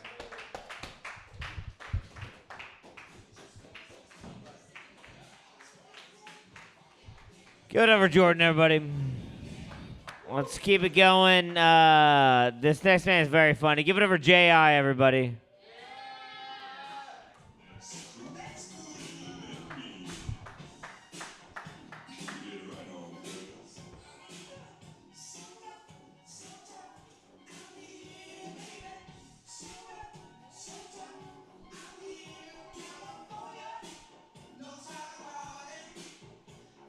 Man, it was hard to party. Need some good drugs for that song, you know? Get the disco ball going and shit. I feel like I would have been good for that era. I'm good at parties. Have you ever like wanna, like you're like, man, usually this person throws dead parties. Bring me. I was blacked out drunk one time. I invited myself to my first ever wedding. Best decision that motherfucker made. I kid you not. I invited myself, and then he was like, "Yeah, man, fucking sweet." Like, and I thought he was just tongue-in-cheek shit. I thought he was just fucking around. I was blacked out. I was like, he's probably just saying, yeah, going along with the fucking drunk guy. Nah, he was like, told my cousin, "Hey, make sure to bring your cousin," and he was like, "Oh, and your girl too," and I was like, "Hey." I was not an afterthought. I was like, that's tight. Yeah, it was a big letdown when I first got there for my first wedding. I was like, I invited myself to the worst wedding ever. I was like, fuck. They put money down. Like, that was the worst part, too, is like when they put money down and people are just boring, I'm like, man, these motherfuckers are spoiled. You know? They had like a live mariachi band there. I was like, man, that's where I'm from. I was like, let's fucking go. Play those fucking trumpets. Man, people were just sitting down. It was weird because we all looked alike, but they were Middle Eastern, and we were Mexican, and we were just like we were like ojalá, ojalá, ojalá. It's just like that's the one word we were like, we both know what that means. A lot of hookah smoking was going on that night, a lot of drinking. Yeah, man. But when we first got there, the party was dead. Dead. Everybody was just sitting around, just talking to everybody on their table. And I was like, I did not come here for my first wedding to sit at a fucking table. This is not how it's going to go down. So I got to drinking. I got my table drinking. I got the people drinking. And then I was like, okay, we all, had some drinks in us. I got my table up. And I was like, there's a 360 picture booth thing over there. Let's go fucking take a picture. We went and took a picture. Everybody got up. I was like, let's hit the fucking dance floor. Because I was like, I was like, I didn't spend the money. But seeing the money spent and not being, like, used, I was just like, man, this cannot go down. It was crazy because, like, my also blacked out. That party was awesome. I was told, my cousin was like, oh, I had to rescue you, dog. And I was like, what do you mean? What was going on? And he was like, see, after you at some point you just drank too much and you just were on the dance floor all night. You were just out there dancing with everybody. And I was like, so what do you have to rescue me from, the dance floor or what the fuck? And he was like, no. It was just at some point you started dancing with this couple. And then you took the guy's lady and you were just dancing with her and he was watching you in the corner. And it kind of seemed like they were going to take you home and like just, he was going to sit in the corner and let you fuck her. And I was like, what the fuck is wrong with that? And he's like, what if you wanted to join? I'm like, dude, you live and you fucking learn. You live and you fucking learn. I don't know. It was my first wedding. I was open to anything, man. Open to anything. I don't know. Maybe. Probably would have been quite literally, huh? Yeah. Yeah, man. Recently got a new job. That's really cool. That's really cool. Everybody at the job is like, how are you doing? How are you doing so well? How are you picking up everything so fast? And it's like, it's called growing up Mexican. Like William said, you get your ass beat for not doing things. So whenever I'm at work, anywhere I have to perform, I am fucking performing, man. I am under pressure. I am right there just fucking riddling and just trying to be perfect and just, man. It's a lot of fun. It's a lot of fun. I've been using the HR system lately in my new job though, cause I work with a lot of older people, older, like I'm talking about my parents, like a lot of these people are like my parents, and it's weird because at least for me it feels like when you grow up in like in a Mexican like culture, they have that it takes a village mentality, and that it's hard to leave. So when I get this job, like sometimes everybody wants to tell me how to do things, I was like, bro, I watched the onboarding videos just like you did. Like I know exactly what I need to do. And there's a lot of unnecessary comments. Younger me would have been like, fuck you and fuck this job and dipped out. But now I just go to HR and fucking snitch. That's what I'm doing now. HR is my fucking friend, man. I fucking love it. I love going there, Just like, for example, the other day they were fucking with me at work. They're just like, I'm supposed to be in deli, Just come in, just do everything related to deli, eggs, milk, you name it. I'm right there, that is not eggs, milk. What am I talking about? They really do. They really do. So my boss told me to do something, and I was going to do that. I was like, I'm a team player, dog. You're the one to say hire this guy, so I will go to infinity and beyond for you. And so he told me what to do. I was like, you got it. The other managers, though, it's two ladies. They came over here fucking corner me. They're like, as soon as he left, they cornered me. I was just like, they're like, hey, Ruben came and talked to you, right? And I was like, yeah, Ruben came and talked to me. Like, what's up? And they're like, you didn't know you were supposed to be in cleaning today? No, I was just like, what's with the thing? Just tell me, go be in cleaning, So I was just like, nah, no one told me I was supposed to be in cleaning today. They were just like, oh, okay, like, bunch of bullshit. But the thing was, like, I didn't like the implications of the comment. That's what really got under my skin. And see, the thing was like, when she said that, my first reaction was like, bitch, do you not see me doing my job? Like, what are we talking about, like, here? Man, all right. You probably, like, it's still bothering me. You feel me? Like I told HR, but it's still bothering me. Like I'm gonna get off topic here. You guys ever like, you guys know that saying when you take off your shirt off your back? Yeah, never do that. Never fucking do that, man. Never I still think about this fucking shirt I had. Like, I had it after a concert, and then I was like, man, I love this shirt. This is a nice shirt, nice little Hawaiian shirt, nice little wood buttons and shit. And I gave it to this dude I knew who was homeless. And I told him to come to my house. And this motherfucker didn't come to my house with my shirt. I was like, bro, I'll give you some other clothes, like, that I don't wear. Because I was like, I used to be bigger. I lost some weight. You know, just whatever. But this motherfucker, like, never came to my house and gave me my shirt. And to this day, like, whenever I think about doing something good for someone, I always think about that shirt. It's like, will I think about this later? And I always think about that. I was like, I think that makes me a really shitty person. Because in that moment, I was like, God, look at me go. I'm being good because he's going to bring my shirt back. But, you know, he never did bring my shirt back. Yeah, it's kind of, I don't know. I kind of try not to bring it up when I talk to the guy because he's serving 15 years in federal prison. So it's like, it's not a big deal, you know?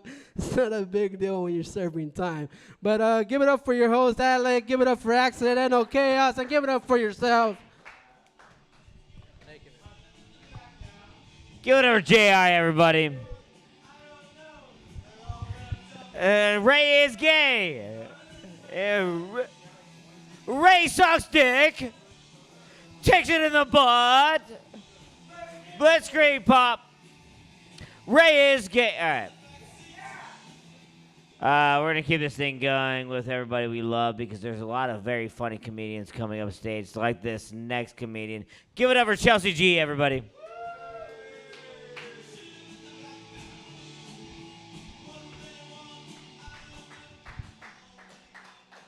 I love coming here because y'all be disrespectful, okay? How in the middle of JR set you gonna turn on a Lifetime movie, okay? Y'all saw that? I was like, who is this white woman sitting on a white linen bed? And I was like, oh, this is Lifetime. This is, oh, man. No, I love it. No, I'm saying I love it. You just, because this is a place where you can do comedy and also like do living room stuff, right? You can like roll a smoke a blunt. You can just watch, yeah. Oh man. What about a living room? All right. Yes. People be talking about the people like with Trump supporters or whatever. And everyone's like talking about like the Trump supporters and everything, talking about all that. This is my thing. I'm not worried about Trump supporters, Kamala supporters. There's a specific American that scares me. There's only one type of American that scares me. Those Americans that sit at home and they just drink alcohol and watch TV and be on the internet all day, and then they get drunk and they wake up the next day and they go to the liquor store and they just get blackout drunk again. They stay on the internet and they do that every day in a row for 7 days. Then they go to the liquor store and they ask for their favorite whiskey and they're like, oh, we're sold out. And they're like, and now all of a sudden they out of your whiskey and now America ain't what it used to be, right? Now, right? The people, they be like, what do you mean you out of Jack Daniels? America used to be a country where you could get American whiskey anytime. This country is going down in shambles. And now they're like, I got to do something about it because they're out of your favorite liquor. So those are the Americans that scare me. That's those people. Those are the leave the world behind people. I'm going to put them in their own category, their own party. What else is going on? Oh, yeah. I want to talk about this because did Catherine leave? She left? Okay. All right. Well, she was talking about earlier about like her women's bodies. Listen, I think making fun of another woman's body, that is like the dumbest thing in the world. It's really so dumb, right? And I'm just saying because women, it's like tell me you're insecure without telling me you're insecure. It's like the women who make fun of other women's bodies is just trash to me. Because, if you think about it, right? If you have big breasts and then a beautiful woman who has smaller breasts walks in and you make fun of her, right? It's like, I feel like women who make fun of other women's bodies, like those are women who center men, right? You center men, so you're like, you try to use the attention you get from men and that body part to elevate yourself, right? But here's the thing. There are women that have the perfect body. There are women like in the black community, a Meg Thee Stallion body is considered, I would think for most black men, like the perfect body, right? She's tall, she's got slim waist, big breasts, big booty, long hair, natural, all that stuff, right? But there are women who look like Meg Thee Stallion that have gotten cheated on with women that are built like a ceiling fan. Right? Women, what I'm talking about, like small in the middle, but wide extremities, right? And then, but those women be bagging dudes. Like every woman who's gotten teased for having small booties, small breasts, too skinny, too big. I was in Oakland recently. I've seen every woman that the passport bro says will never find anybody with a ring on their finger. Okay? In Oakland, all them hoes is married. And and that's the thing is, it's like confidence trumps everything. There are men out here that spent their whole lives being ass men. They're like, oh, I would only end up with a girl with a big booty. They spent their whole life dating big booty BBL girls, right? And that same man right now is married to a flat booty chick, and he is happier than you would ever imagine. And he be smacking that flat booty every day. Most of the flat booty women I know got rings on their finger, fat rings, right? I'm just saying, like. Like making fun. It's like when you making fun of another woman's body. It's like you're trying to make her feel like, oh, men won't want you because you look this way. Men want to stick it in. Okay, that's what men want to stick it in. It's crazy that women just be trying to flex on each other, like.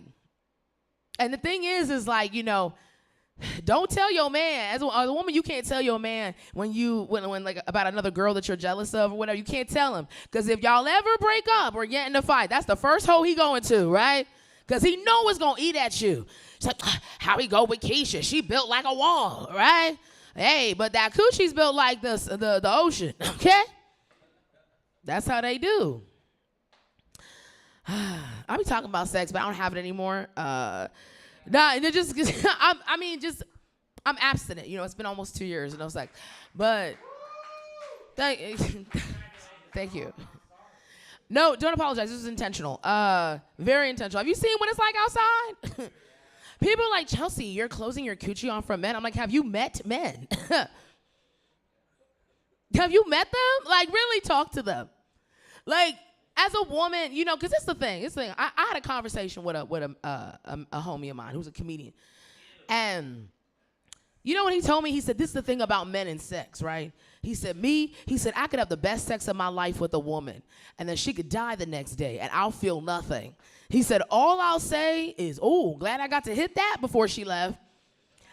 Right. And this is what he's talking about. And, yeah, well, What? This ain't therapy, fam. You over here trying to get intimate. Like, that's your friend. Yeah, like, okay, he's a comedy friend. Like, I give more grace to my comedy friends. There's a little more grace, because I know we're all, like, not mentally there. Okay? But he said that. And he was like, yeah, she could die the next day, and I'd be good. I was like, wow, And it's crazy because a woman will just have a crush on a guy, and we'll cook him dinner. Like, we're cooking dinner. We're ironing suits and shirts. We're showing up with PS5s. Like, women be really. I know a homie. He didn't pay rent for 6 years. He just was slinging that D, okay? She bought him a Ford Escape. Like, and that's the wrong car to get for a man you want to stick around, okay? Because he sure did escape into several other women's coochies. He escaped. Yes, she bought him a Ford Escape, a wardrobe. Like, that's the thing, Also, too, and I want to speak on this because I was at another mic earlier, and my homeboy was talking about how he hosts a show at the Improv. But the spots be 3 minutes, right? And he was like, yeah, I be hosting. And he said, it's crazy. All these hoes be throwing their coochie at me, for 3 minutes, right? And he said, one girl, was giving him head for like a half hour. I said, right. I said, first of all, sucking D for stage time. It's like, girl, just go to work, okay? Girl, read a book. Like, how you suck? And also, how you gonna suck D for a longer time than you about to get, right? You over here giving 35 minutes a top for 4 minutes of time. The math ain't mathing, sis. Like like I'm just saying, like to the girls who out here doing it, if you're over here slopping top for 45 minutes, you better get an HBO special, right? Get the minutes that you putting in back. 45 minutes for 4. What? Right. Doing it at all is crazy. Like and I have even had guys, I've been doing stand-up almost 12 years. I have had men offer me on the low and the little sneak whisper, like try to, hey, Chelsea, you was really funny tonight. So, you do some other things with that mouth, I can get you on this show. I'm like, man, get you and your clammy. And it's always the people who holler at you like that. They hands be miraculously dry and damp at the same time.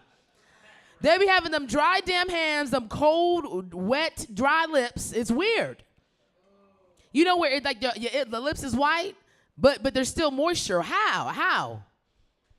Like your lips are confused and you want mine on your penis? Your lips are an indicator of health conditions. There's something going on. There's something happening. But yeah, I've had guys be like, hey, you slap that time. I'm like, man, you better get out of here. I'm funny, okay? Sopping your top for 5 minutes. Man, I just can't believe, and I know women who have, I'm not going to name their names because, but I know some girls. No, we on live stream. Y'all trying to get me, okay? I remember we on live. I did not forget. No, man, I'm not, Listen, I don't have, God knows, okay? I don't have to know. You and God know that you slop top to get where you at. And God over here like, listen, I need you to give up everything the devil gave you, right? God over here like, oh, you over here thinking you own. No, I was going to bless you with way more than this. Can you imagine sucking dick to get something? And God's over here like, I was going to give you way more than that for free. You ain't even have to slop no top, okay? All you had to do was pray, listen to some worship songs, follow me. And I was going to give you the world. But you want to slop this dusty man's top. And I can call it, and God be like, and I can call him dusty because I made him, all right? I put him here as a test for you. You failed. Well, I think, yeah, that's everything. All right, bye, guys.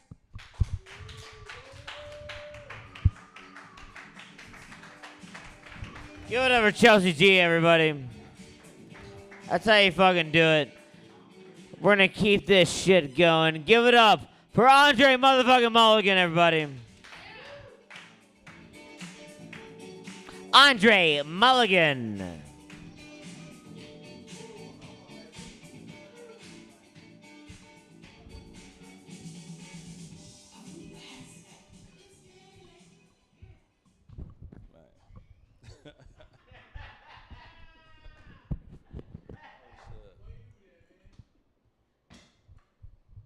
I remember that song, man. I don't know it. First time a cop pulled a gun out on me, that song was playing. I was playing kickball. Had nothing to do for a car. And this cop looked under the car and pulled me out like this. I was like, hey, I'm sorry. He was like, what are you doing under the car? I was like, man, I'm playing kickball. He was like, you committed a crime? I was like, man, somebody get this grown man. I'm playing kickball. I'm in the 4th grade. What are you doing? I'm not a criminal yet. Actually, I stole some golf carts, right? we stole some golf carts. I used to work at a golf course, and we came up with this diabolical scheme to steal some golf carts because you can steal them with Cooler Light caps.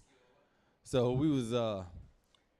Don't go bum car riding on golf carts. It actually is dangerous, man.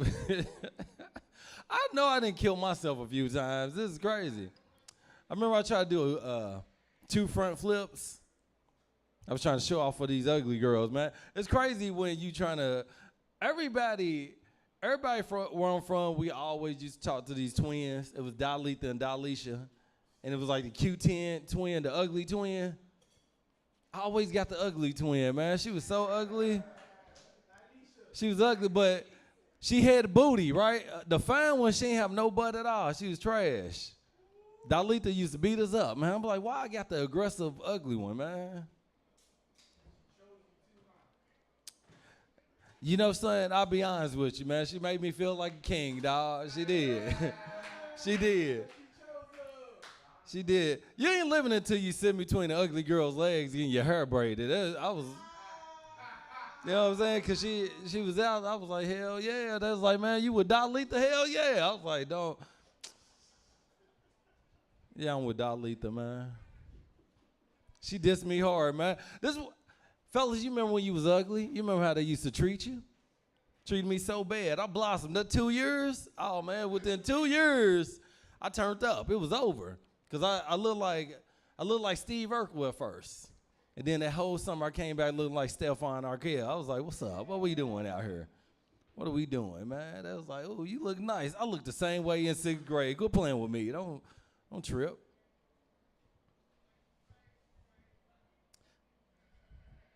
I think all my first girls was like ugly. They wasn't like that. That's the thing about when you start looking attractive. I didn't know how to break up with my ugly girls. I didn't know how to do that. Same thing. I dated the same ugly girl because I dated the same ugly girl until I realized I wasn't supposed to be doing it because I was stripping at the time. I was stripping, man, and my confidence was going up. You know what I'm saying? I'm like, man, you taking off your clothes. Why you still over here? Shouldn't be over here. She ain't clean her house.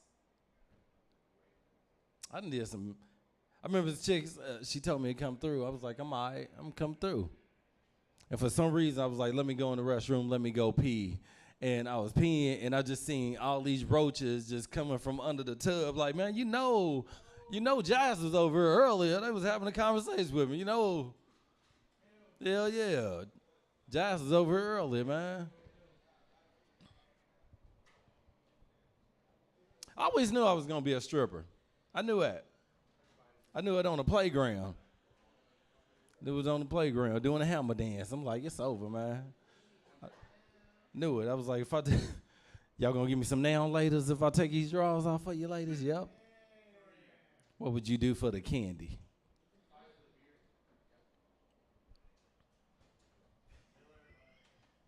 I started off dating,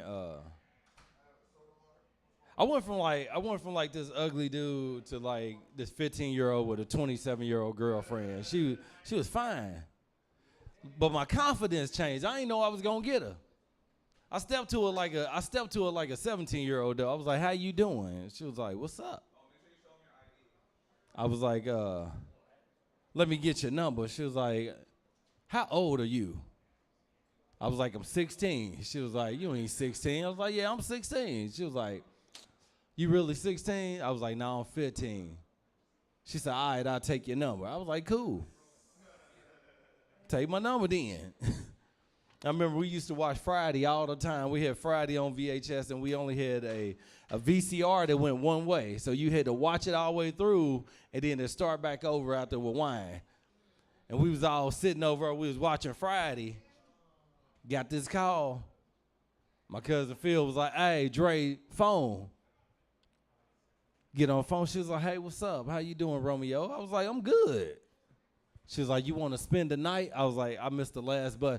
If you ever miss the last bus, it's different because you got to figure out a way. She was like, well, if you can find somebody to bring you over, have them bring you over. I was like, all right. So I told my cousin, I was like, hey, man, remember the dime piece I was telling you about? She said, can you bring me over? He was like, all right, I'll bring you over. This is the thing. Most cousins, we don't look at it like it's that bad because every dude I know when we was 15, we had like a 25-year-old. You know what I'm saying? Like all the women that we were dating was like 25, 26, 27. He was like, she that fine? You don't got to pay me nothing, bro. I got you. Get out the car. He walks me to the door. She opened up the door. She looked like Diamond off the Players Club. He was like, oh, shit, you good. I just want to make sure my little cousin was good. That was my first time eating coochie. First time.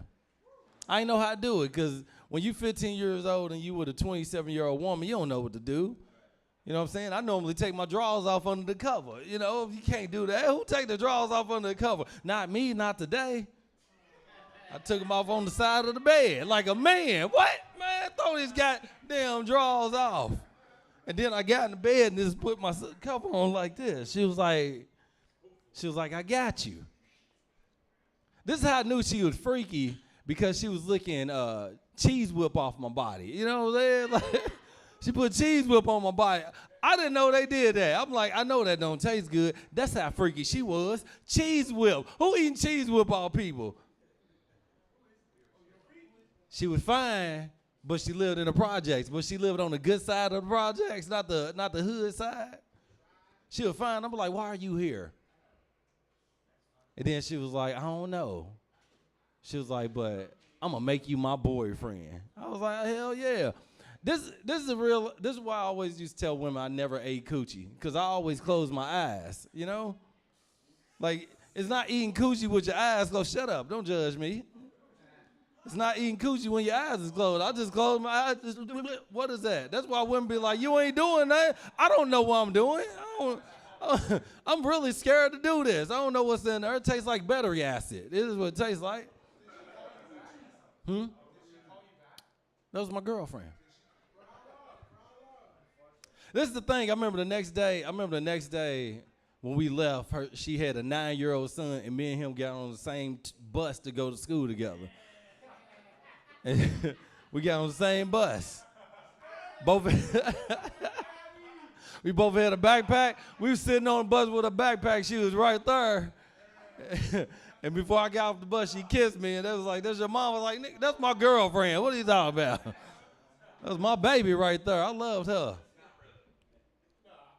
This is the thing. I was 15, and she was one of them women that loved dudes out of penitentiary. I'm not that kind of dude. And I remember the next day she was like, well, my ex-boyfriend is getting out of jail in a few days. I was like, you gonna smash him? She was like, no, I'm not. I was like, I'm 15. What I'm gonna do? I can't pay no rent. I'm 15. I can't do nothing over here. I'm eating all your noodles right now. You don't want me over here.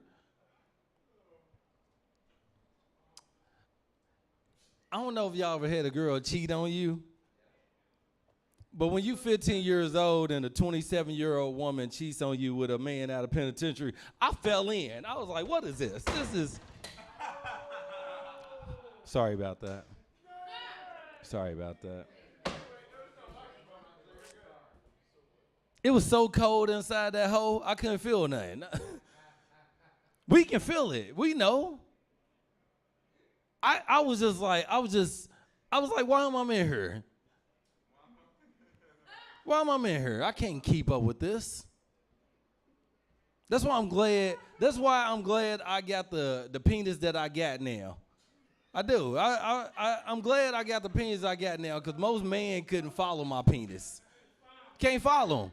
You gonna drown if you go after me. I understand a 15-year-old. You know, when I was 15, I understand. But now as a man, you better not cheat on me with a 15-year-old. He gonna die. You know, he gonna die. Like, ah! That's what you get. I never knew my penis was big. I never did. I never knew my penis was big. I never did. Women, she told me that. She was like, you got a huge penis. She was like, yes, you 15? I was like, yeah. She was like, this is a grown man penis. Grown man penis, because I always used to put it on my shoulder. You know, it's just like, why are you doing this? So, like, I realized when I was 15 years old, I couldn't have sex with women around my age. Like 15, 16, 17. Like, you had to be grown. You had to be a grown woman to get this penis. So, like, from the age of 15 to like 19, I didn't have to buy no clothes. Like, all the women took care of me. I had all kind of door keys. You know how I feel to get your own box of cereal? Y'all know how that feel? She'd call me at work. What kind of cereal you want? Like, what? Girl, you know I want some Fruity Pebbles. You better quit playing with me. Better give me a box of Fruity Pebbles and put the milk in the refrigerator, you know? In a freezer milk. It's crazy because, you know, I realized this, like, I didn't know I hit that growth spurt. Like, I think every guy goes through, like, that growth spurt to where, like it was so easy to sleep with girls where I was from. 15 years old, pretty boys. Pretty boys, man. We was wearing all kind of baby oil. We was taking everybody chicks, man. Know what I'm saying? Everybody's chicks. I know, it is right. It's right. It's crazy, man. I don't know, man. Let me get out of here. But I went through this whole phase. I went through this whole phase of just taking dudes, girls in my city. It was crazy. It was crazy. It was crazy because I dyed my hair blonde like Cisco. I was taking everybody girls. It was over. When I walked in, shirt off. What? I remember how it was when I was ugly. I remember how they treated me. So when I dyed my hair blonde, it was no remorse on these chicks. It was Cisco all around that ass. It was everywhere. It was all. It was crazy, man. It was crazy what I was doing with blonde hair out here on these streets, man. I had platinum silver hair like Cisco. It was crazy. I was taking everybody's girls. Now I'm sorry. All right. Thank you, man. I'm Andre Mulligan. Have a good day. Thank you, man. I don't know what this shit. Give it up for Andre Mulligan, everybody. I'm fucking jealous, dude. I've never made money off my penis ever. This guy's making a living off of his penis. If anything, like, my penis has lost me money. It is definitely, you know what I mean? Like, every girl that I fucked, I can't think of one that I go, profitable. It was never. You, sir, have you ever made money off of your penis? No, I make money off of my voice. I know, but wouldn't that be cool to be like, look down and be like, you're my boss. You're signing the checks every. I don't know. You don't know what? If it would be cool. Yeah, what would you rather do? Oh, shut the fuck up. Give it up for Ray Cameron.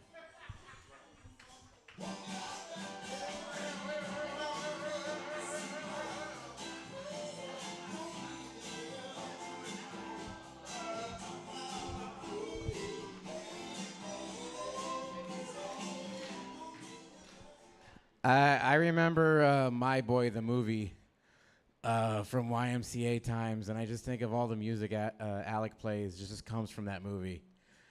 And it's amazing because if I listen to that, and if I watch that entire movie one more time, I'll just kill Macaulay Culkin myself. It'll be amazing. My favorite part about comedy is all the funny ideas I get in my head right before I come up here, and then as soon as I get on stage, I go, nope, to all of that shit, right? It's amazing.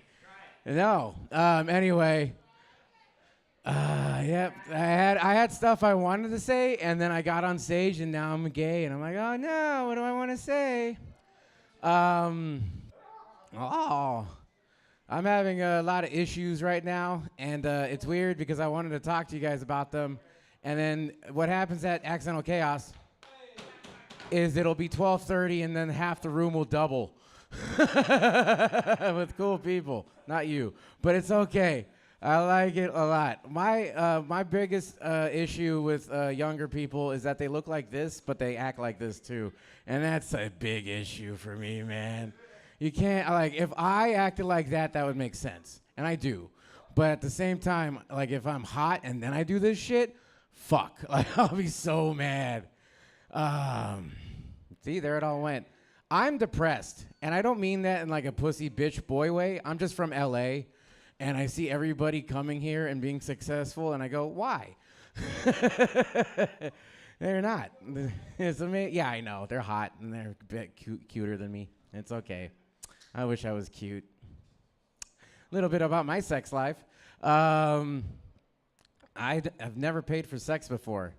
And I know, right? A lot of you are like, no, fuck you. That's bullshit. And that's true. Because I am the demographic for adult friend finder, okay? And I know about that shit. And a lot of men do, too, in here. But we go to this...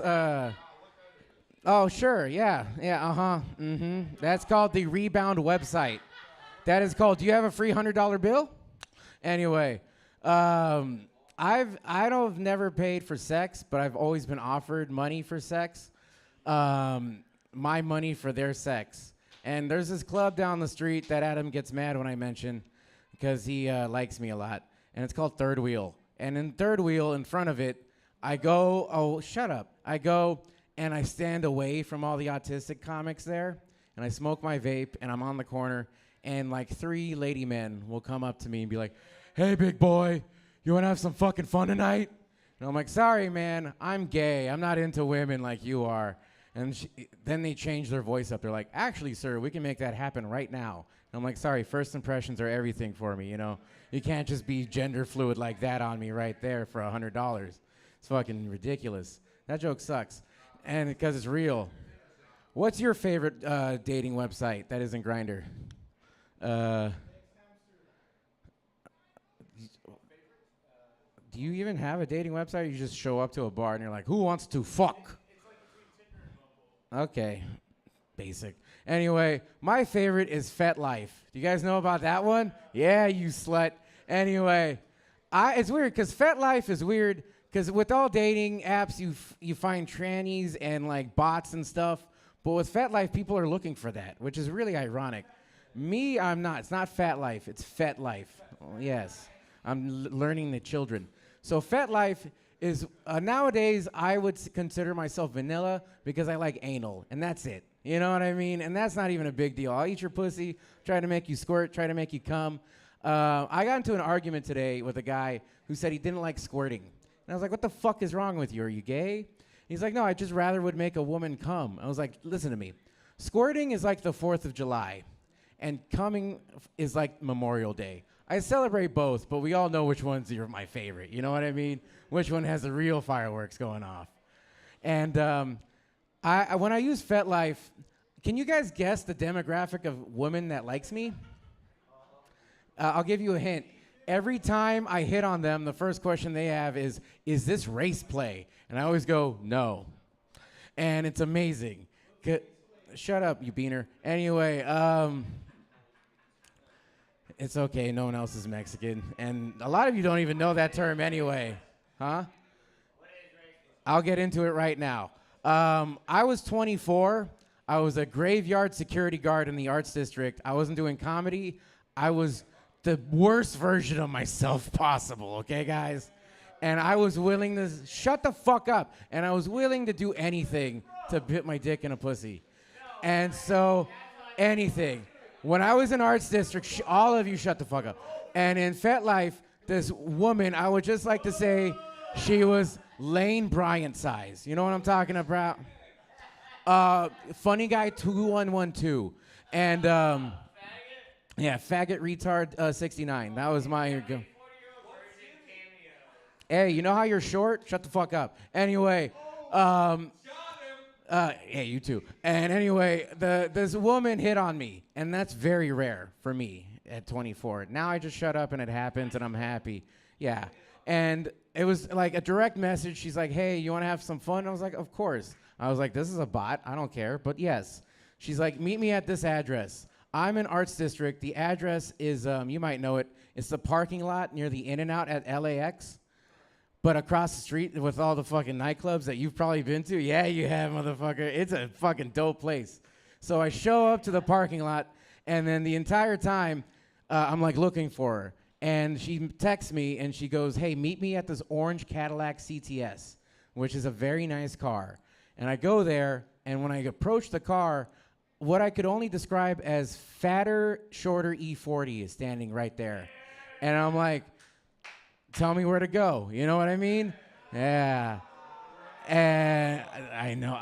If only there were jokes before the story and that part.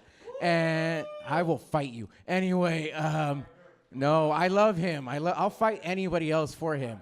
Anyway, room's hot. And I show up, and he's still asking me questions. And I'm like, yeah. He's like, hey, man, she's in the car right now. And I was like, cool. I go in the car, and goddamn, I'm the luckiest person in the world. It was exactly the person she said it was. I didn't get catfished. She was beautiful, light-skinned, black chick. I was so happy. And, you know, she's like, hey, can you take off your pants? And I was like, fuck yeah, I can. I'm in my security guard outfit. I look like fucking Paul Blart. It's amazing. I am living the dream, right? Huh? I had vag. That's what I had, you bitch. Anyway, she starts sucking my dick. But the thing about that is that the window was down and E40 was staring the entire time. Ladies and gentlemen, this was my first experience being a bull, and I didn't even fucking know until it was happening. So the other thing about it was that he was a weird type of cuck where he liked to be aggressive towards the bull, and he started yelling at me through the window outside where there was 20 other people in front of us, just, you know, gangbanging and fucking doing drugs and shit, and it was really fun. They were Mexican, shut up. And it's okay. No, God, thank God. And anyway, he's saying every line from Django I'm not allowed to repeat. And that's when I realized that racism makes me fucking impotent. So I get soft in her mouth because, you know, I don't like being called the N-word either. And it's fucking crazy. He was like, hey, man, you got to go. And I was like, yep. And yeah, I don't know any E40 songs, guys. It's okay.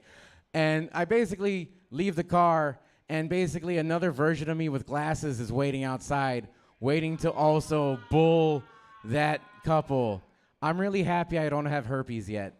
It's amazing. I know I didn't get a laugh, but that guy smiled so hard, I'm really accomplishing it. Huh? Yeah, what the fuck is wrong with you, Andre? Is there a condom that fits you? No, shut up. It's not sex if you have to wear a condom, okay? God damn. Yeah, I know it's not. I just like I like putting out bad information to ruin people's lives if they actually think I can influence them. That's my favorite thing. I do comedy out of spite. Being from LA is weird. Who else is from the LA general area? Raise your hand. What part? Oh, shit, you're real LA. How about, anybody else from LA? What part? What's the hood? Torrance? Ah, fuck, okay. I'm from Glendale. I'm not Armenian, but I am from Glendale. And it's like being in LA and in this room is like being a Clippers fan in LA, right? Like it's your home team, but nobody likes you. It's fucking amazing. There's more like Southerners in here, and that makes me uncomfortable. I do comedy out of spite, and I love it because I just don't care a lot of the time, which is toxic, and that's okay. But the fact that, like, imagine this. Imagine you're in your 2,000 population city, right? And, you know, you're in drama class, and the guy who's molested you, your drama teacher twice already, is like, hey, you have beautiful talent, you have a beautiful body, a beautiful face, you can make it in Hollywood. And now all those people come here from all over the planet every fucking day. There's just a new arrival of fucking transplants. And then they come here, they fail, and then they do fentanyl. Just skip to the fentanyl, man. Do that shit.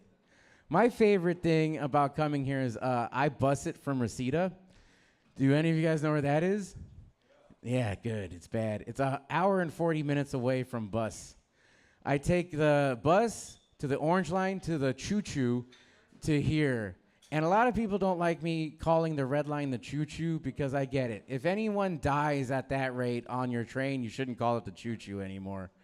I like homeless people now because I just have every reason to avoid them no matter what. I saw a homeless guy ripped, right? It was nighttime.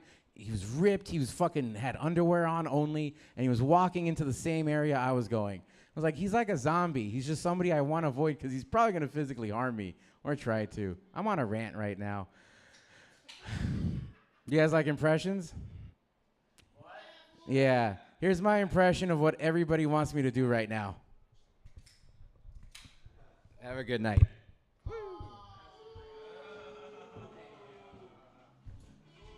Give it to Ray Cameron, everybody.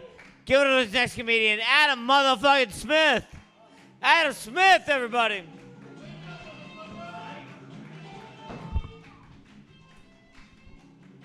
What up? What up? Room's hot. Give it up for Alec. Fucking the alley's hot, huh? Alley's hot. Fucking, you know, stay in the room. Stay in the room. I don't know. I got I have a, I have a theory. Just like, if you come to a comedy club and then you prefer hanging out to like a dumpster and like smelling homeless people's like feces and then like stepping on needles rather than being in a nice air conditioned room, with your friends telling jokes. If you like that more than comedy, you're not gonna make it in comedy. I don't know. I don't think there's like anything mad. It'd be like if you went to like a steakhouse, and you're like, all right, like and the waiter takes your order, and it's like, all right, I'll have a porterhouse T-bone steak, medium rare. And it's like, yeah, you're in the steakhouse, and you're like, all right, just call me in when my steak is ready. And it's like, yo, it smells like steak in here. There's steak and fries and aromas and food stuff going on in here. And it's like, no, I'm gonna go stand around back and by the trash, and then and when my steak's ready, it's like, I don't know, I'm ranting. I was trying to figure out this math joke. All right, I don't do political humor, but I do like math shit because I'm a chink. So I was and I don't read. I get all my news from this room, but I was trying to read up on the election turnout and a little worried about what's going to happen in this election, but right, it's not, our lives will be fine. Everyone in this room, whatever happens this election, red or blue is going to win. We're still going to be in here telling jokes, right? Unless a world war fucking starts, which it's not.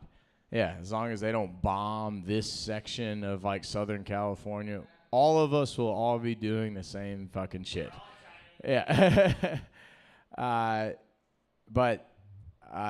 it had me thinking like, if just I was happy they replaced Biden, whatever. Now I think Kamala actually has a solid chance of winning, and this is how dumb I am. I never until literally 5 minutes ago Googled like demographics, like race split down of America. I just in my dumb head, I just thought it was half black, half white. Not in the case at all. It's for those who just it's 62% white. 18% Hispanic. 12 is just for ease of math, let's just call it, it's 60% white, 18% Hispanic, 12% black. Okay, and then Asian, everything else is very small. It's in my head it was just like half white, half non-white. Right? That's just what I thought. And so I'm sitting here so confused. I'm like, look, I was like, if all of the fucking blacks, fucking blacks, Hispanics, Asians, as long as all of them just don't vote for Trump, Trump won't win, right? That in my head I was like, how is this even I was like, I don't know how 2016 happened, but in my head America is just half white and half not white, So I was like, as long as there's some reasonable white people, Trump won't win. But then I literally was on Wikipedia. I'm like, holy shit! 3/5 of this fucking country is white, right? 3/5 of the country is white, and I'm like, oh, I was like, y'all are fucked, and I'm half white, right? But so then I had to go back. I was like, okay, so I didn't it if y'all actually read the Wikipedia on what the Three-Fifths Compromise was, okay, so if y'all just to, again, and this is me trying to figure out a math joke, and I actually educated myself on American history more than I did in high school, so I thought, again, the idiot that I am, Three-Fifths Compromise, I thought that meant that black votes counted 60% of what white votes counted for. That is not the case at all. Okay, that is not. I'm 36 years old. Up until right now, just sitting in that chair, trying to do research on a fucking math joke. I thought the Three-Fifths Compromise meant that a black vote counted 3/5 of a white vote. And I'm sure some of y'all are idiots. What? No. What the Three-Fifths Compromise was that, okay, so Southern states, in the Electoral College system, because Southern states had so many slaves, okay, obviously, so it was the North that were Black Lives Matter 0. That's what they want. Yes. That's what the Three-Fifths Compromise was. It was the North states that were like, we want Black Lives to Matter 0. And the compromise was that, no, the Southern states were like, no, they matter 60%. Because the population, they wanted more Electoral College votes. Isn't that wild? Because black people could not vote. So they're like, all right, we're not going to let them vote, but we want them to matter so that we get more. It's fucking crazy. So now, this is how fucked we are as a country. All right, right now, and again, I don't do political humor. I'm a math guy. But okay, so back to Three-Fifths. All right, so 3/5 of this country is white. Just learn that. Yes, it is. Google it, motherfuckers. 61%. 61%. So 3/5 of this country is white. 3/5 of this country is white. Okay. So, 12. Look, yeah, it's 60% is white. 12% is black, 18% is Hispanic. Give it a try, huh? So, all right. So check it out. So yes, yeah. 9/25. Yeah. No, yeah. I just thought it's a funny thing that the founding fathers they just actually couldn't do fractional multiplication, and then they were just kind of all right, this country is 60% white, so if we only count the blacks as 3/5, that should take care of the problem. We're like, no, you don't just subtract fractions. It was just Thomas Jefferson and Ben Franklin just not being able to figure out the 3/5 or whatever. But yeah, no, it's wild. So if and ironically, also look this up. Ironically, only 3/5 of people turned out to vote in the 2016 election. Yeah, not making this shit up. Look it up. People were like, why did Trump fucking win? It's because no one fucking votes. Literally, it was a record turnout in 2020.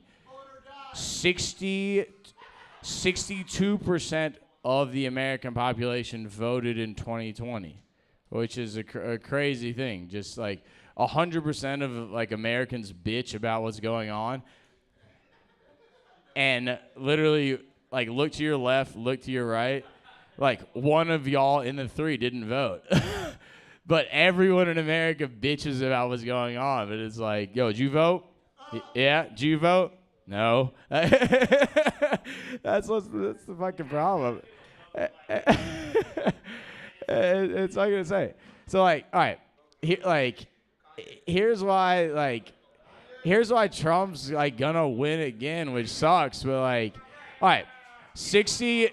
Look, if 100% of white people fucking voted for Trump, okay, and let's just say, just for ease of math, there's 100 million people in the country. You can basically triple it. If every single white person in the world voted for Trump, or sorry, in the country voted for Trump, got it? All right? And we only counted them as 3/5. Okay. So that's 40 million. Okay. 40 million. Yeah, I know. Like he would only have to convince fucking just 10 million more people to vote for him. And that's you see what I'm saying? And that's if it's like that's reparations that still won't work. If we're like, yo, like my bad guys, for like we're sorry we counted y'all as 3/5 from back in the day. We'll be like, yo, like eye for an eye, like tooth for a tooth, like every fucking white power motherfucker is like, yo, I'll take that deal, yo. Count us for 3/5, and we'll still fucking win. And that's what's gonna happen in this election. And it's like, yeah, I don't know, fucking fuck Trump, fuck blue, fuck red, fuck a clock, fuck a pop. I go acapella on the beat. Thank you. That's my time, Adam Smith. Give it up for Adam Smith, everybody. Fucking live, dude. Fucking 3/5, dude. I love how he like broke it down like to such an extent that like it made me literally think of like an Albert Einstein equation by the end of it. Like it was literally like E equals MC 3/5. At some point, I was like, God damn, Albert Einstein. But Albert Einstein literally breaking it down and be like, it's too much power. We gotta dumb it down to 3/5 power. It's because it's in the Large Hadron Collider, and it's going too fast. What about 3/5 fast? And weirdly, that's somehow the golden ratio. It's the Fibonacci is. That does sound like a cool like blood member. I'm Lil Fibonacci. I'm Lil Fibonacci right now. So we're gonna have to go 3/5 power or something. Shut up, Kenny, dude. I do love it, dude. It's like it's an ad for some reason, but nobody's getting paid.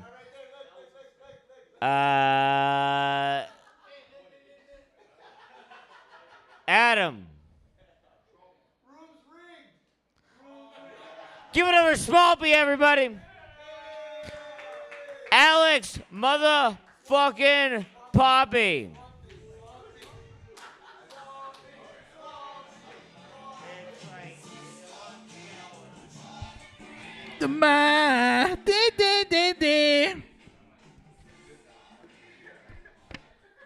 Room is toasty, guys. The room is fucking toasty.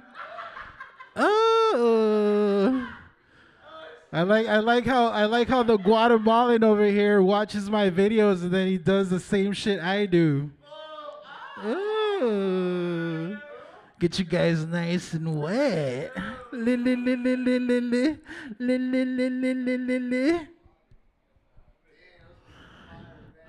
Those are some fire bands that I found in the alley.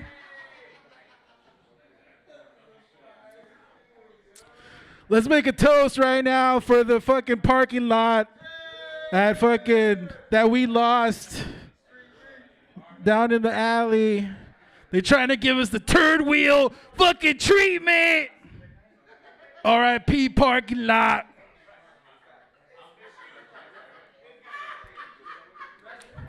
I'm sure the guys that fucking own that shit, they're just tired of seeing all these condoms and fucking 7-Eleven trash. You know, kind of like Ray's room. I was gonna say yours. I gotta switch it up. Gotta switch it up, cause you're a nice guy tonight.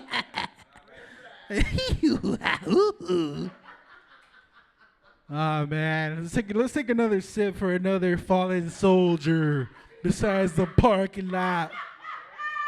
FPS, where are you? Ah! Oh, I'm sorry. I'm sorry. Fucking cease and desist over here. Cease and desist. I am doing my set, fool. I'm gonna get more laughs than you, motherfucker. You're gonna fucking bomb, bruh. Chad, hey, bro. Don't you guys hate fucking racism? Yeah, bro. That shit's not fucking cool. It's not fucking cool, okay? You guys fucking hate fucking Joe Biden. What did he do to you? Besides make your little sister and brothers take puberty blockers and kill themselves. What did Joe Biden do to you guys? He's fucking cool. Vote or fucking die. Yeah, bro. Yeah, bro. Vote for Kamala, bro, because she's black. No, motherfucker, she Jamaican. She is kind of black, yeah. She cute, though. She cute, though. Who wouldn't want to fuck Kamala Harris? Come on. Don't make some noise. Yeah, exactly. Who wouldn't want to fuck Kamala? She got some ass, but she hiding it with the Hillary SquarePants. Once he joined the Illuminati, he can't show no more ass. You gotta wear the pants. And that's what's wrong with society, bro. Why are you sexualizing women? It's not fucking cool, dude. It's not fucking cool, bro. Women are divine, feminine goddesses.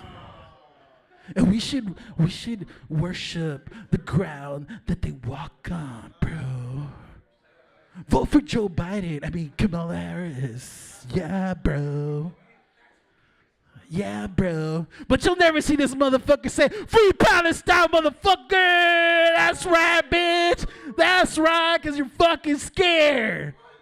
You're scared. You're scared. You're going to do these little safe jokes. You're going to do shit to be safe. Be like, "Oh, yeah, bro. I went to Erewhon and I fucking dropped my drink, bro." And then the homeless guy, he was like, "Hey, where's my drink?" Oh, shit. Vote Joe Biden, bruh. Fuck that shit, man. Y'all got to be real. Y'all gotta be real with that shit. Where's the glizzies at? They're in your car in the fucking Tupperware box, motherfucker. That's where the glizzies are at. Don't tell me when to cook or when not to cook. I'll cook whatever the fuck I want. Shit. Motherfuckers pressing me for fucking hot dogs. Go to fucking 7-Eleven, eat that fucking big bite for $2. Get off my sack, motherfucker. Get off my chili cheese, bro. Telling me, "Hey, are you gonna cook the glizzies? Because I don't want to see you do my set. Because I'm going to talk about fucking Erewhon. I'm gonna talk about buying a fucking $20 slice of watermelon." Man, come on, bro. Come on, bro. Go do that shit at Turd Wheel, motherfucker. Go do that shit. Go do that shit with your homie. Don't you guys hate, I went to McDonald's and they kicked me out because I was using the Wi-Fi and I was touching myself while I was eating ice cream. Why they do that? Oh. Why do they do that? Yeah, fuck all that shit. You guys sound like a bunch of fucking robots sometimes. But anyways, room is toasty. Going back to my original joke, I want to throw a porno night here. It actually ain't no motherfucking chaos. Yeah. Just have a bunch of fucking hot, sexy, slutty chicks.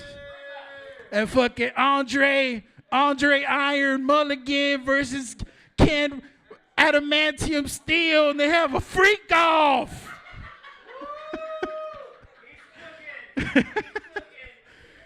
Yeah. And we put that shit on OnlyFans.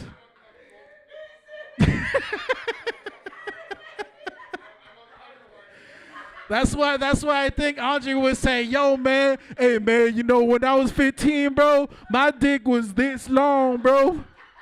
It was this long, man. Had to put that shit around my neck, bro. Like motherfucking scarf and shit, bro. Shit. You can't out-fuck me. You can't out-fuck me, man. Come on, man. You can't out-fuck me, man. I'm the king of the glizzies.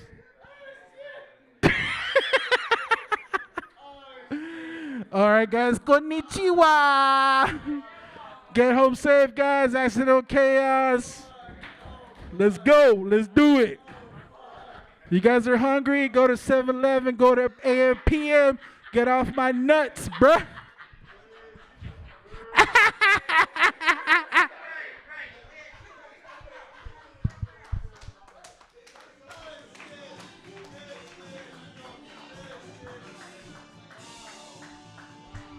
Give it up for Ox Poppy, everybody. Let's keep this thing going. Give it up for Stephen Marcus Relaford, everybody. Stephen Marcus Relaford.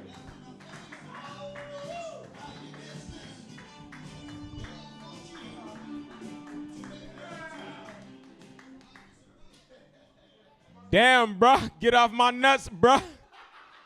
Hey, I'm not cooking shit, bruh. Hey, I'll tell you where to go. You want to know where to go? I'll give you some directions. Hey, you go up here.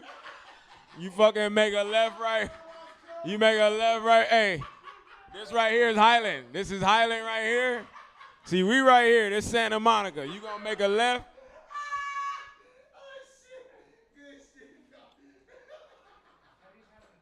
Wait.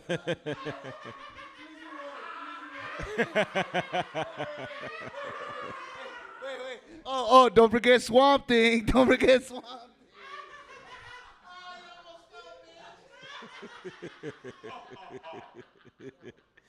Hey, that would be crazy if Kenny hurt himself and Kenny and JD got a cast in his bed. JD can't be like, yes, now you got a cast like I got one. We got matching cast now. What's up, man? How y'all doing? Y'all good?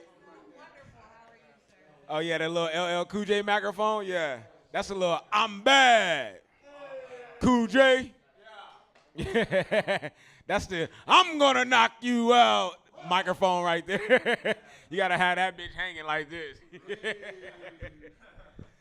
All right. Hey, guys, don't you hate when your girlfriend get pregnant by her boyfriend? You be like, all three of us had something good going. Why he do that to us? I hate that. It happened to me before. Because she different after the abortion. Her enthusiasm is different. Oh, man, that's not cool. That's not cool at all. It happened to me. Hey, fellas, you ever be like trying to keep your situationship going, and your girl's like, so what are we? And you trying to break it down, but you not being as descriptive as you should be. Like she's like, so what are we? You're like, girl, it's you and me. And then it's me and you. It's us. Don't worry about nobody else. When people ask me about you, I be like, who? Because nobody needs to know about you. Don't let people ask me. Hey, you be reciting poem in that bitch. You be like, hey, every little thing that you do should be between me and you. The freaky things that you do should be between me and you, baby. Nigga turned into Ja Rule in that bitch. When I first met you, it was a thong.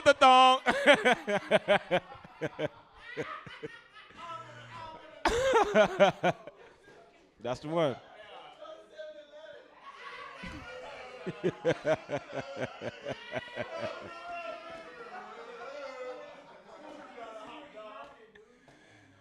Oh shit.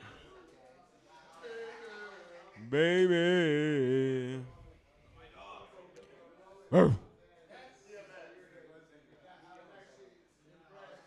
Where my dogs at? All right.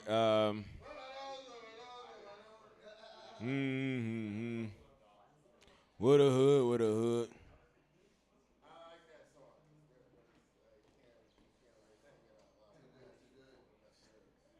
Yeah, you guys ever be a dollar short for Plan B? Plan B. It just be you and the register looking at each other like, what you gonna do? Hey, you gonna really let a baby come between 4 quarters come between me? You gonna let 100 pennies come between me and this kid? Bitch, I know you're not gonna let 10 dimes come between me and this kid right now. I know you. I know the hell you ain't gonna let 10 dimes come between me and this bitch. You better take this $48, bitch.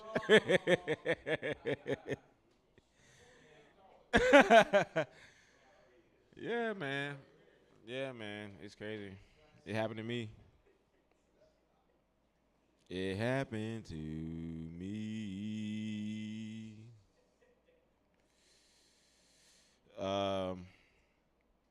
I like doing this shit, you know, because we get to joke about, you know, life and what we see and how we feel and the reality of the situation and shit, and that's cool, you know. But I feel like there's a lot of power in, you know, doing comedy, you know. Like, I do a lot of jokes about losing my weed, and guess what happens? I lose my weed. I do jokes about losing my hoes, and guess what happened, Cliff? I was holeless. And I've realized, man, these jokes the manifestation is real. You know, the more that I talk about this material, the more I'm seeing it reflect in my life, you know. So I'm like, man, I don't want to just talk about what is. I want to talk about what I would like it to be, you know. So, Kenny, you ever in your Lambo, right, just pushing down the 101? And here you are going back to the airport again. You about to pick up that little bad thing, you know. Terminal 6. Here you go again. And you promised yourself, hey, Kenny, I ain't going to fly out another one. But here you are flying them out again, nigga.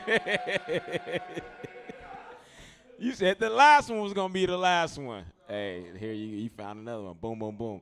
But now you about to swoop her up and push her over to that new crib you just got. Yeah, the same people who built the Griffith Observatory. Yeah, they built this one. Yeah. Pull up, boom, you pull up. And you already know, as soon as she see the little jacuzzi, it's over. You know, she got the little indoor jacuzzi situation. Hey, and then you get a phone call. Hey, your chopper is ready. You just bought a brand new helicopter, nigga, because that's how you live. And you got a brand new spot in Malibu, so you got a helicopter for that shit, right?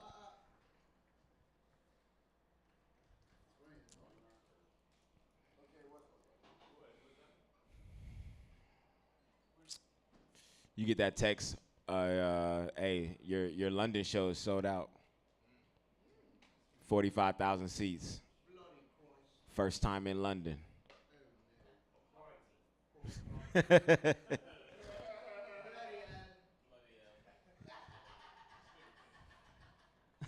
Hey, mate. You and that bitch. It's another one champion sound. Yes, sister, let's stop to get down. Get down. There's another one hot one sound. Just touched down in London. You know. Y'all know what it is. Y'all know what it is. But that's just the life that we living right now, you know. We about to go back to Hawaii and shit. You gotta talk it in. You gotta bring it. That's how you manifest it. You gotta bring it in. I've done enough jokes about losing hoes. You know, I know that life. I know that life already. Huh? Oh, we got another show, baby. We doing comedy, man. We doing this. We doing this. We doing another theater in Hawaii. Yeah, man. Come on, man. It ain't nothing. It's a little 5,000 seater. It ain't nothing. It ain't nothing crazy. Just something small. But you know, my people want to see me. I'm in demand out there. You know. Hey, that's how. You know, and then, bro, Erykah Badu. I already told Dave he can do 5. Dave was begging me. He was like, "Yo," I'll say, "You can do 5, my nigga. You can do 5." So yeah.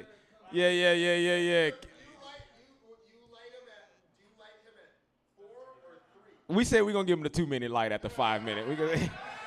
We know he long-winded, my nigga. You got some stories. Go ahead and get them stories off, Dave. Go ahead, will ya? Get off on a cool little 7. He backstage telling Chris Rock, yeah, he let me do 7, nigga. Yeah. All right, thank you. My name is Stephen Marcus Relevant. Thank you.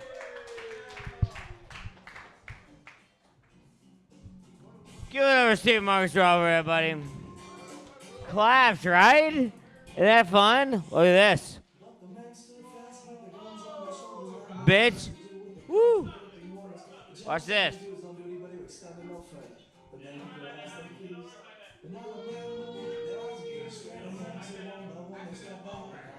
Give it up for this next comedian. A fucking legend in the game. Give it over to Corey Young, everybody. Corey motherfucking Young.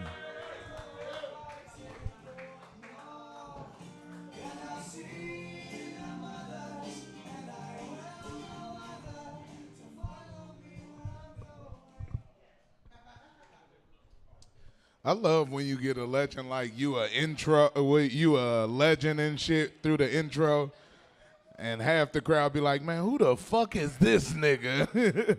Hey, y'all, what's up? How y'all doing? What's up? This is getting out of hand.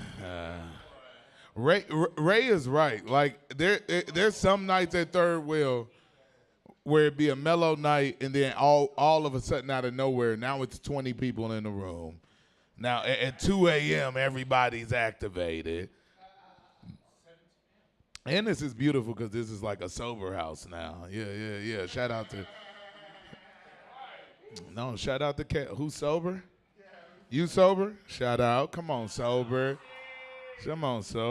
I just found out I was an alcoholic on Monday. Yeah. Oh, no, I thought it was an age limit. I thought you had to be like 42, 43, because I'm only 30. You know what I mean? I didn't know they was letting anybody run for Congress these days. They letting anybody in. No, how I found out for real, though, I had lost my wallet, Alec. And what really happened is I woke up to an In-N-Out charge for like $52. And I was like, somebody stole my wallet. Because who the fuck would spend $50 at In-N-Out? But then, y'all, I looked down at my shirt, and it was nothing but secret sauce stains on it. And I was like, oh, now that might have been me. Yeah, I might have. That's when I knew. I had to lock in. And I started looking up, like, rehab and therapy. And I didn't know you had to, like, pay to go to rehab. I didn't know it was, like, thousands of dollars, Kenny. Man, fuck that, nigga. I went right to 7-Eleven, 2 Twisted Teas, $7.65. Yeah, good. Yeah, no, I'm trying to work on that, though, that alcoholism. You like doing what? Why'd you laugh it off? You ain't even got no socks on talking like this. Hey, how you doing? What's your name? Zachary. We got time. Don't worry. It's 2 a.m. at Chaos. I got the mic. We got time, nigga. Yeah. Hey, I like no crowd work after 12. He say, do them jokes you wrote, nigga. Yeah. Speaking of them jokes I wrote, I'm ready to shit on you and your nigga. And Callie just walked in. All right, so yesterday I hit Schmalpy, right? It's the biggest economic night at Chaos of the week. The gym is going on, right?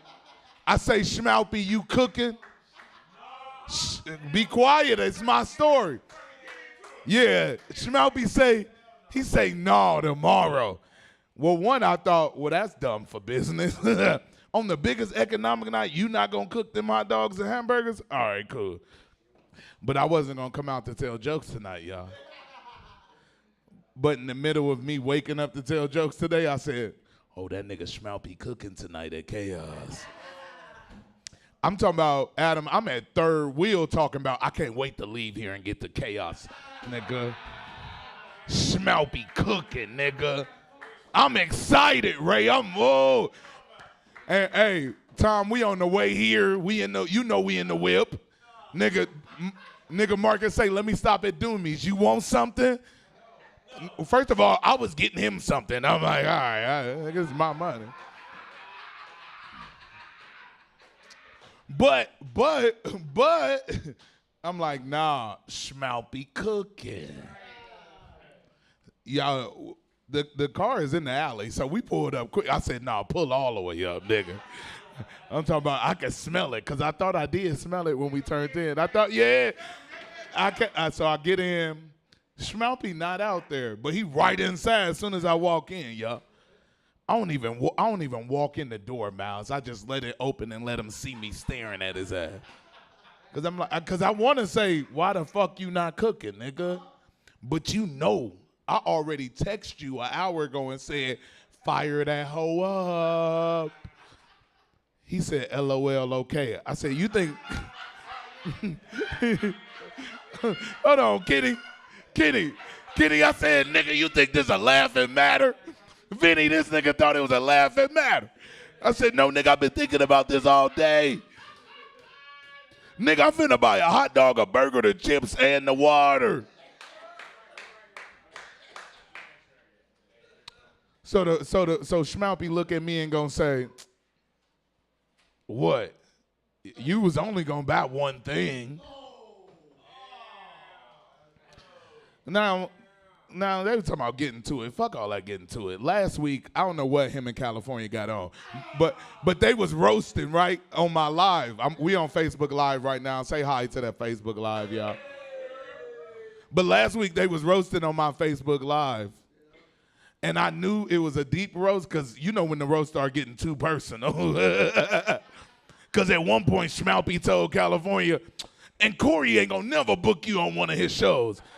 And I went, wait, what? That's true, but don't bring me in there. It's like, no.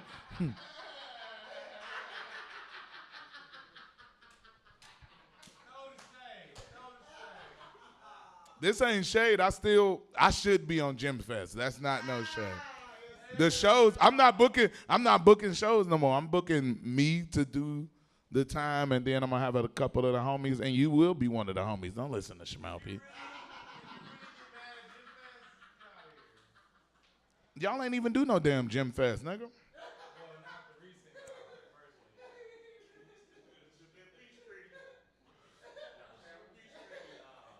Don't interrupt my set, nigga. Don't come in here at 2 a.m.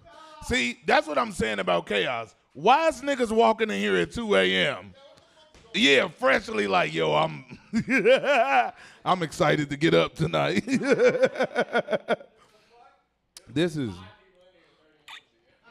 That's what I'm telling you, Ray is a prophet. Like that's the beauty. This your first time here? That's the beauty of this spot. Like it used to be, I called it my favorite Coke mic in the city at one point. And I don't do cocaine, but it was like, I built some of my best jokes. Like I didn't took jokes I had in Chaos on the road. Netflix is a joke, don't matter. They all work, because if they could work in here, they gonna work anywhere. Yeah. But it's a beautiful, it's like a double rim with no backboard in here sometimes. Yeah. Like it's like, yo, if you can score here, you get buckets. You know what I mean? That's kind of my point. I love Chaos. But now it's just a beautiful room. This the real trenches. Okay, I want to tell a couple jokes before I leave. Like I ain't even get to tell no joke. I think I snuck one in. I ain't gonna lie. I did sneak one in. Yeah, he said no crowd work. I snuck one in. You know, niggas be trying to fake like your persona is all, you know what I mean? No, you know, Corey's so smooth up there. Like, bitch, them was 18 jokes I told.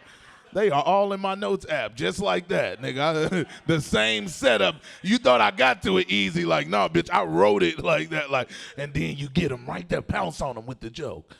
Right now, we ain't got no good transitions. So right now, we've been going a minute. We got to kind of just do a couple. All right. Y'all ever? I've been going through this breakup, and I don't want to talk about the breakup per se, because I'm back out here.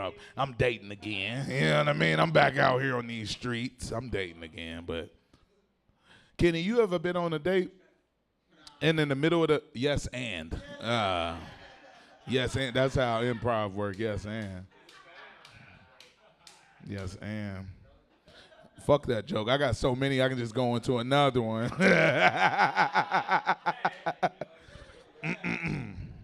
No, Alec gave me the light, so I really should leave. This has been fun. We went on live. We told the Schmalpy story. I haven't eaten. I haven't eaten. Nobody cares because I'm fat. If I was like 40 pounds smaller, I promise you niggas would have been concerned. Like, he hasn't eaten yet. Get him to Taco Bell. But nobody is talking about the true problem in the room. We just want to talk about Kamala. I can't believe that nigga Adam came up here ranting about y'all want to stay in the room. Y'all don't want to stay in the room. It's been bad jokes in here, nigga. Like, I've been in the room for 90 minutes, nigga. 72 of them was bad. Like, and I stuck it out, and I'm not normal. But he right, younger comics, stay your ass in the room. Some of y'all need to all see each other be bad. It's gonna make y'all stronger, I swear to God. Cause I was in here like, I swear to God, I could have just got Taco Bell and went home. No, I love you. Man, you got some nice kicks on, bro. I ain't even gonna say don't look at my Crocs, because you got a joke. And I'll start saying them Schmalpy jokes, nigga. Because Schmalpy was, hey, no, him and Schmalpy, boy. I was like, bro, y'all should just fight. You know when the roast so bad, you like, nah, squabble. Nah, he can't say that to you. And also, California is, you are 40, right?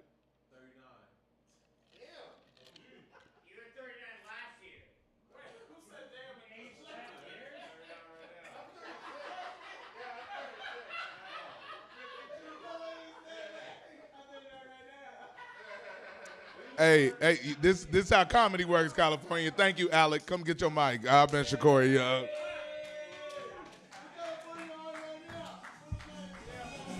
Give it up for Corey Young, everybody. Corey rocks, dude. Corey saw me the first time doing comedy at Brennan Week's show in the backyard. And then Corey came up to me afterwards and just goes, damn, dude, I didn't know you were actually funny. And I go, I've seen you a lot of places. And he goes, yeah, but I've never seen you be funny. And then he just, like, kept continuing to, like, reassert the fact that I was funny. And I was very confused. He was like, I just don't understand how you're funny. I was like, it's getting insulting now, the way that you keep telling me that I'm funny. He's like, nah, but dude, seriously, like, what? How is it possible that you're this white and Jewish and I don't understand. And I was like, yeah, it's good. And he goes, no, I don't think you understand, is that I don't understand. Give it up for Corey Young, everybody. Christine Taylor, everybody. Christine motherfucking Taylor.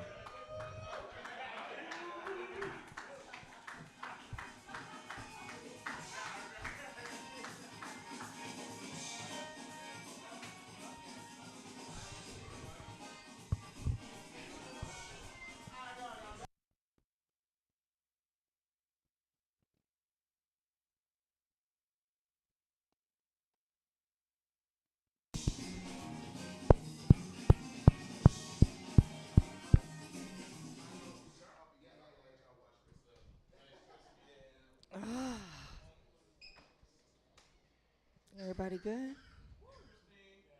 Hey, everybody good? Fucking fantastic, man. Fucking fantastic. I just celebrated 26 years in Los Angeles, man. This past week. 26 years. It's a long fucking time to be moving out here to Los Angeles. I came out here on a Greyhound bus, $69 one way. That's how long ago I came out here to Los Angeles. $69 one way. From the beach in Florida to the beach in fucking California. Absolutely fantastic, y'all. Summertime is here, y'all, right? August is coming up.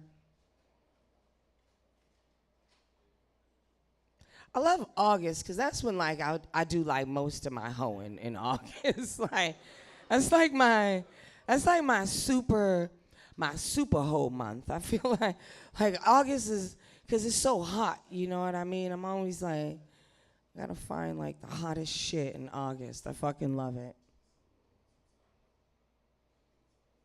I love guys, man. I love fucking men. I love you guys. You guys are hilarious, right?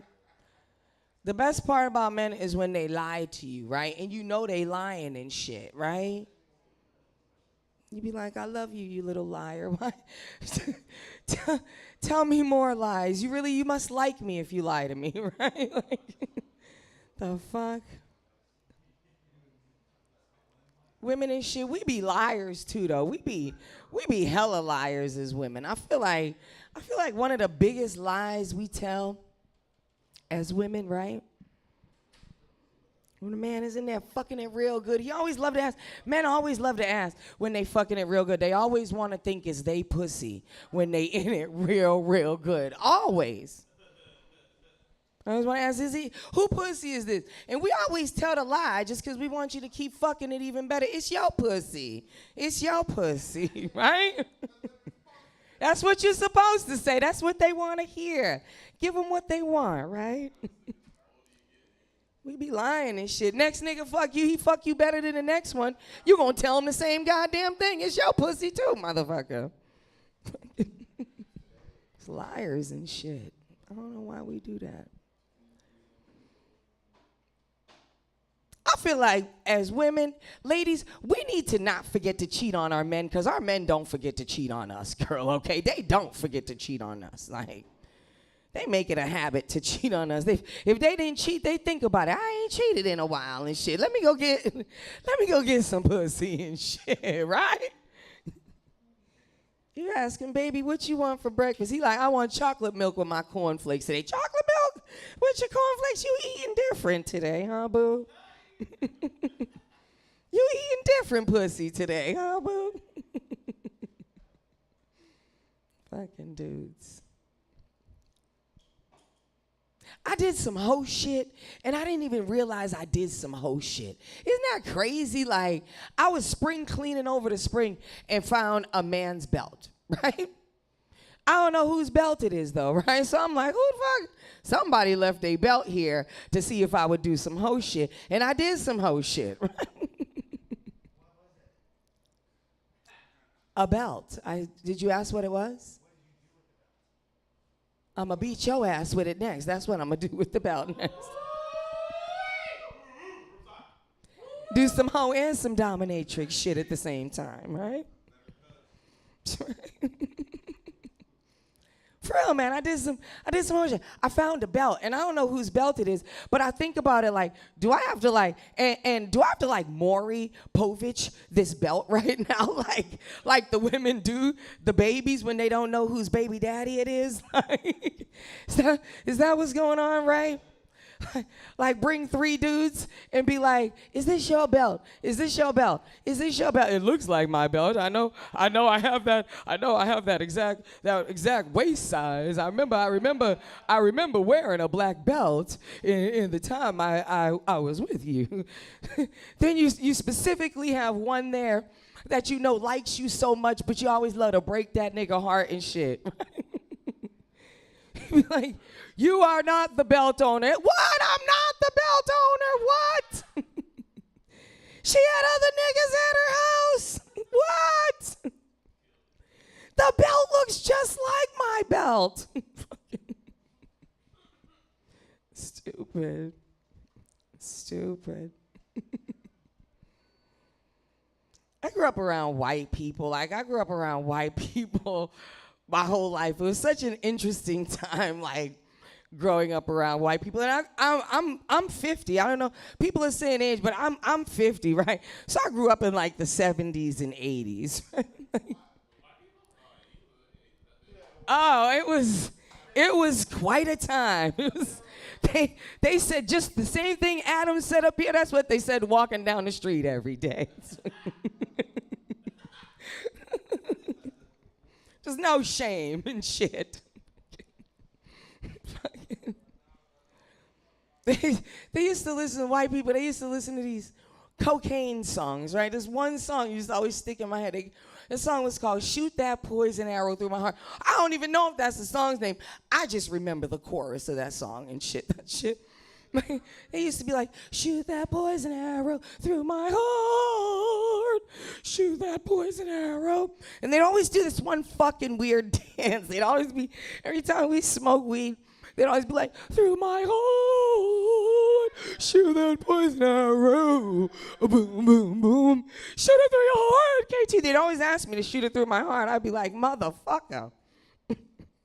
Heart disease is the #1 killer of black people at the time. I'm not asking for that shit through my heart and shit. White people can ask for shit differently than black people can ask for and shit. Crazy and shit. White people are so fucking hilarious. Growing up around white people, of course, all my first sexual experiences were with white men and shit. Like, crazy shit. Depressed white men are crazy. They love you to do crazy shit to their dicks. Like, I don't know why. They'd always be like, take my dick and yank it. Yank it so hard, yank it off. Yank my, see? Depressed white man. He's like, I like it. It feels so good. They love it. They love it. I know you do. He looks like one that would be like, take the head and rip the head off.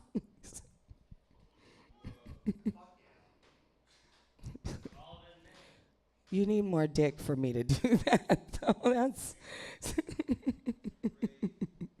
crazy. For real.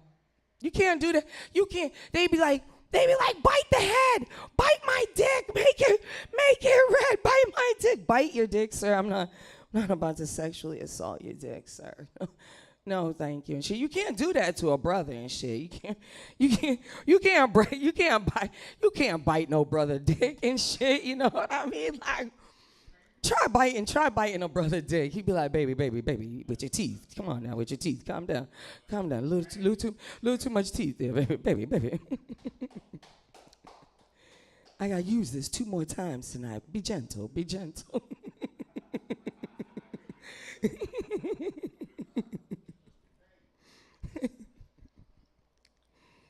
Oh man. Fucking.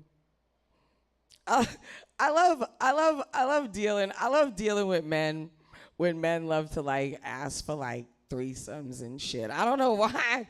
The men love threesomes. They love the virginity is, they don't give a shit about the virginity. It's the gay-ginity. That's the shit that they love. That's the precious and shit. They love them threesomes and shit. I just wish men would like perfect the twosome before they start asking for the threesome and shit, babies. Please perfect the twosome before you start asking for the threesome and shit. How am I supposed to call my homegirl and be like, bitch, you need to come check this nigga out. This nigga shit fire.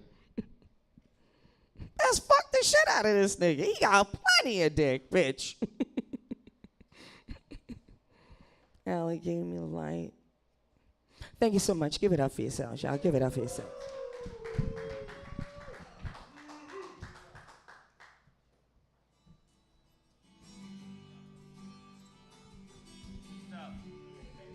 Give it up for Christine Taylor, everybody. Let's keep this shit going. Give it up for Tyler DiBenedetto, everybody. Tyler, motherfucking DiBenedetto. On deck is Ken Steele.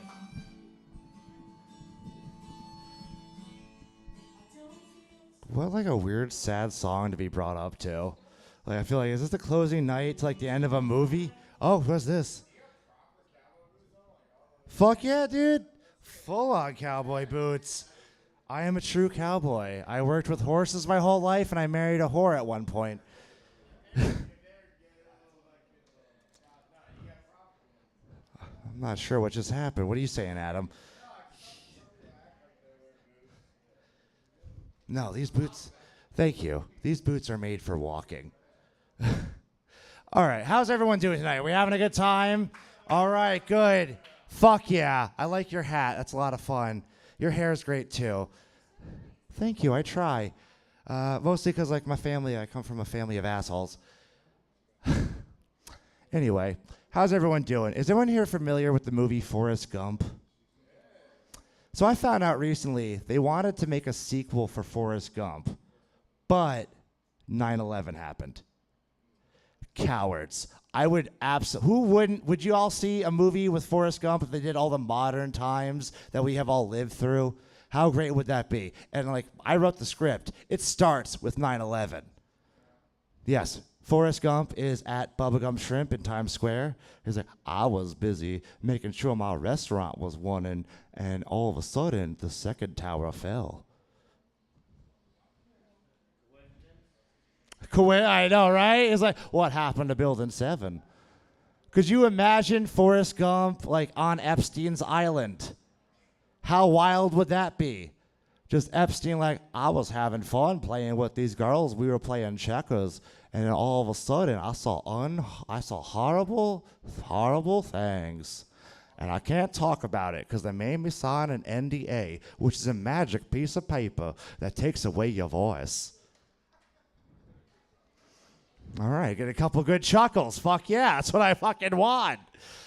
I had some other ideas for like shows that I would totally see. One of them is RuPaul's Drag Show Drag Race. Yeah, Mad Max meets RuPaul's Drag Show, and it's full-on wacky races type shit. You just have like drag queens just cutting brake pads and causing accidents.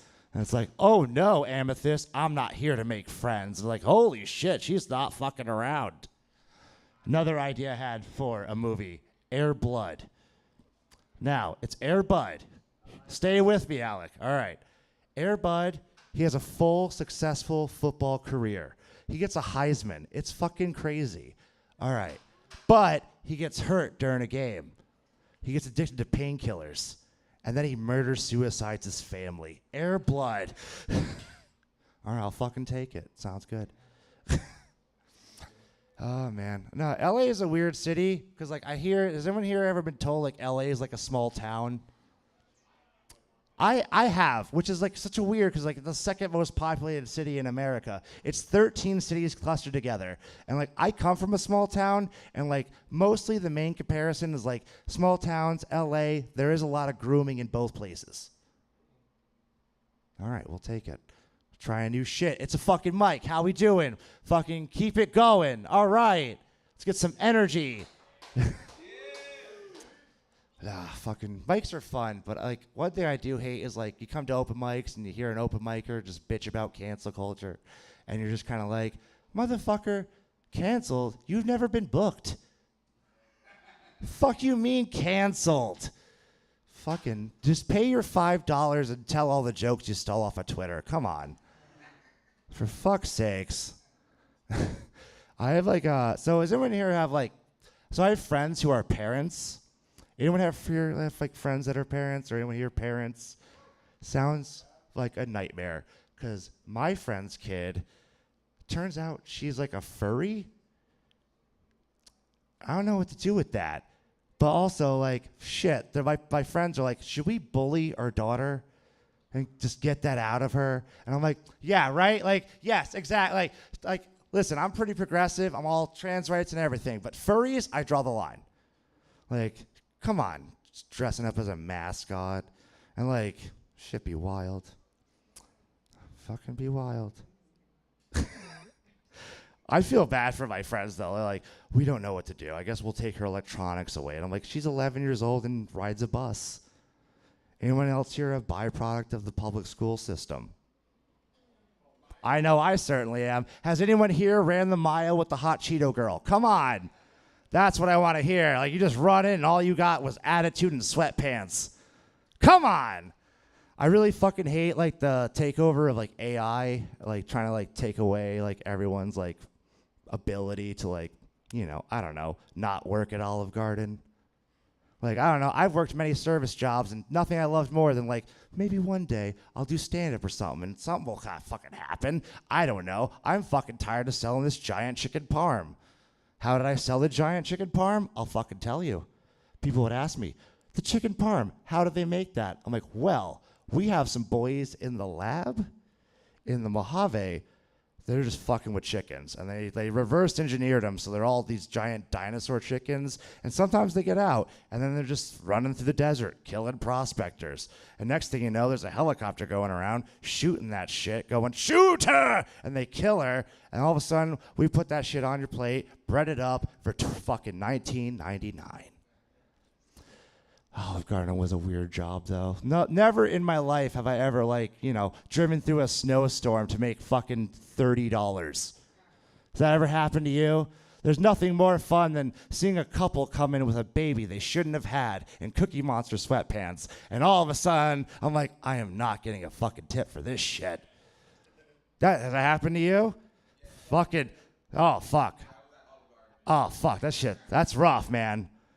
Well, I did enjoy, like, Olive Garden on, like Valentine's Day. I would crop dust couples and watch them fight, like, because you got to test that relationship and see how strong those bonds are. I don't know if you still work at Olive Garden. I highly recommend crop dusting couples. You should do it. 100%. Fucking Christ. It's been a weird week. Man. LA is also weird because, like, so, like, I'm from, like, the Northeast, and, like, in the Northeast, you don't really have time for feelings. It's bills and the weather you have to worry about, and then you live out here, and the weather is perfect most of the time, so it's all just feelings, and I'm getting tired of feeling shit. Thank you, Alec. I appreciate that. I will say, one place I think it would be horrible to be homeless would be Vegas, because the house always wins. I'll take it. All right. Couple mirthful chuckles. All right, I'll take it. No, like, this city really does desensitize you to, like, homelessness, like, as a concept. Like, I've been to many cities. Homeless people are pretty chill. The homeless people out here are very entitled, which is the weirdest thing to say about homeless people. Like, one time when I first moved here, it's still the pandemic. I'm walking by, I have a bandana, and this guy who's like a street performer is like, can I have your bandana? And I'm like, no. And he's like, be gone! Has this ever happened to you? You may be entitled to compensation. Fuck yeah, yeah, I fucking love this guy. Fuck yeah. No, like, homelessness it desensitizes you out here. Because, like, the other day, I saw this one guy, like, we got rid of our old couch. We put it outside for someone to take it. And this one dude's doing heroin on our street with a puppy. And my first thought was, if he dies, I get dibs on the puppy. Which, like, fucking, I felt bad about it. So I left him, like, a hot dog and a bottle of water. But, like, Jesus fucking Christ, what a safe street do I live on? Where someone can do heroin and someone gives you a hot dog and water? What a great street. Thank you. All right. Oh, a couple claps. We'll take it. How we doing, Alec? You doing all right? How you do? I'll take it. I think another fun movie that came out that was totally fueled by cocaine. Did you guys know that Steve Irwin, like the crocodile hunter, had a movie in 2002?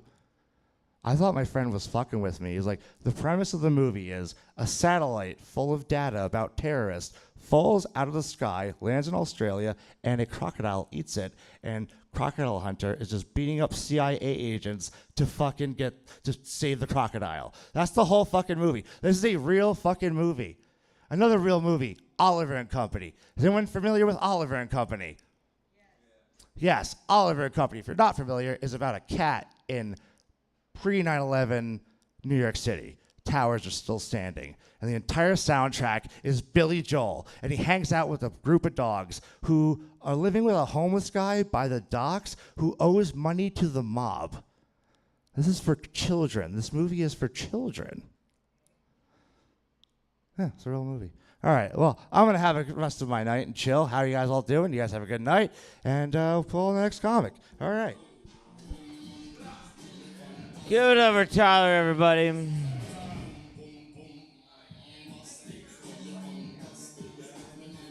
Oh, what's happening? Dude, of course. Of course, dude. If I'm on Australia, I assume immediately if I'm on Australia and a shark or a crocodile starts attacking me, I'm literally going to yell to my friends, call Steve Irwin. Please call Steve Irwin. I assume that's 911 there. I assume when you call 911, you're getting mugged or something. You just call Steve Irwin. That's what I'm saying, dude. Give it up to this next comedian. Yeah, what's up? What? That's your question that you want to ask me as I'm about to introduce somebody? That's amazing. Do you mean it personally? How I am, really? I'm only just now thinking about it. Do you really want to know how I am? You don't at all. Yeah, all right. Who's next?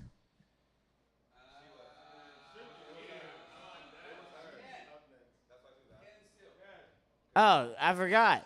This guy's a fucking amazing dude. He's one of my favorite people in comedy. Give it over, Ken Steele, everybody.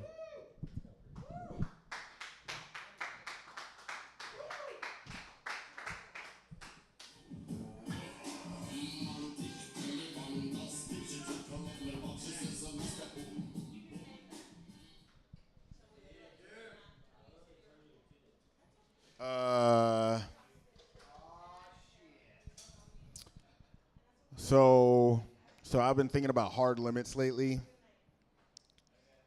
Oh shit! What the fuck? Was that a problem? Was a problem just pop off? Oh no! Oh no! Well, I had nothing to do with it. It was not my problem. That is not my problem. What? I got bumped down. There was people that I should have gone after. What's her face? I didn't say shit. I just waited my turn. You know what I mean? Just waited my turn and embraced the mediocrity. I just embraced the mediocrity. Oh my gosh. All right.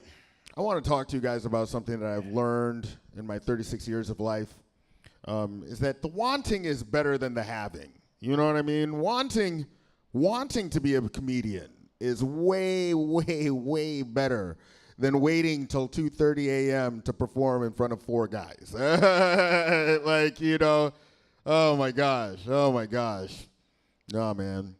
You know what? You know what's better than? I'm just saying, like, dude, wanting a big dick? I imagine wanting a big dick has to be one of the best things ever. You guys, white guys have perfected wanting a big dick. You guys perfected wanting a big dick. Talk about it all the time. Oh my gosh, you guys, what's it like to have such a big cock? Imagine having a small dick. It just comes with a great credit score. Just great credit. How did you get that number so goddamn high? What the fuck? Reduced penile anatomy. All I know is having a big dick. I know all about having a big dick and no money. This is what I know about. Oh my gosh. Having a big dick? What? You got everything? See, if you have all that going on for you, you're going to catch pancreatic cancer because life can't be that goddamn good, you know? Something's going to slow you down. You're just going to... I envy no man.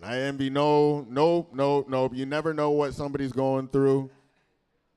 Can you imagine having a big dick, great credit score, but IBS? You just, Butthole is on fire all day. Ah! Man, I'm just saying. I'm just saying, you know. Oh, man.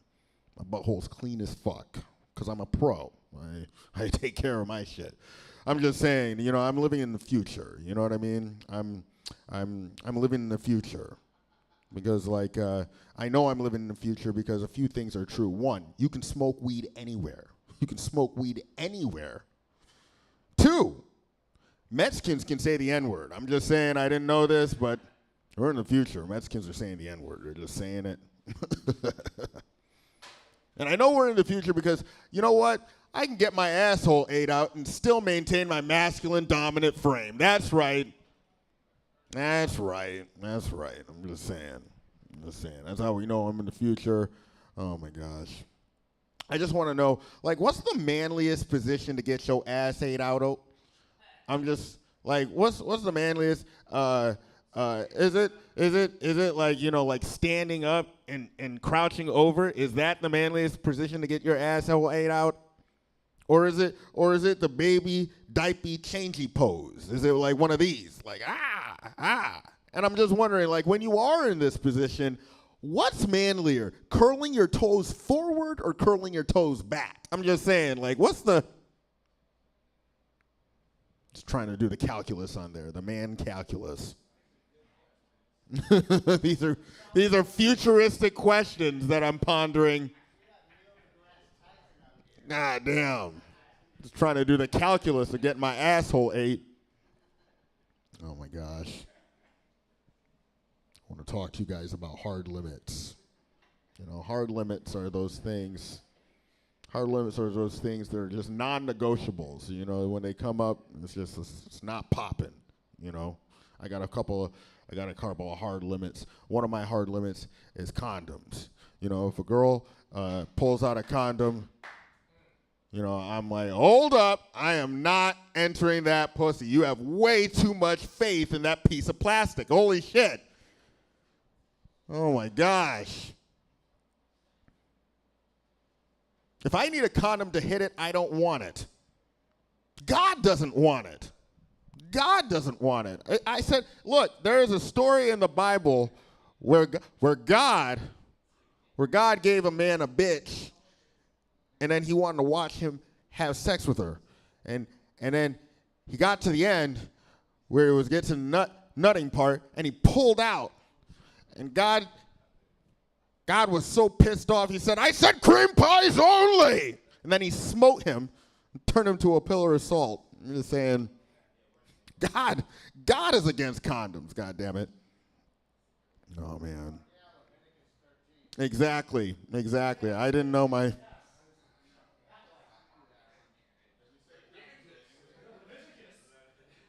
Another one of my hard limits I discovered this weekend was I was with a young lady. And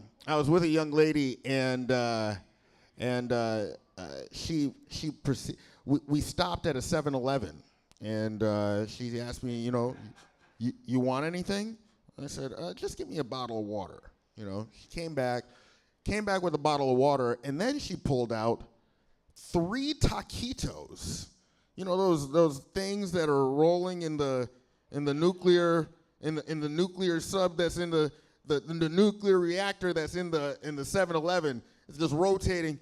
She pulled out 3 of them bitches and proceeded to devour them one after the other without a break.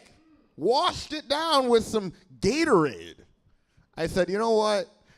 I've got a hard limit. I can't stand a bitch that's eating taquitos and drinking no water, nothing but Gatorade. Jesus Christ. I tried. I really tried going after it. We got back to my place, and I smelled her shorts. Yeah, she smelled like she only eats taquitos and drinks Gatorade. So you know what I mean? Like that's a new hard limit. I'm not. I put the pause on that. I said I got to drive you back, baby.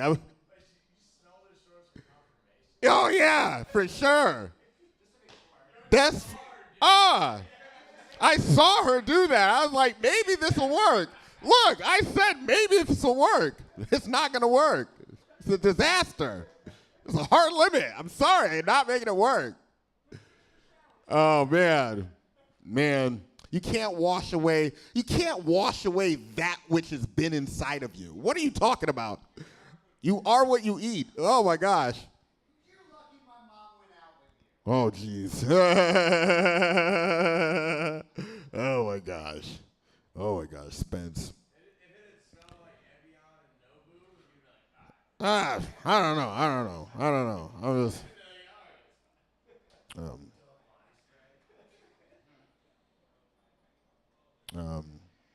We got a lot of white friends.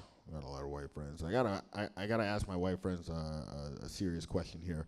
What's up with y'all pretending like you don't like pedophilia all of a sudden? Like, what's up with that? I'm just saying, no. I'm sorry. I was there in the 90s. Y'all were all about pedophilia. I'm just saying. Britney Spears. Y'all were doing countdown timers to all the celebrities who were under 18. Y'all had timers. I remember that shit. Y'all were creepy. Y'all were so creepy. Y'all got the Olsen twins to stop eating forever. Like, they haven't eaten. They haven't had a meal since the 90s. They're just creeped out. Oh my gosh. I'm sorry. I'm just weird thoughts that I was pondering over. I'm just saying, I'm rooting for you white boys. You guys get back on your square. You know what I mean? Like, you ain't got to pretend. No, white dudes are crazy. Y'all are like, we got to get all the pedophiles. And then y'all want to elect the guy who's the biggest pedophile. He's like literally friends with Epstein. He's just literally the guy. He's like literally the guy. Anyway, my name is Ken Steele. I'm voting for the DEI candidate. I'm voting for that one. Yes, oh my gosh. You guys have a wonderful night.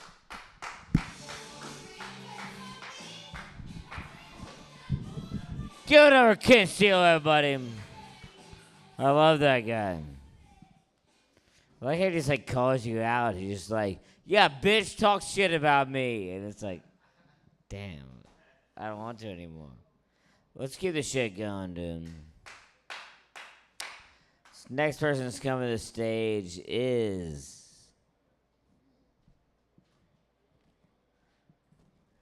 Who's here? I thought it was supposed to be someone like who like bitched me. Yeah, someone just bitch. Who was it that just bitched about me? People were literally bitching about me, like skipping them. What's your name, sir? Did you smoke the bowl? Do you want to get on stage? Sick. Do that.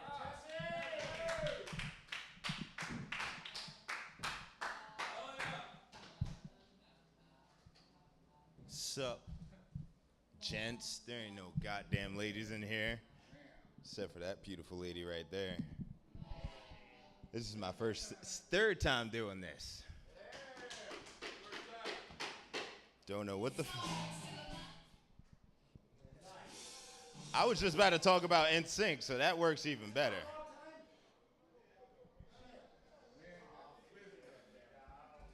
So can we discuss how I'm gonna be probably the only black dreadhead at the NSYNC O-Town fucking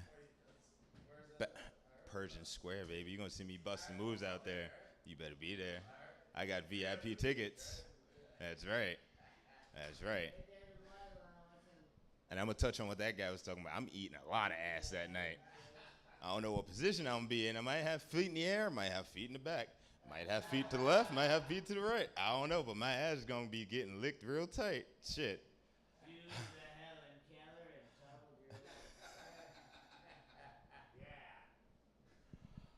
Fucking A. So, let's talk about some LGBTQ ABCD 1, 2, 3 shit right now. Can you believe the new law in California, what's going on right now? They're banning. Elon Musk is leaving because of it. Elon Musk is taking and hauling ass to Texas because Cali liberals are all over his face and he just can't take it. He's like, I own fucking Twitter and I got rid of the bird. Who do you think I am?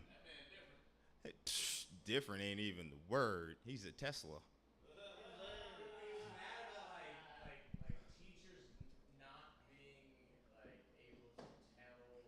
It is the most ridiculous. I mean, I don't know. Actually, I don't fucking get it. Because who the fuck cares? Especially, oh, my kid's going to school. I need to know if that kid's sucking dick or not. Tell me right now. Hold on. Wait a minute. What? That's why the education system's where it's at right now. Shit. Fucking, they don't get paid enough. Now they're worrying about dicks, pussies, vaginas, and trans, all types of colors.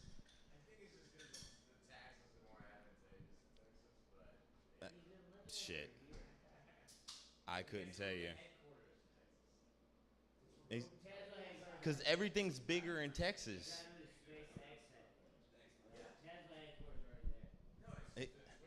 Yep. He's taking off. He's getting the hell out of Southern California. Because everything's bigger in Texas. Just saying. He knows what he's doing. That man's looking for dick. Yeah, no. Fuck. Just a black guy up here with a microphone. Yep. I did. I want to rock it like you, Adam. Where'd you get those sandals from? It's Payless out of business. Sandals from? Yeah. Because I have a thing called dad stance. So I need some perfect dad stance sandals like that. You know what I'm saying? You ever got a dad stance? Of course. If you don't mind, can I hear the story about your dad stance before I go into mine? Yeah, tell us. I mean, you just want to see me do it? No, I want to know why you got the dad stance before I tell you why somebody I know got the dad stance. Well, first of all, it was a cold night. Ooh. 94. My dick's about this little at that degree. Same, at that point in time. But then when my dad told me, he was like, son, you're a dad yourself. And you got the dad stance for that? True. 7 minutes. Son, you're a dad yourself. Exactly. That's right. We touch tips, and then you have a dad. No, I don't, actually. I'm that stereotypical black guy who's still looking for his. Hey, bro, we're going to a Grateful Dead cover band concert on the, what was that? August 17th. Hey, so Callie asked Alec to take me. So Callie. Oh, yeah. Well, there's a dad stance to that one. White shit. Yeah, so Callie didn't. There's no Jerry Garcia cocaine going around over there, right? Just mustard. Oh, did he? Just heroin. Well, well, I'm just going to explain real quick what.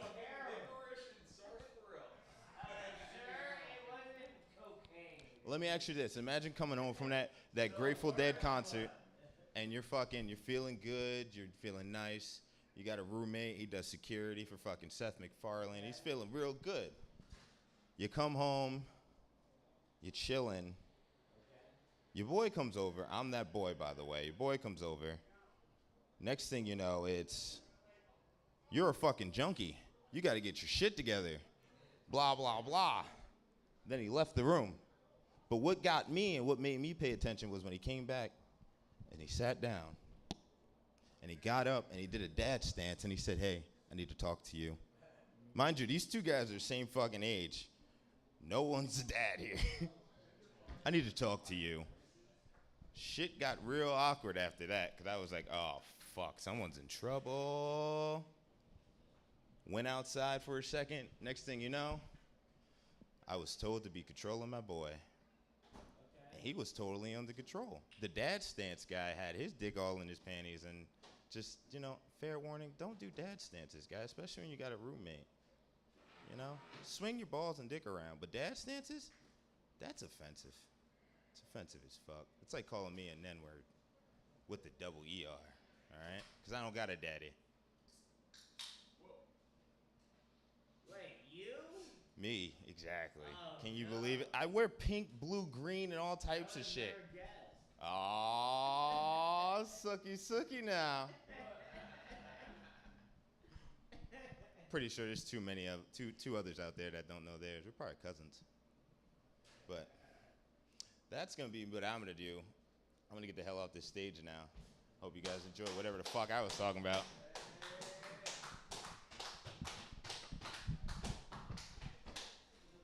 Good shit, dude. Good shit, dude. Got a little racist there at the end, but that was my fault. That was my. Weirdly, that's like my go-to at the end, which sucks. That's my own fault. That like at the end when I'm like I have nothing else to say, it just becomes racist.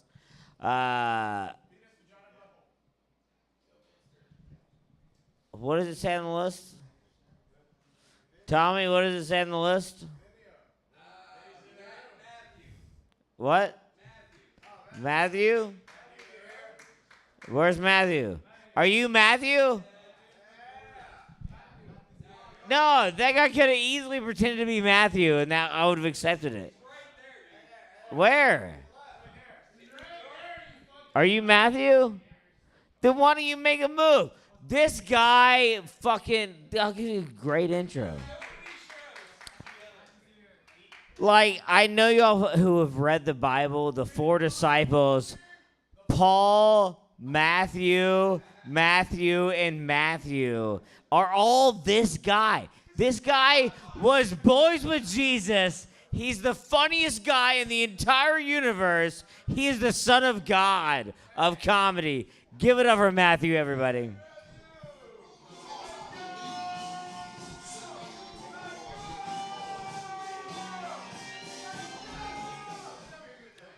The fuck?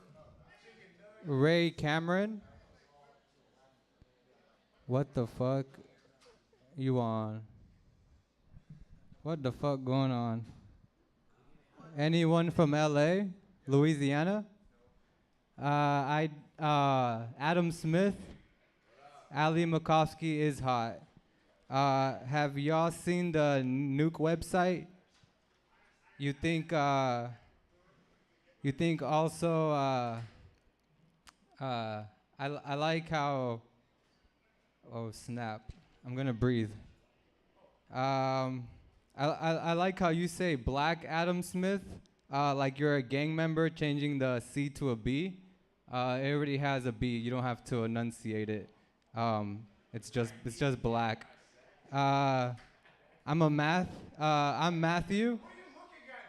Matthew is my name. I'm Matthew. I'm a math guy. You're okay. Maybe leave the 3/5 jokes in 1865, guy. Sorry. I wrote this in the parked in my car outside guarding my whip from unhoused. I'm gonna breathe. In my car outside, unhoused and now have two. Unhoused now have two. There.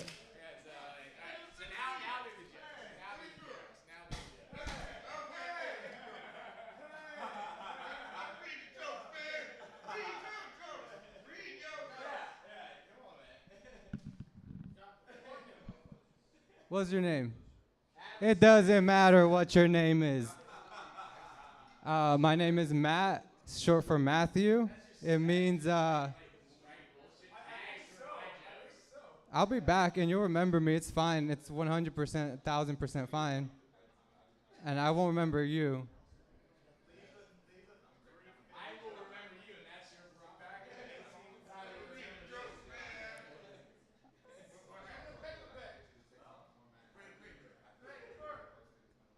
No, that's cool, man. I literally, that's the first time I've done that in 6 months, read a piece of paper.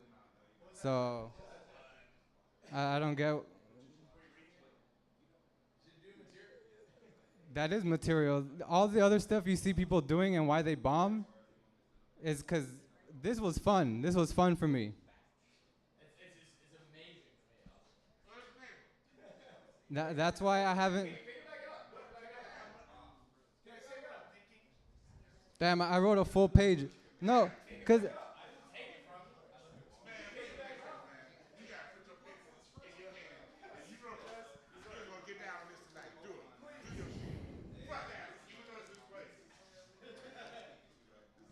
Yeah. No. This is a sick mic you guys got. This is a very honestly cool mic you guys have. I'm probably the only one that subscribes to you guys and leaves a comment for your algorithm. You'll see my name is on YouTube, so I don't. You'll remember me though. So I don't understand. So the only person that's looking at, I'm pretty sure I've seen you that, yeah, I don't even want to get into it. That's not funny. It's not funny. It's way more interesting than. I love you, Adam. But Corey, Corey, you know what's cool though? Okay.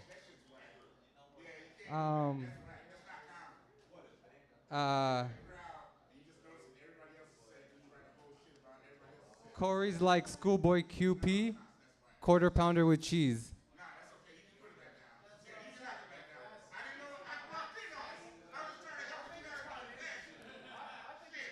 Look.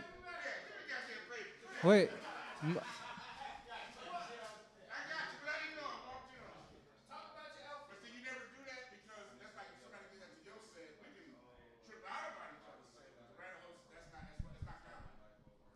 But you're.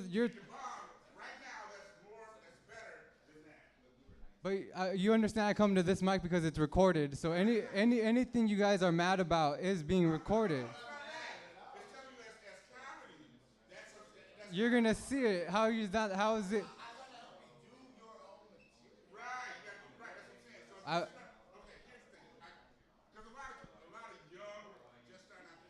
How do you know how old I am? How old am I?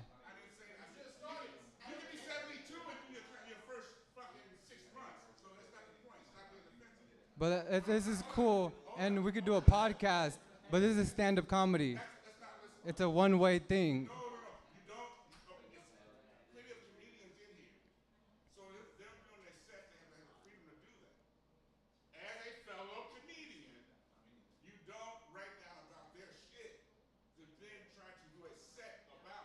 It's written down. If you want it, you could, and that's just gonna. It's just gonna hurt my career. It's just gonna hurt my career. Just. I.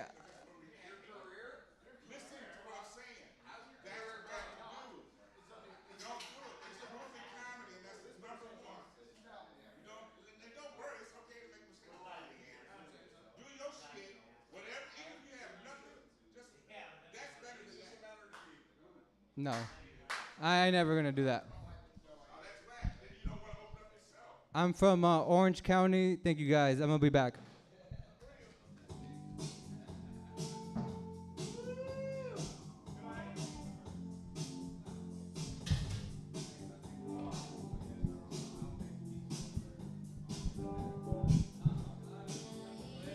That rocked.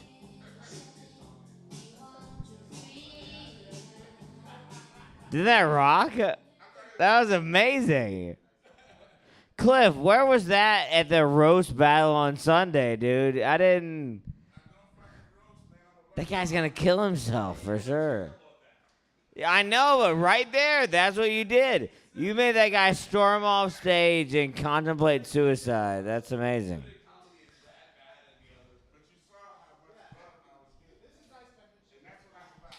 What's your name?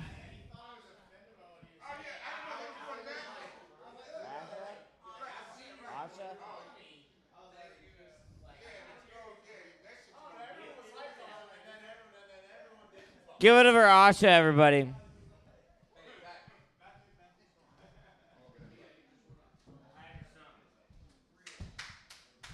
Thank you to the host. This is my first night here. I'm going to be singing one of my original songs that I wrote, sung, and co-produced. It's called Water Not Wine. So elegantly posed at the coffee shop she goes to, sipping her latte. She goes to no parties, has big dreams, is constantly focused, fills the world with gemstones and roses, only has a time to drink water and not wine. Doesn't matter what you say, she'll dissolve the stress away. Keeps the past pain in her brain, steers drama away. Doesn't matter what you say, she'll dissolve the stress away. Keeps the past pain in her brain, steers drama away. Morning routine done, after lunch takes off and running to get that workout in. But it's a different kind of win. No competition, no, she's not for it. Challenges herself to work for it. Doesn't have the time to change water into wine. Doesn't matter what you say, she'll dissolve the stress away. Keeps the past pain in her brain, steers drama away. Doesn't matter what you say, she'll dissolve the stress away. Keeps the past pain in her brain, steers drama away. Reflection of the day in an evening meditation. Struggles from her past, no regrets but much elation. Even through the times that were harder, didn't stop her, no, she got smarter. Only has a time to drink water and not wine. Doesn't matter what you say, keeps the past pain in her brain. Doesn't matter what you say, she'll dissolve the stress away. Keeps the past pain in her brain, steers drama away. I hope you enjoyed it. I hope you have a wonderful night. Please stay safe. Thank you. My name is Asha.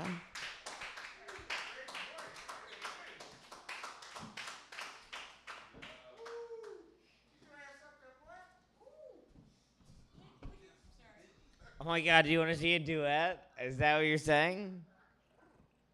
Whoa! Y'all saw it, dude. Y'all saw it. That's evidence, dude. That's evidence. I saw it last night with Mayhem, dude. Last night we were here at the gym, and it was Kani's cousin that was here, like that.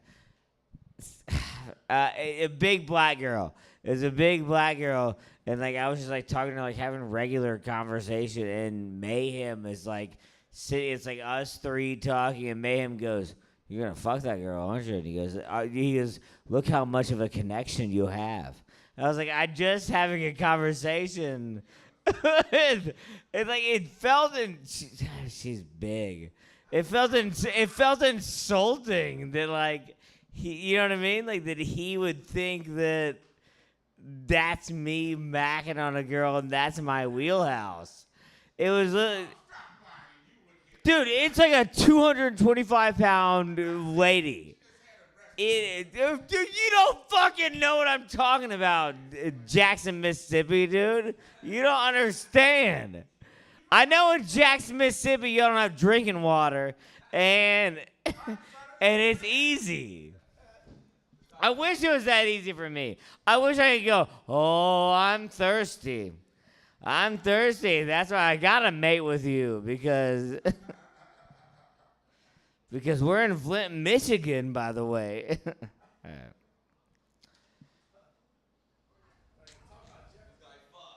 Yeah, who's next? Sure. How do you go up? Yeah, how do you play music? Do you want to go up? Does this guy? No, this guy's sitting next to you. The guy with his head in his hand who is clearly having an existential crisis. Do you want to go up? What's your name? What'd you say? Guys, I just got news. I literally just got news that there's this man named Zachary who is in the building, and I'm getting news. It's Pat Sajak, and Pat Sajak said that it's a Zach attack.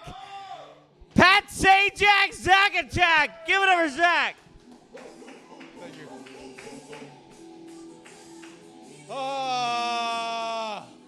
Okay. What up, everybody? Oh, I just found something. Okay. What up, bitches? It is motherfucking business time. So tonight I was at a cipher. Before that, I was at a recording session. Before that, I was playing video games at my crib. Yeah. Which one? Fortnite. Yeah, bro. No. I was on COD. I was on. All right. Today I haven't been on any video games. I shouldn't have brought it up. This motherfucker's got 2 projectors in this and a spotlight. All right. Any guys got big balls? Big balls? Yeah? All right, biggest over here. Coming close second.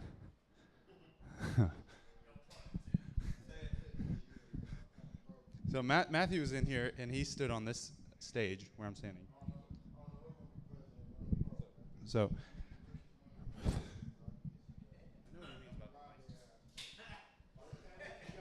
This thing's broken in more places than one. Woo! Yeah. All right, great mic stand. Yeah. You guys, you guys know that.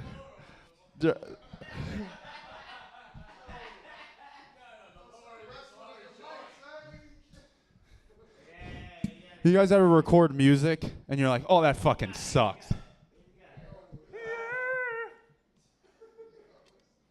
Yeah. Wait, is this for my belly now? Belly noises for the rest. Okay. Check. Mic check. All right. Mic check. Oh, okay. Yeah. Chaos.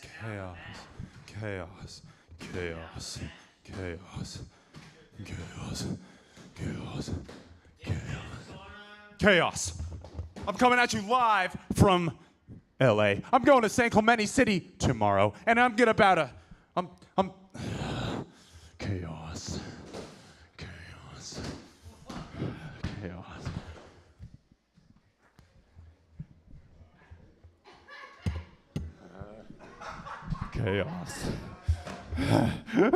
Chaos. Okay, what about order? Does anyone have any ideas about order? All right.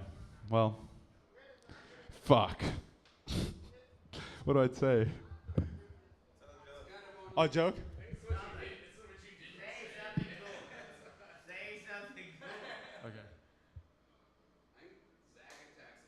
Someone give me a word. Frisbee? Okay. Wheels, yeah. Frisbees.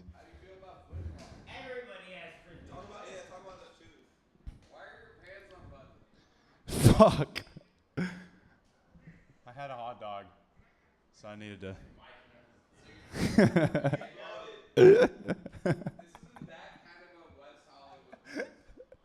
Okay, I'm done. Is that an allegory, the hot dog thing?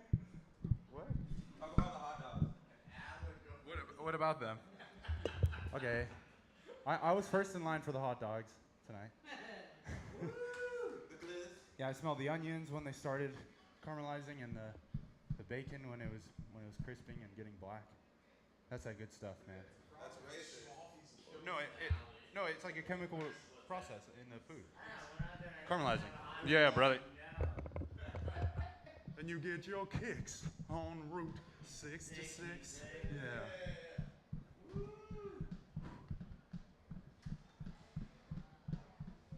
Get your kicks.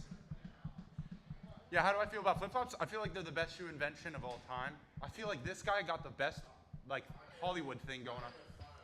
Hollywood thing going on right now, because he's got the sandals with the socks.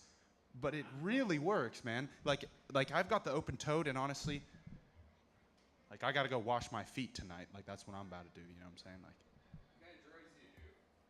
I do weed. I've done weed. No. Yeah. Fuck marijuana. No, I've been to Disneyland though.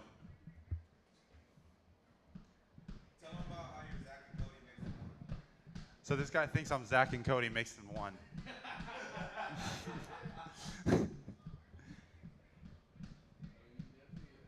So, I said I was done. Yeah. Do you want this? That was sick, dude. The You're Welcome was sick, dude.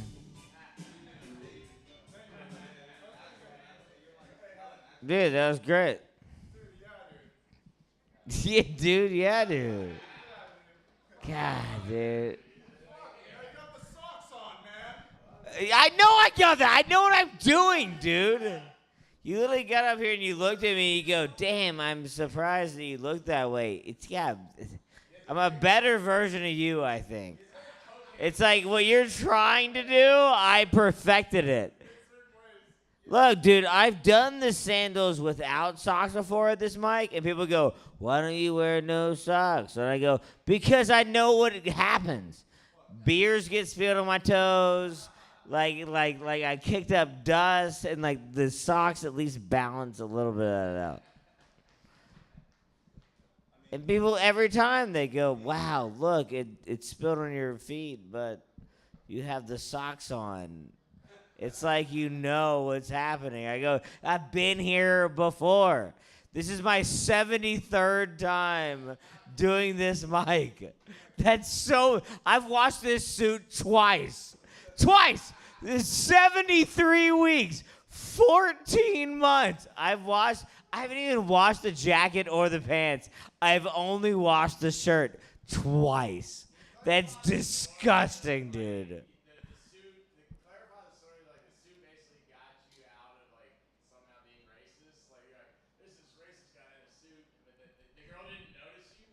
I think it was last. You talking about last night? Yeah, it's Kenny's cousin. I literally said to her, like, we were like talking. It was like that. As I said earlier, it was like this.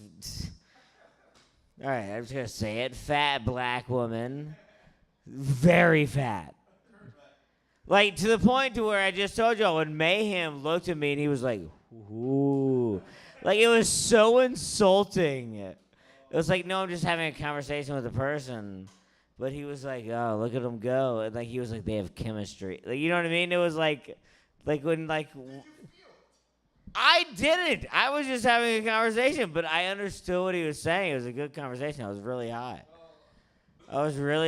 But yeah, so yes. So I'm talking to her, and we're talking, and she just goes, yeah, I was here like last Thursday, and there was a guy on stage that just made like a lot of racist comments, and they weren't funny. And I go, oh, that was me. I go. She goes, no, this guy wore a suit and stuff. And I go, no, that was me. I just am not wearing the suit right now. And she goes, oh, I thought you were so racist. Like, none of those. And I go, well, no, they were kind of funny. She goes, no, they were funny. If they would have been funny and racist, that'd have been fine. And she goes, no, it's just racist. It was amazing. Yeah, it's awesome. I told her immediately, I was like, nah, I wish they would have been funny.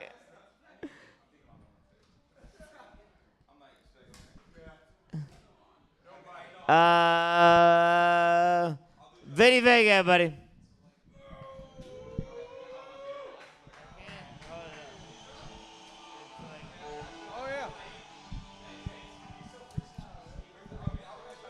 Good shit on your first set, bro. Hell yeah. This is your first time in hell, dog. Doing comedy? Motherfucker, goddamn. All this shit. Wash that white.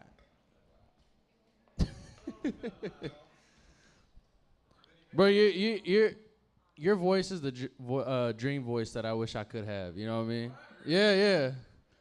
Boy, you gotta straighten out, boy. I love that voice. I fucks with that.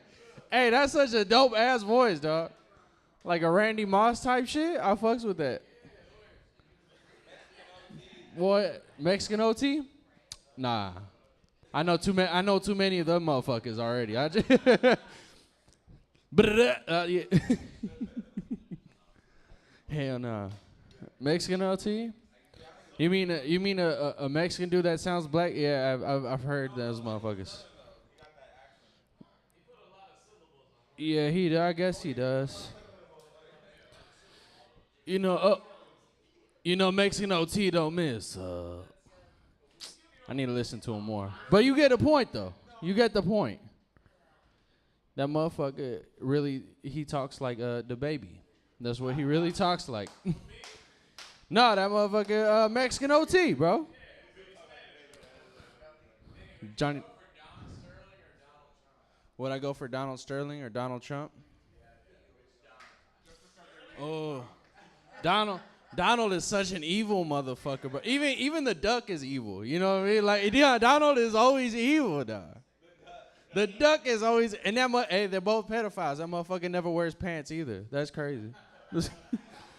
Be walking around without his pants on, like, motherfucker, you a pedophile. I know that shit. But if you were personally asked me, I would probably say Donald Sterling. But if you were asking me on a deeper level, I need money. So Donald Trump. That's right. I will deport 5 motherfuckers just to get that $1,000 checks back. God damn it. You remember how great that shit was? When you got 1,400? Oh, you a great singer, by the way. It was great meeting you. You're a great singer. No, thank you. I appreciate that. You fine as hell too. Why? Oh, I like bringing up people though. You know what I mean? Oh, I appreciate you too. Thank you. I needed to hear that. You know. Okay, you too. Only thing would have been better if it was a Southern black woman that said that shit. Oh my God, I would have loved that. That's my set. Oh boy, you is a finer than a shrimp. I was like, what? You can say anything with that voice. I don't give a damn. Boy, you were finer than a crocodile. I was like, I don't even know what that means, but I fuck with that. I like that. yeah, man. I fucking I missed it. I'm glad we're finally back. Oh yeah.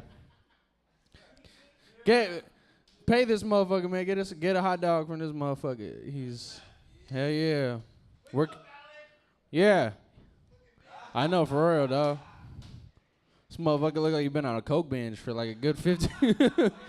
This motherfucker. I seen him a few times leaning his head against the wall. He just trying to keep it together.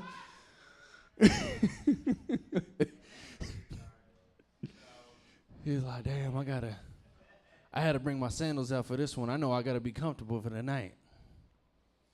No, don't look at me. I ain't gonna bring no fucking sandals. I'll be in some slides. Some slides, see? Some Jesus? Some Jesus, all right. I had those. I used to go to pay. I used to go to Pay for Less. I had these before. My Little Jesus Chronicles. I miss that shit. I don't. Nah, I used to get bullied for Payless shoes. Goddamn it! I used to. I got some Jordans from Payless. I was trying to pull that shit off, man. It was all like, hey, that's the March 7s, ain't they? You got that shit from Walmart. All right, fuck out of here. Ain't no. Hey, that's why you need a dad in your life. My mom bought me them shoes, goddamn it. That's why you need a dad. Be like, man, what the fuck are those type of shoes, man? Get the fuck out of here. Nah, yeah, my mom. Once you get the love from your mom, you don't give a fuck about what anybody thinks about you. Yeah, right? And then you don't get no bitches. You're like, I should probably start caring about myself, dog. got long ass hair. I'm like, it's good. There's something good looking under this shit. There's something there. I see there a few people. I'm like, no, you just in love. You need to get the fuck out of here. You need to lose some weight. You got the all right, motherfucker. You. All right. Oh yeah. Oh yeah, dog. That being a man with a woman, that's dangerous. If you don't know how to handle it, yo. Especially Mexican man, shit, you be having diabetes in no time. Goddamn, you be you be having purple foots in no time. No, man. Some slides, nah. We done talking about that now. Fuck that, man. Y'all remember pirated movies, the bootleg movies? Yeah. Oh yeah. Yeah. They fucking suck, didn't they? All right. Them little bootleg movies, the pirate. Yeah, man.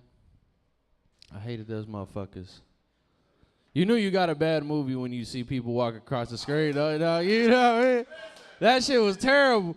Oh my God. You can hear people in the backgrounds having conversations and shit between the movie and like, yo, bitch, shut the fuck. Disciplining their kids and shit. Hey, sit down, shut the fuck up. I was like, damn, bro, this is Incredibles. Why are you talking like this?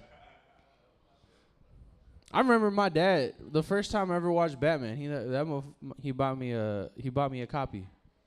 Bought me a copy of Batman. Knew I loved that shit, man. And he bought it. I was like, fuck yeah, I put that shit in. That shit was garbage, dog. That shit. Straight garbage. The audio was all fucked up. Bane was somehow a Mexican dude. I don't know what the fuck that had a Mexican voice and shit. I thought that motherfucker was a cholo for the longest time. Yeah, my whole life he's like, so you think darkness is your homie, dog? Are you turn out the lights, fool? Let me tell you something, fool. I ain't scared of the dark, dog. Hey, fool, I'm gonna be real, dog. I was born in the dark, homie. Hey, fool, I didn't see the light till I was born on my mom's pussy, dog. I ain't scared of shit, fool. That was Batman. That was my Batman, bro. And I got a real shit though. That's how I knew Bane wasn't Mexican. Cause if he was, his baby mama would never let him take over the city and shit, you know. He'd be like, thank you for coming to the meeting.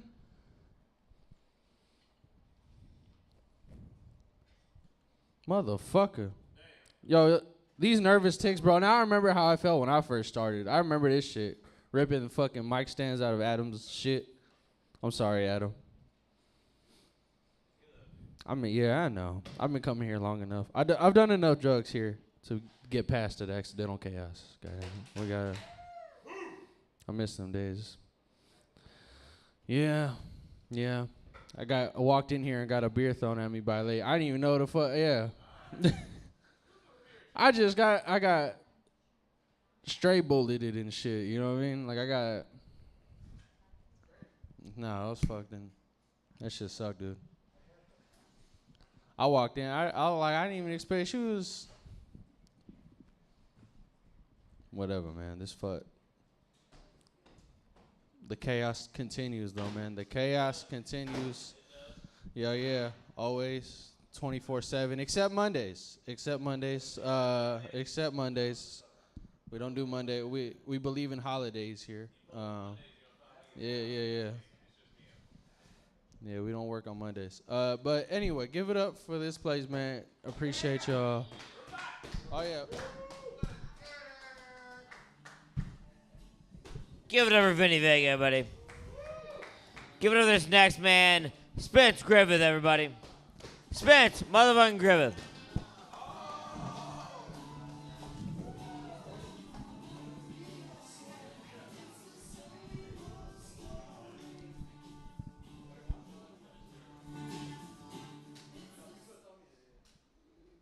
Oh, when I finally start dancing for you guys, and then you turn them. I know, yeah. Well, why'd you turn the music off?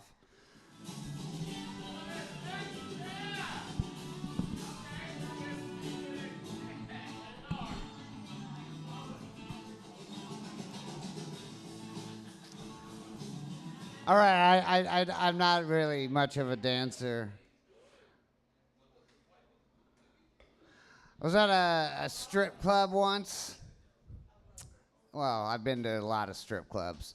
But this one time, and this girl's dancing to the most boring fucking Christmas song that it's one of those songs that lasts for like 8 minutes. She's dancing on the pole, and her tampon string is sticking out. And like I say something, like some of the other strippers say something to her, but she doesn't have the ass to be able to like hide it and stuff. She keeps trying to do it, but she does the whole fucking dance and gets off. I don't know what the male equivalent of that is, but if it happened to me right now, I'd shoot myself. And that stripper is tougher than me. That's. I'm actually not a strip club guy. I like lurking in their parking lots, but no. My old place in North Hollywood, the closest bar was a strip club, so I'm an alcoholic, so I'd go there and. Go there during the day. It was the best fucking strip club. It was because it was a pile of dog shit. Like the girls were straight out of the crate. They weren't hot. It's the bar where Shia LaBeouf's dad OD'd in the bathroom. And it smelled like his ghost in there. Like, I don't have a sense of smell, and I knew he was there still. God damn it, there was this girl, her nipples were longer than her tits. Yeah. One of them's got a wonky eye. I'm still friends with Angel. I'm not I'd go there and like sit in the back and just drink and write, and I don't drink coffee. So it's just like what you guys do at Starbucks, and there's boobs. It was a great fucking deal. I don't know. First time I ever went there, what?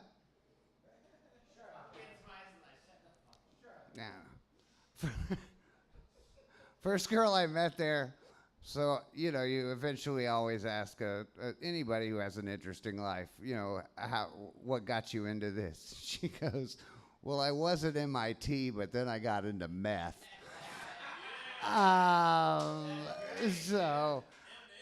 Which normally I feel like the stereotype is like, I'm trying to go to college, which makes me believe her story. Tallest girl I've ever met in my life, a fucking monster. If she was so hard to fit into my trunk, I had to chop her off at the knees, do 2 trips. There was a girl there that I'm pretty sure has Down syndrome. Or she's Asian. I can't tell the difference.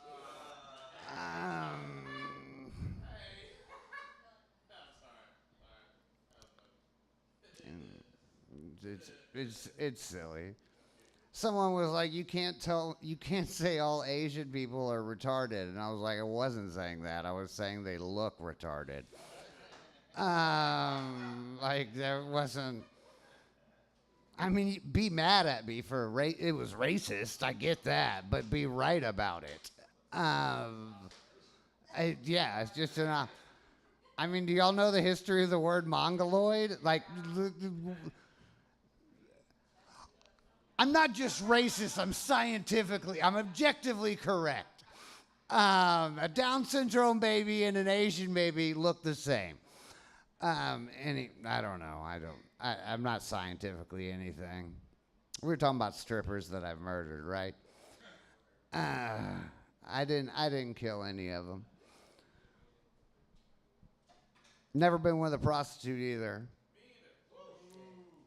I've killed them. I did. One Christmas, I got a wild hair at my ass, like why don't you get a fucking hooker? Like, you're an adult. Like, I don't want to talk to him afterwards anyway. And so I was like, I'll get a hooker. I'm a caveman, right? And so I, like, Googled how do you rent a person. And I got, like, a fucking, like, Tinder, like, kind of thing. Which, like, swipe left, swipe right, and I'm using it the same way, or I'm just looking for a waist. And first girl gets back to me. I go to her picture. I'm like, it's like little white trash white girl looking over her shoulder. Looks just like my mom. Side boob and stuff. And then I flick to her last one. And the last one is her looking over her shoulder with a G-string on, one ball showing out the side. Like her fucking asshole's blowing a bubble. Who is that hot for? Like, even if that was, I was into that, I would be like, that's not attractive. So anyway, I was fucking her. And no, I wrote her back, not my bag. And didn't think of the pun till later on.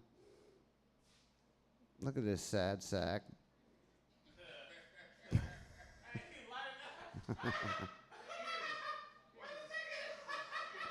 No, I honestly saw the moment where he realized, oh, I need to light him. It was awesome.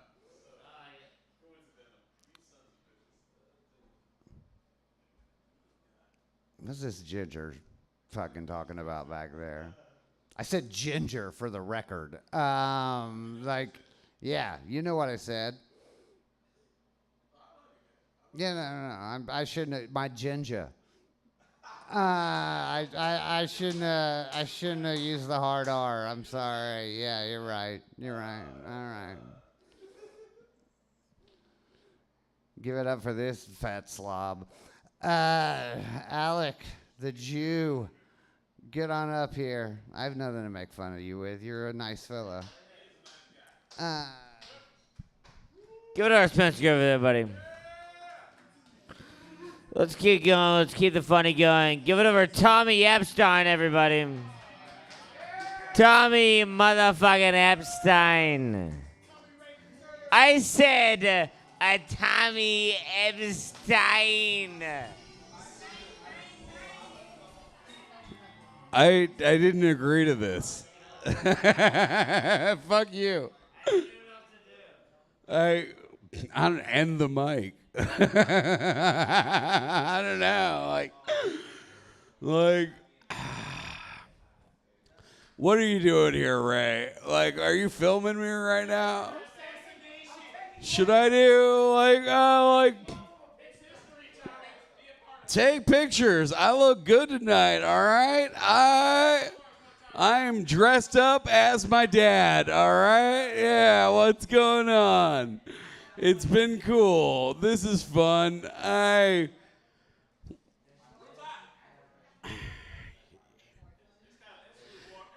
It's not really hot, is it? Like, I think the room is mediocre.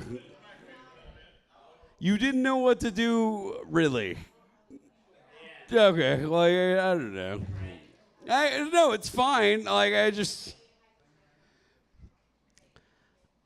I wasn't really planning on going up tonight. I didn't really feel like it. Here, you shut up. I'll tell you a story, okay? I've been staying at Adams, which is in the Valley, and they do not have a lot of...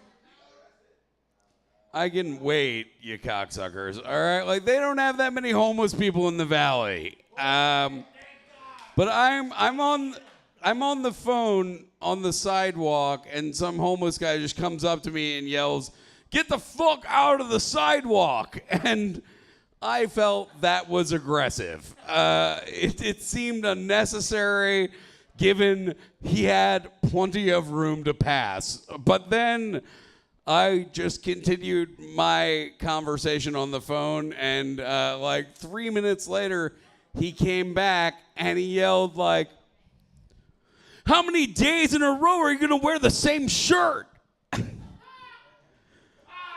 It's like, "I'm homeless. You are wearing the same shirt. What's wrong with you? Wash your clothes." And my brain short-circuited. And instead of realizing I was talking to a schizophrenic man, I just politely out of the side of my mouth said, I have 6 of these shirts. And then he continued, he's like, "Fuck your shirts. You wash your clothes, you dirty bitch." And one could argue that's the state of my life.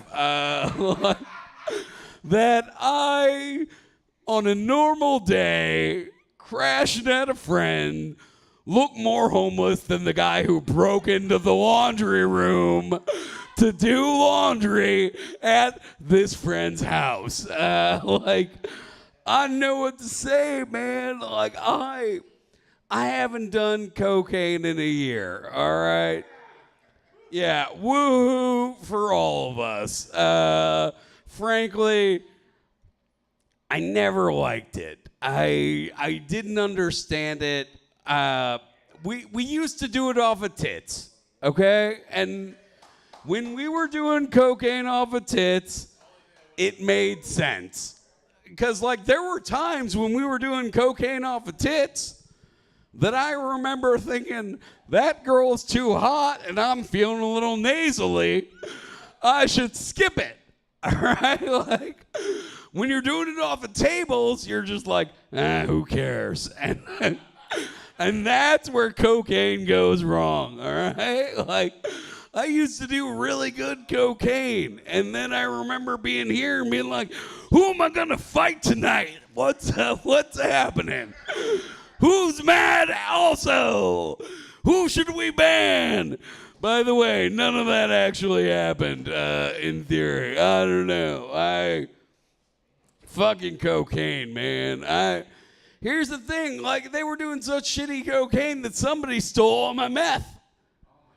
I know, damn. It's very upsetting. When your meth gets stolen, it's not a good day. It's not. It's a low point, because mine is ADHD medicine, all right? Like, it's regulated. Like, I don't know what corner to go score meth on, you know? Like, I'm just like, shit, I need this for work so I can keep continuing in this corporate system that has never given me anything other than the realization that I can afford to leave 17 weeks a year and maybe I don't want to die. Okay, deep cuts. That was much. All right, I'll do like a few years back. I was married to a very wealthy woman. Cool. Clap it up. Clap it up. Hey. She took mine. That's how wealthy she was, all right? I got threatened by a woman who was the daughter of the head of the second biggest bank in the world. Yeah. It wasn't great. That was not fun. I just went on the lamb. I didn't have a fixed address for years. Because I don't think I understand there are a lot of dumb people in the room. So let me simplify this. The president of the second world's largest bank is the president of all the world's countries. You say Jews run the world? I don't know. I knew a fat, closeted gay Polak who had a lot of pull. All right? I don't know. But yeah, I didn't have a fixed address for years. I was just I was so scared of this man, I went to the Ukraine to run guns. because I knew I needed somebody in my fucking corner, and it might have to be some people who hate Jews but are Jews, but like, you know, ancestry got confused and we eat the same foods. It's Ukrainian to them. Nah, you're old Jews, all right? Like, you just been lied to by your Soviet parents, all right? It's like when your mom tells you you're pretty, all right? Like, guess what? If your mom's the only one telling you you're pretty, you're probably not. And if your Soviet parents are telling you you're not Jews, you definitely are. All right? Like, that's just what that was. So fast forward, I don't know, like, what I have a temper, all right? I'm a man with a temper. You say the wrong shit to me, and like, I don't care if I'm gonna die. I'm going out going, fuck you, all right? That is who I am, and that is 100% how I will die. Like, there is a 0% chance that I go peacefully, all right?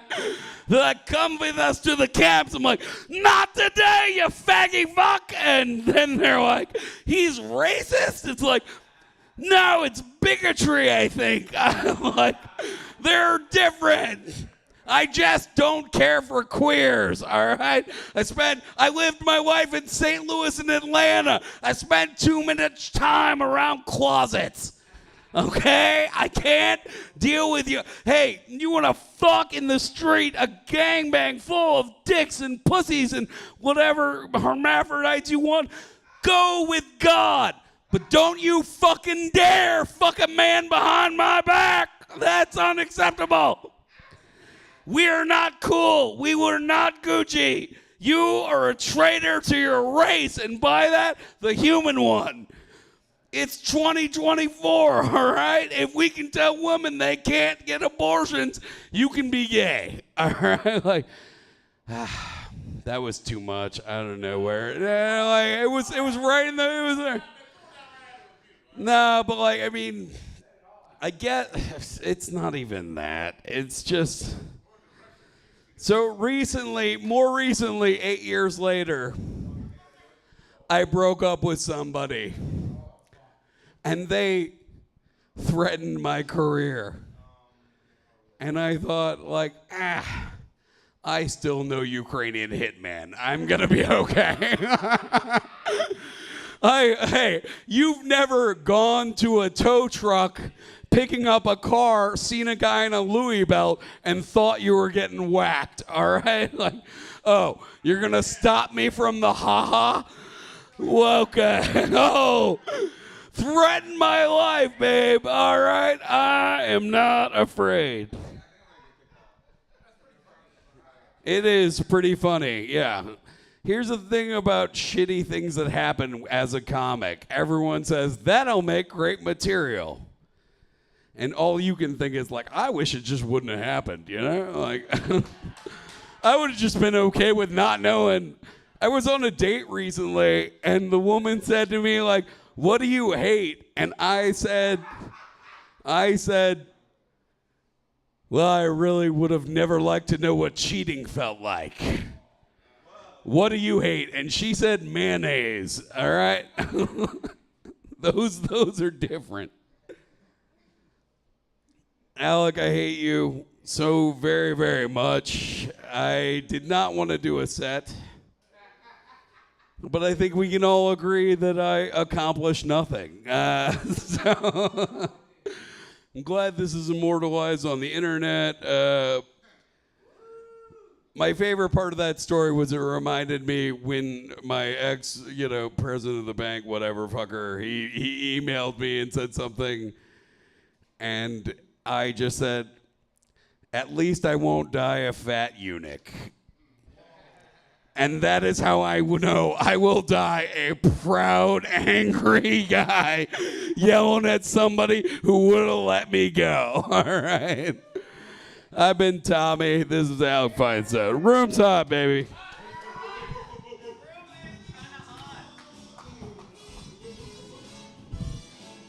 The room is hot, baby.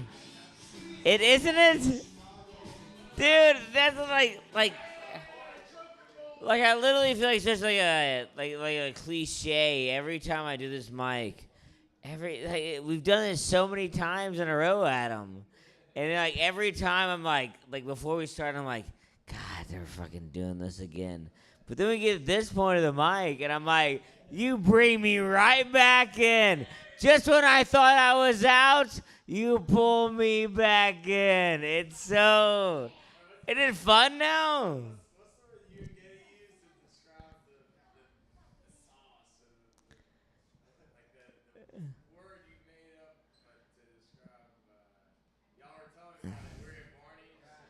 Dude, that was my birthday, dude. I was so drunk.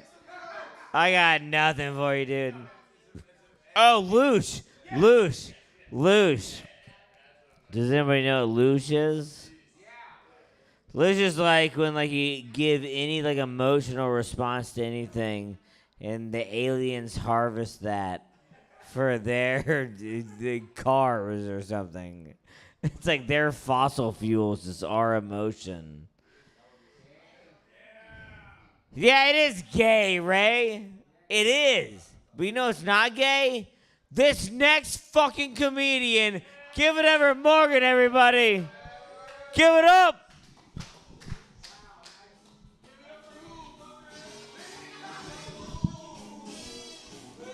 Hell yeah. Thank you for being here at fucking 7 a.m. Did you know the sun's out right now?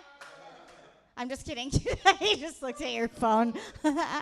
Oh my God, my friend asked me if I was a Care Bear, what would be on my tummy, and I was like, the Planned Parenthood logo, obviously.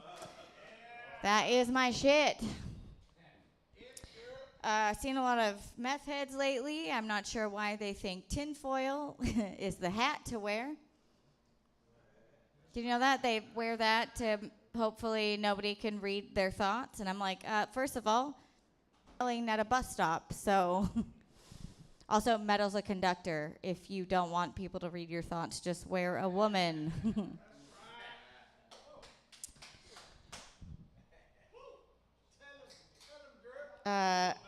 It's true, white men cannot rap, but they can buy a vowel. An E. They like to rape. That's what that was. Uh-oh. Yeah, I think I'm a sex addict, but I can't go to those Sex and Love Anonymous meetings because my dad goes there. Weird. Also, the concept is weird, you know? Why would you get a bunch of people together in one room that just want to fuck each other?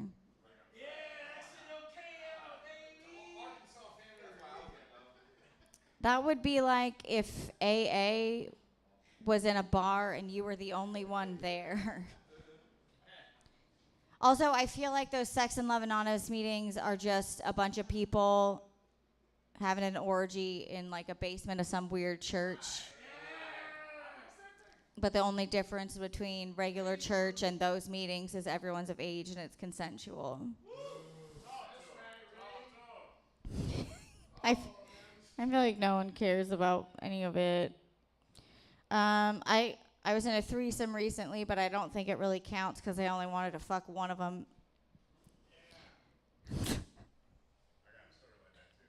Oh, you rape joke? Well, that's what that was.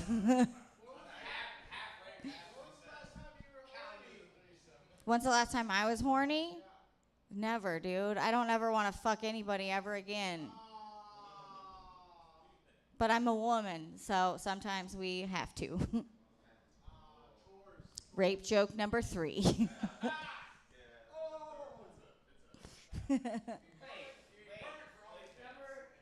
3. Oh, you're not? Okay. Are you ready for a different one? Yeah. All right. I can remember the name of the guy that raped me the first time, but I cannot remember the name of the guy that did it the second time. So I call him Buzz Aldrin. Yeah, nobody gives off. Thank you. Nobody gives a fuck about the second guy on the moon. That doesn't even make any sense. Does it? I get. No, it doesn't. I know. The second guy put a flag 1.5 inches away from the first flag. Asian. Yeah.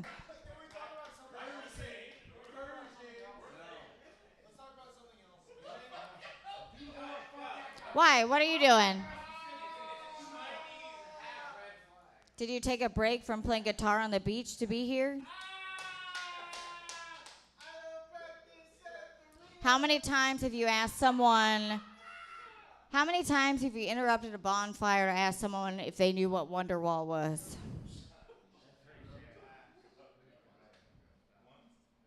Just once? No. Oh, not true. All right, I will. Wonderwall is Oasis. Why are you so angry? Why? You guys are the ones that are doing it. Men. Okay, so why are you mad that I'm talking about it? Is it uncomfortable for you? You know what's more uncomfortable? Having it happen. So I'm allowed to talk about it.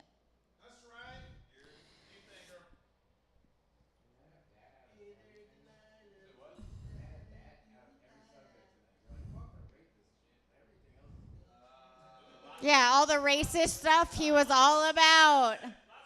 Racist stuff, fine. Rape? Nope. And that's hilarious to me. What do you want me to talk about? Tell me something to talk about. Tell me something. I can talk about anything. I don't care. You're not.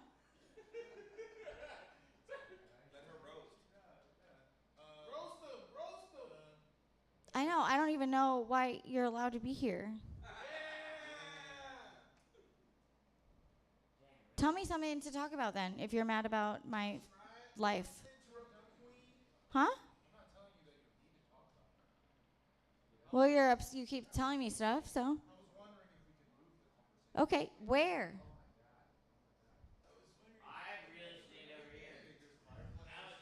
There's a fireplace.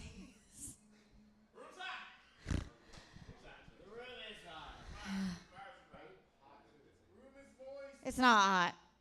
It's not, because every rapist has the tiniest dick ever, so I can't even enjoy it a little bit.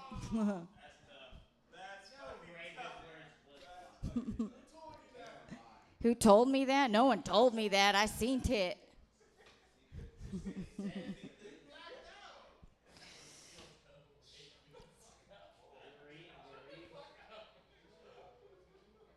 But what do you want me to talk about? I can talk about anything. Like a good.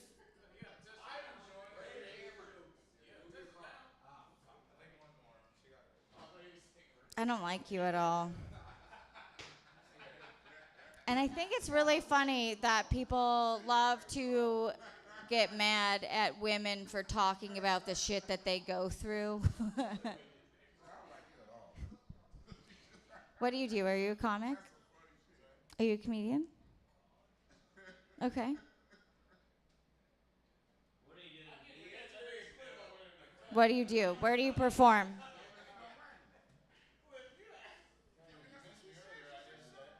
Cool. I was at Jam in the Van. I'm going to be at Comedy Store in 2 days. So don't fuck with me. Thank you. I'm doing shit I don't care about right now, but I was jealous of the Epstein Island girls a little bit. Because, like, it's not fair that they got to be molested on vacation.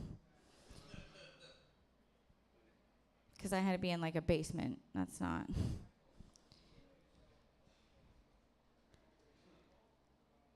Fireplace is good, yeah? This is what you want me to talk about, right? Fireplace? Did you have one at home? Do you have a Christmas and you have a family, your family's together, your parents are together still probably?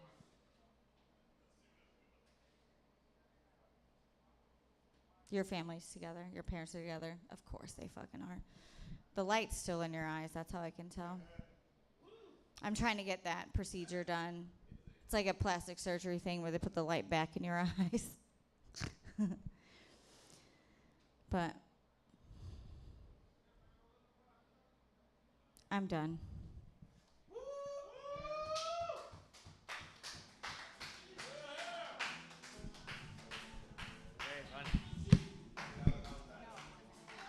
I hate that guy so much. Okay. All right. Good over Morgan, everybody. I thought it was very funny. She told me she hates that guy very much. I don't know who it is, but whoever it is, fuck you. What's your name again, sir? How do I, do you want to do stand-up comedy or you want to do... What? Do you want to go up, Cliff? No, I want to go. What? Yeah, he's going up first. Yeah. Give it over wavy, everybody. Appreciate you, family. Oh, shit, look. I did the thing. All right, I'm just about to rock with it like this. Check it out, y'all. Look, I got some jokes. I don't do comedy, but I'm a rapper. We're just going to go in. We're just going to go in, you feel me? Go in. I'm going to tell them what I've been saying, talking about. Yeah. All right, I got this joke. It's hilarious. Check it out. A lot of gay comics coming out lately. I love it. Finally get to hear a funny girl joke. All right, that was whatever. All right, yo, check it out. Look, yeah, so like white privilege, honestly, I don't understand why people get like mad about that. I just feel like mainly people don't know what their own privileges are in their own race. Like I got black privilege, that shit's tight. You know what I'm saying? Like I can play like loud music in places and people won't tell me to shut it down. Seriously, like they think it's racist to tell me to turn my music down. So I could play whatever the fuck I want to, but I'm a nice black guy. I play like the Beatles and stuff, you know? So then it actually kind of is racist when they tell me to turn it off because I'm like, what, you don't like the Beatles, bro? And then like they kind of expose themselves. But yeah, like, you know, black privilege is cool. I get to do like ratchet stuff and like I can ask obvious questions like, where'd you get that hat from? Or like, how'd you get your hair like that? And then like it just, no one ever like questions my intelligence. Or maybe they do, I don't know. I know I'm smart. But yo, yeah, a lot of dirty face ass niggas walking around. I'm just saying like, wash your face with soap, cause it actually works. Like, people be asking me how I got my skin so clean. I'm like, soap and water. Yeah, wash your face, bro. All right, look, Trump is black, okay? I just wanna say that real quick. There's a lot of controversy on this guy. I don't know why. He's like the blackest president we've had so far. He's like blacker than Obama. Guy went to jail. He got shot. Yeah, he's pretty black at this point. And yeah, my last joke is I want to fuck a white girl for slavery reasons. Yeah, there's a lot of pent up stuff back there. Just want to make sure I smash one real fast. No, oh yeah, right, reparations, but it's gonna be consensual. I'm not gonna do them like they did us. They not like us. I'm gonna take her out. We're gonna do the right way, and then when we get in that bedroom, it's going down. And yeah, what else I got? Yeah, that's it. All right. That was me, the wave god. Yeah. Okay, I'm gonna work on my material and then come and say some like funnier shit. But like that was what's up. I tried.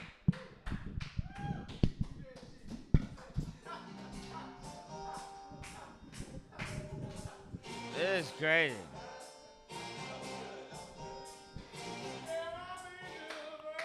I believe that's the mic, everybody. We're about to end this thing. What do you? No. What is this? What is this? No, none of that. What do you think is gonna happen?